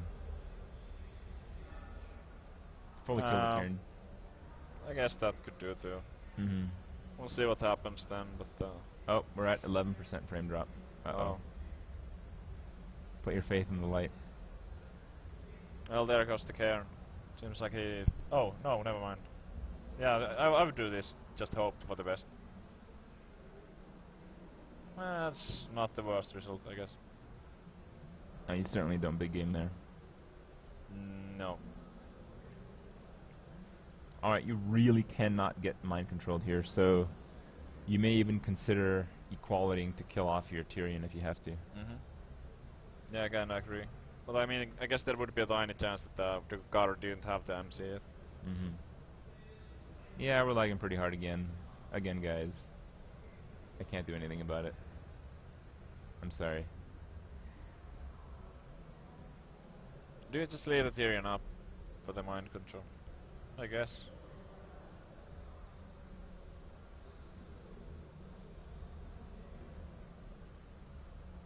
I mean, yeah. The only way to kill it would have been something like a hole in all, which did not look all that good.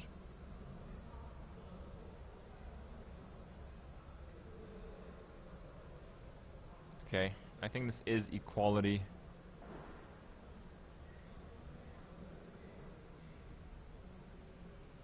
Cairn? No. I think equality Guardian of Kings is pretty good. Yeah, that should do. Clear the board. You have to have do equality. Tyrion kills Bane. The 1/1 kills the 3/1, which then pumps the other one to be a 3/4, and then 3/4 dies to the weapon. Yeah, that's true. And then you heal for exactly 6. Seems pretty good to me. I think it's gonna be his best bet. He was hovering over Faceless though. Oh. Okay.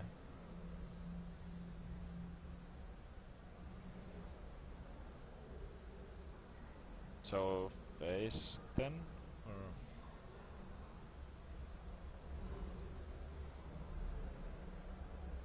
well, this is interesting. I don't like that. This is so weak against Holy Nova. Kinda is. And we know that Gera runs Wild Powers as well. Yeah. I think he's already played one this game, hasn't he? Oh, I can't remember. Maybe on the early turns.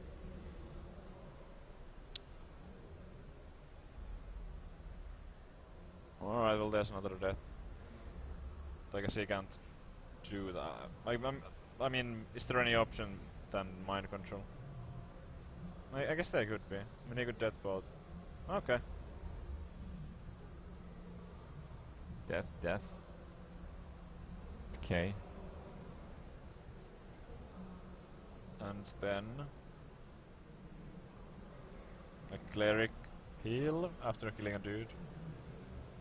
How many cards was that? Did you see? What's that? How many cards did Gar have? 10. Oh, was it that many? I'm not sure. Oh, it is 10. So he didn't draw as many as I thought earlier. Mm-hmm. I saw him burn like 3 or 4 cards at least. I thought it was maybe even more. Best stream EU. Yep. Sorry about that, guys.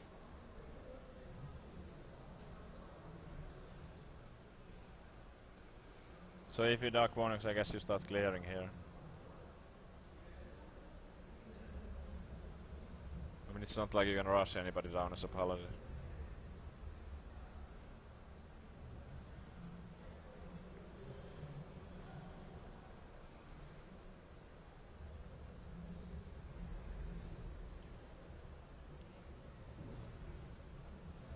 Even with the new ridiculously low settings, we're dropping about 40% right now. We're basically on like phone internet. Yeah.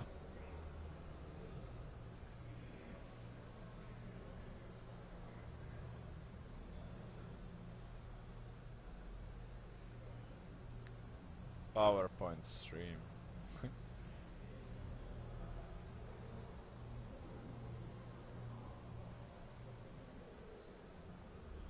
Well, this is a bit unfortunate. I'm sure there's many people who would like to see the games in higher quality. Mm-hmm.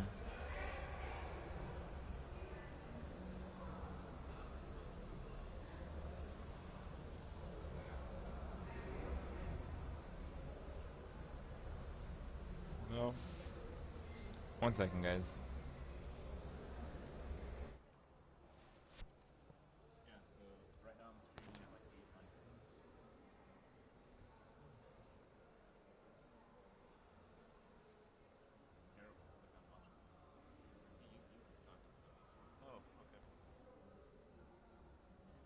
Mostly people have been good, and here at like top 8 and top Yeah. 16, it's all only good players. At this stage, you don't want to be 4th place. No, it's like the jump in the prize money. Yeah. 4th you get like 1,600, and 3rd gets like 27,000 or something. Oh, that's it's not really bad. it's ridiculous. I mean, So, like, wow. 17 times as much? That's What a pretty good. Yeah. And Pretty for the- good haul. And for the first player, or first place, almost. Oh, I'm sorry, guys. 100,000. Kangen did not qualify to the top 4. No, sorry, Kangen Bros. He did beat Reynad, which is about as good, really. Yeah, it kind of depends what you want to see. Yeah. I mean, some Yeah. people might be really happy about that. Anyway, guys, do I have the game sheet? I don't know for sure when the first game is going to be tomorrow. I think the first game is scheduled for 10:10. But we'll clear that up. I'm going to update you guys on Twitter. I'm going to update you guys in the stream title when I can. I'm going to head off now because it's like 9 o'clock. Yeah, we need to and go eat. I have to like eat and go to sleep so I can wake up for that time. So yeah, I got to get going. I'll try to do the rebroadcast, but if it takes too long to set up, if it's a mess, no dice. So I'll do my best. Hope you guys don't mind too much if some disappointment comes this way. And I'll see you guys later. If you guys want to check out Twitter and all the rest, it's in the stream description. And yeah, have fun.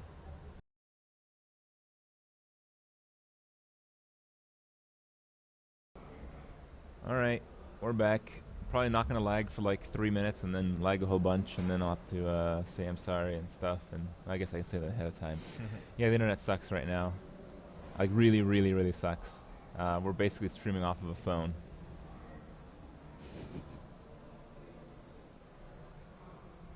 Hi, my name is Crip Arian. We are currently having issues with the stream. Please no picnic. Yeah, guys, don't picnic. Creep We'll make it work.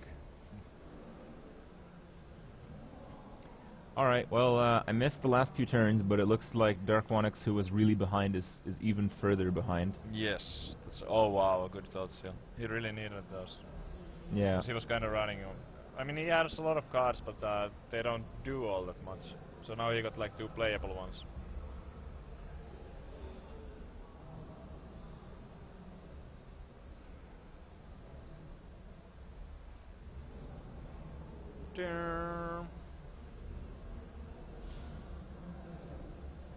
Almost out of cards. The Paladin can't have too many. Does he have like 3? The Paladin has like over 10, but the Priest has only 1. There's 1 and there's 12. How about this? Silence, equality, consecrate. Yeah. I guess he could. Or just silence, consecrate. And attack with the weapon. Yeah. Yeah, that's even better actually. I think he should hold on to the equality for now. Since he can, because maybe the equality will then take care of the last wave of minions. Mm-hmm. Or at least, well, there's kind of like 2 more waves, I guess. Alright. Want to buy Divine Favor? Divine Favor will probably kill him, I think. Probably. Not quite. No, he had like 12. He has 12 cards? Yeah. Paladin has 12. Priest To has 1? 1. How did that happen? I told you the priest had been drawing a lot. And he kept drawing Okay. and drawing and drawing. How is the stream right now? It's holding, but, I mean, it's held for a few minutes before, and then it goes down the trash. So. Alright. I think what's going on is there's like an area-based internet limitation, and maybe there's some kind of queue when we start using a lot. We're like the front of the queue, then we get like owned near the bottom. I don't know. It seems to be okay for a little while. And Your guess is as good as mine. yeah, okay, I'm just making stuff up. Basically, I have no idea. Oh, that equality seems really good right now. Yeah, it was. Oh, I mean, he needs something more to go with it. Oh, okay, never mind. Yeah, I'm just tired. So, the equality not doing anything. Belcher. We can actually see that he will die. He'll die with Belcher because of Yes. Shadow Madness. So that's 9 plus 2 from the hero bar. It Yep. doesn't matter what he does here. There's no way to survive.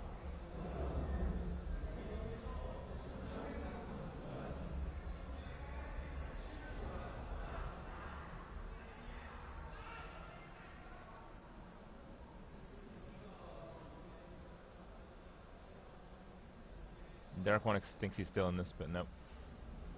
Shit, What's that? Is that Shadow Madness sealing the game again? Yep. I Looks think like it is. Not bad, I mean, yeah. Shadow Man it's a good card. Well, let's see how we're doing in the brackets right now while they set up for their next game. Got my head in the screen. All right, so I'm reloading here, but we know RDU is through. We know. Is it Kit Kats? No, we don't know that one, do we? No. Oh no, RDU has to play Kit Kats. Yeah, I don't think Okay. they played yet. My mistake. So we know Lebo is through, which is a Chinese player. We know Fishy Fairy is through, which is a Chinese player. Yep. And we know that a Western player will be through from this set. So there's gonna probably be 2 Guerra. Westerns and 2 Chinese in top 4. Yeah, and Right. the other matchup is RDU versus Kit Kats. So yeah, it's gonna even out. Wow. Okay. Well, we still So at have least quite a few one of matches them, here. at least one of the Westerns is gonna be getting a top 3 and like 27,000 minimum or something like that. Yeah, guys, RDU is not that good. He doesn't get to skip a bracket. Sorry, guys. He actually has to play the game. Yeah. He has to actually play the Force of Nature, then Savage Roar, then kill the opponent. You can't just win without getting your opponent's life to 0. So it's a pretty important thing. It just keeps like impressing and over and over again. How does he do it? I have no idea. I think this is the wish I was that good. the match. Oh, I thought we saw like some kind of brackets from the other stream, and it actually had 3 names already pasted in the top 4. Oh, what so was it? perhaps I missed RDU had already played Kit Kats, and we're just a little bit behind on So, the outcome of that. On that bracket, RDU was advanced. What did you click? Oh, never mind. It just went from 2 names down. It went from 3 names down to 3. So I think they actually had a mistake there. But we do see what's going on. So Cow Fox and the other Chinese player, I believe, is Fishy Fairy. That ended with the Chinese player winning, and ECOP, we saw that game. Yep. Not so lucky for ECOP. The Chinese girl didn't win actually. She didn't qualify through the group stages. Oh, that's a bit sad. Yeah. But what do you think of these games? I mean, so far it seems like they're very slow-paced games. Both players think out the plays a lot. One of them's playing Priest. That means long games. And it seems like Dark Onyx doesn't really have a very good deck against them. I mean, he's No, put up I mean- 2 slow decks. And, Yeah. I mean, Gara's Priest, I think, will actually do quite well against an aggro matchup with Wild Pyros, with 2 Shadow Manas, with 2 Cabal Shadow Priests. Yeah, I mean 2-0 is gonna be really tough to get back from. Oh, man. Because Dark Onyx already used his what he thought was the better deck to run against it. Yeah. And yeah, Shaman. Oh no, that's not what you want to be playing against a priest. Not at all. It's like the worst matchup. One of the worst matchups in the game. Yeah, it is. But, I mean, that hand for Gara is pretty terrible. Yeah. And Dark Onyx does have the Undertaker. It No also has follow-up. double Feral Spirit, which is also pretty terrible. Mm-hmm. You need a totem to back that up. If you get it, you're in good shape. If you don't, you're in terrible shape. Yeah. Maybe he top deck something like an Unbound or I think we can Spider. get game sounds. Let me see here. Wow. Okay. Not looking so bad for Dark Onyx anymore. Okay. I think there's a little bit of game sound in there. Hope there's not any Chinese voices going on in the background. So what did we get? We saw Egg after the Yeah. Undertake. That was an excellent draw. Sure was. Thought Steal Kind of what he into needed. Azure Fire Elemental. Well, Fire Elemental deals another small garbage creature. I mean, those are kind of good cards, I guess. A bit So here slow, you can alright. Feral Spirit or Argus. If you coin Argus, you have nothing to turn after that, so I think you Feral Spirit. Yeah, I agree with the Feral Spirits, because if you place the Defender, there might be a Shadow Madness. We saw 2 last game. So you don't want the 1-3 egg to be running into the 3-4 Game sound is Undertaker. too loud. Alright, we'll turn it down a little bit.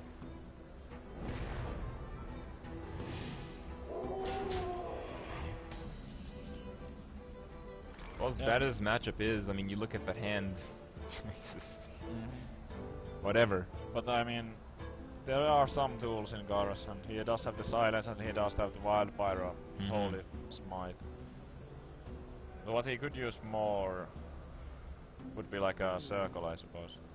No, but it still doesn't clear everything. The Wild Pyro dies too early.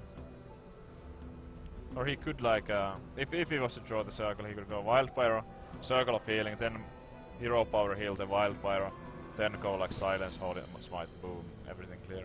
The play here is silence the egg, then play Wild Pyro, then Holy Smite the Undertaker. Yeah, that's pretty good. But, I mean,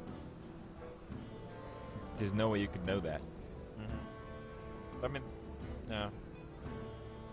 I could see him holding on to this for now. And I think he needs to do that or he falls too far behind. It was a really good start for Dark Onyx here. Mm-hmm. See if he finds. Oh, he silences that.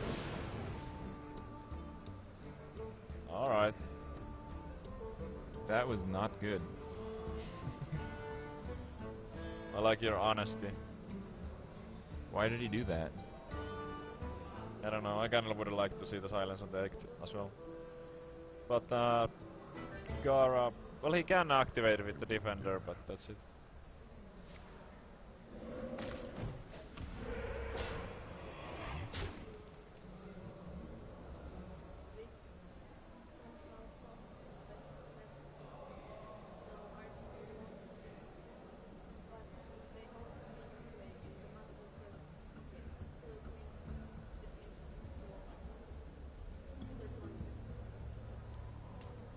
Okay. So, RDU versus Kit Kats. They are playing. It's not over yet. Yeah, it's not over yet, but the story is pretty interesting. RDU is currently 3-2 over Kit Kats in the best of 5. But as it turns out, the referee thought it was a best of 7. So they're playing another one.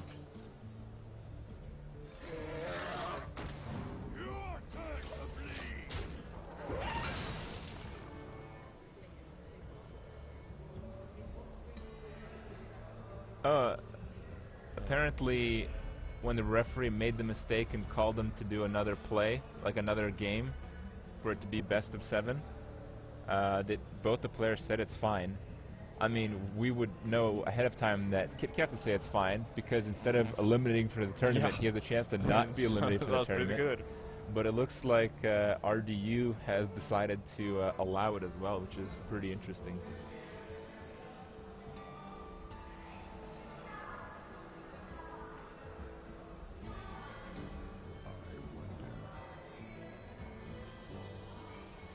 Alright. Anyway, in this game, somehow the injured blade is still alive. Why is that? Not for long. There it goes.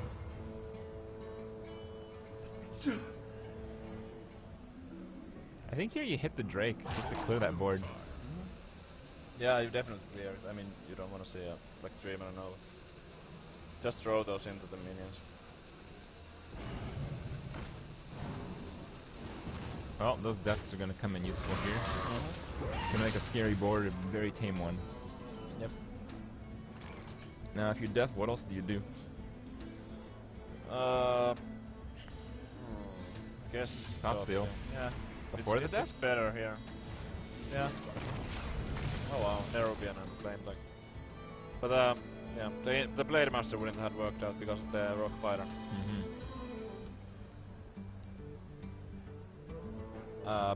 That's an interesting combination of cards. Yeah.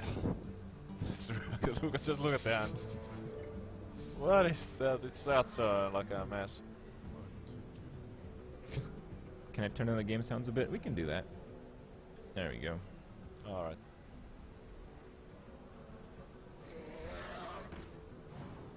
There's the totem. So now Dark Onyx is in some decent shape. Yeah, it could have been worse. Oh wow, but that's a good draw. There goes the egg, and he has the activation for it as well. I mean, as a priest, you can sometimes have a difficult time getting any use out of something like Nerubian egg, because there aren't any defender focus in the most recent builds. But he got the flame tongue, so that should help.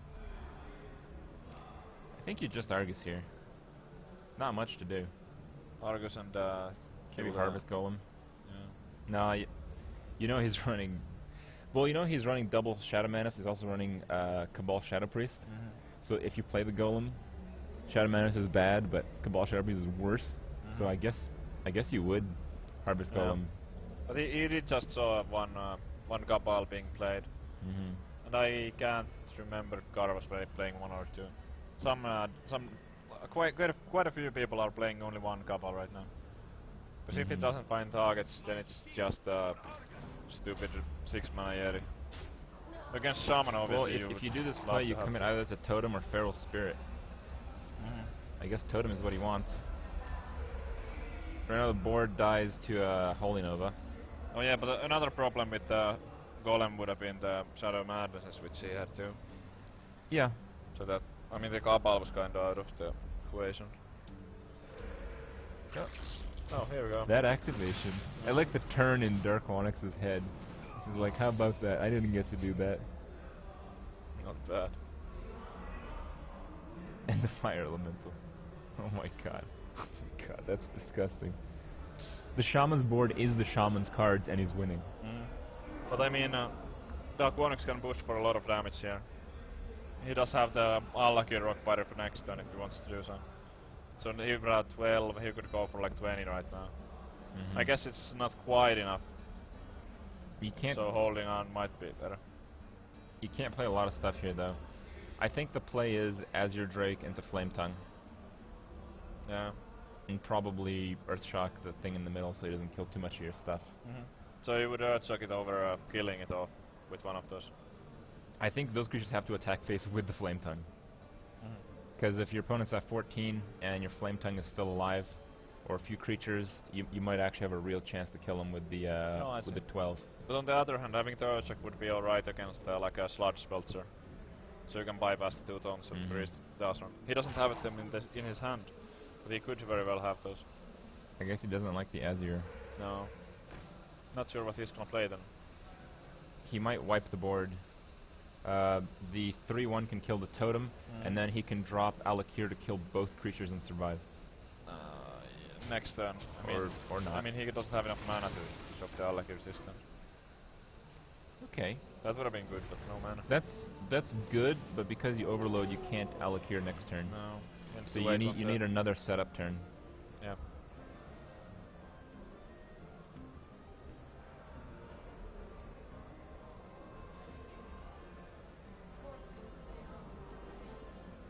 Oh, it turns out RDU won 4 and 2 out of the best in 5. But apparently it's recorded as 3 and 2. Because what I just said earlier is completely false. I totally made it up, and I will not be getting in any trouble by the Chinese government in the near future. You had false information. Yeah, false information, guys. Don't worry. RDU 3 and 2, close game. Yes. Lasted long. Must have been control decks or something like that. Yeah. All right.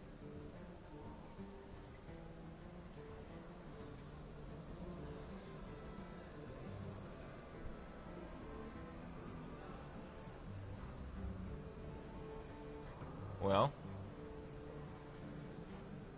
you're gonna clear the board here. I don't think that's that hard to do with the Wild Pyro and the Smite. I guess not.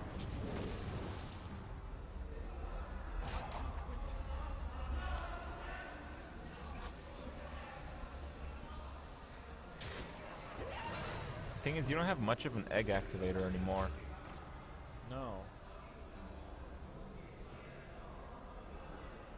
Huh. So I he think has here you Azure Drake and consider Lightning Boltling face. I actually think that would be fine.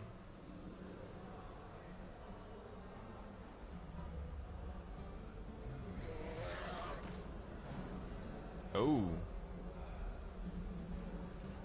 It kind of signals that there's some big stuff coming up on the next turn. But with the hand that Gara has right now, he can't really stop it.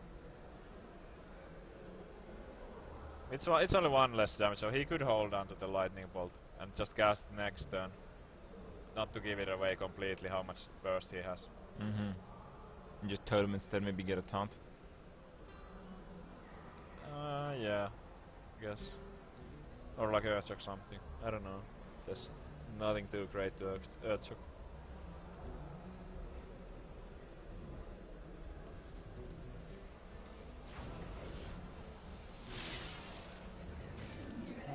Are we also gonna see the Earthshock? No. Okay, so he's still playing the board game. I think that's good. Yeah, it's fine. I mean, he doesn't lose anytime soon. No. Not yet, at least.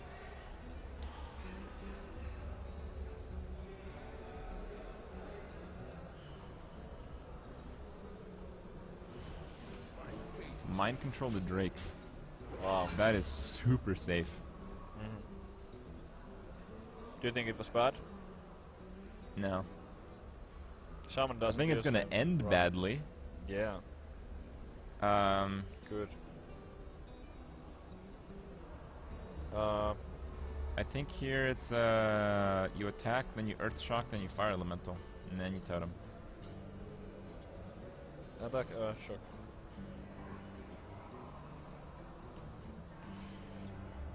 Yeah. I guess. I mean, if you can just stall the game until he gets another Rock Biter, it's Yeah. probably gonna win. Yeah, unless there's like a lot of Peltzers and stuff.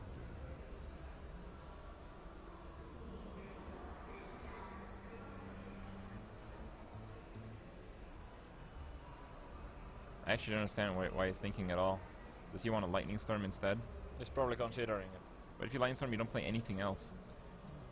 Well, he could play Fire Elemental to face, I guess. It doesn't seem all that good, though. Okay. Alright. Just hoping that the last Shadow Word death isn't there. It is. Yep. And now it's looking pretty bad for Dark Onyx. He lost the board completely and he has nothing he can drop. I guess one Rock Biter would just end the... No, wait, he's Terror Shield into Northshire. Yeah. This is actually pretty funny because he might be enticed to heal the creature now. Yeah, I probably would. I mean, how much do you fear that stuff? But Dark Onyx doesn't really have a win condition anymore. I think he needs a Doomhammer just to keep... Yeah, that would help a lot. Keep the priest's life low. Doomhammer into like a taunt totem. Into some garbage. Yeah, the easiest way would be to just throw the last rock biter here. Alright. Nope. Not quite.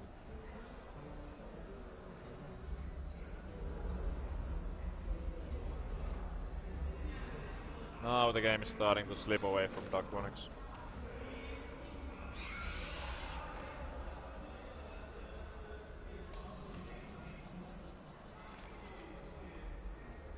Shadow Madness. He could Shadow Madness that and Ping it with yeah, ping it with an Arcanine. Arcanine. I don't think you want to play an Arcanine right now. Maybe not. Yeah. Okay. Taking out the spell power.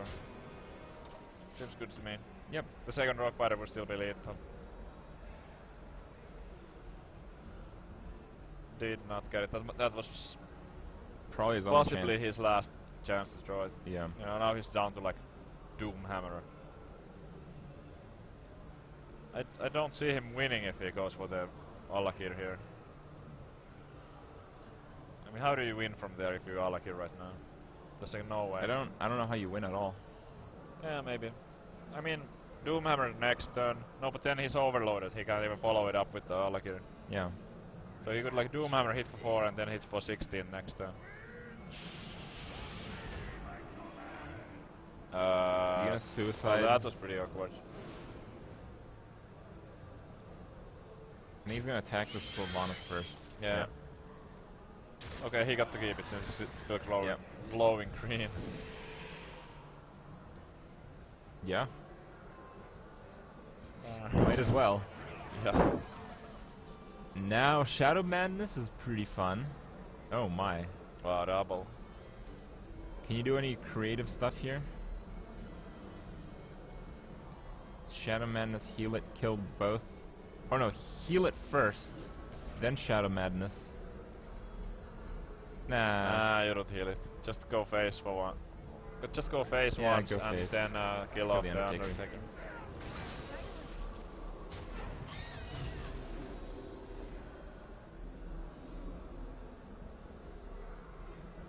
Now he is probably feeling safe about the Arcanine.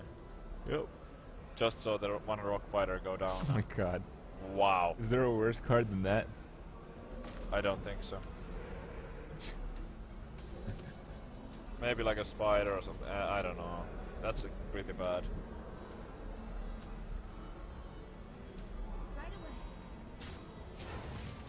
Well, Dark Onyx lost the control deck 3 times. Not every day that happens. No. There's just no way you can come back here. I mean, you're looking at Deathwing. If there's a Deathwing in this Shaman deck, there is a isn't comeback. one. No way. Well, although it's Dark Onyx, he's known to bring some out of the ordinary stuff at times. Alright. But still, Deathwing in a Shaman, that's a long shot. I don't think even Dark Onyx would bring that. You hex something here. What do you hex? I guess that it's You it's can not very maybe... good though. Hold on, you can draw the other Lightning Storm. Gara overcommits. And you can clean up with a spell damage and some Earth Shocks. I guess. But I mean, just clearing it's not gonna be enough. There's instantly gonna be a new board. Oh, that's a bit late. Yep.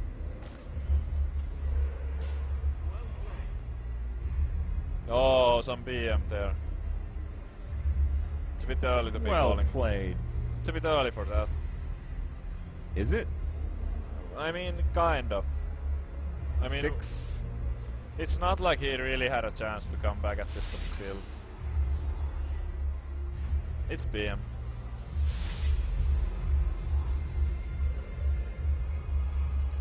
Whoa, what is going on in here?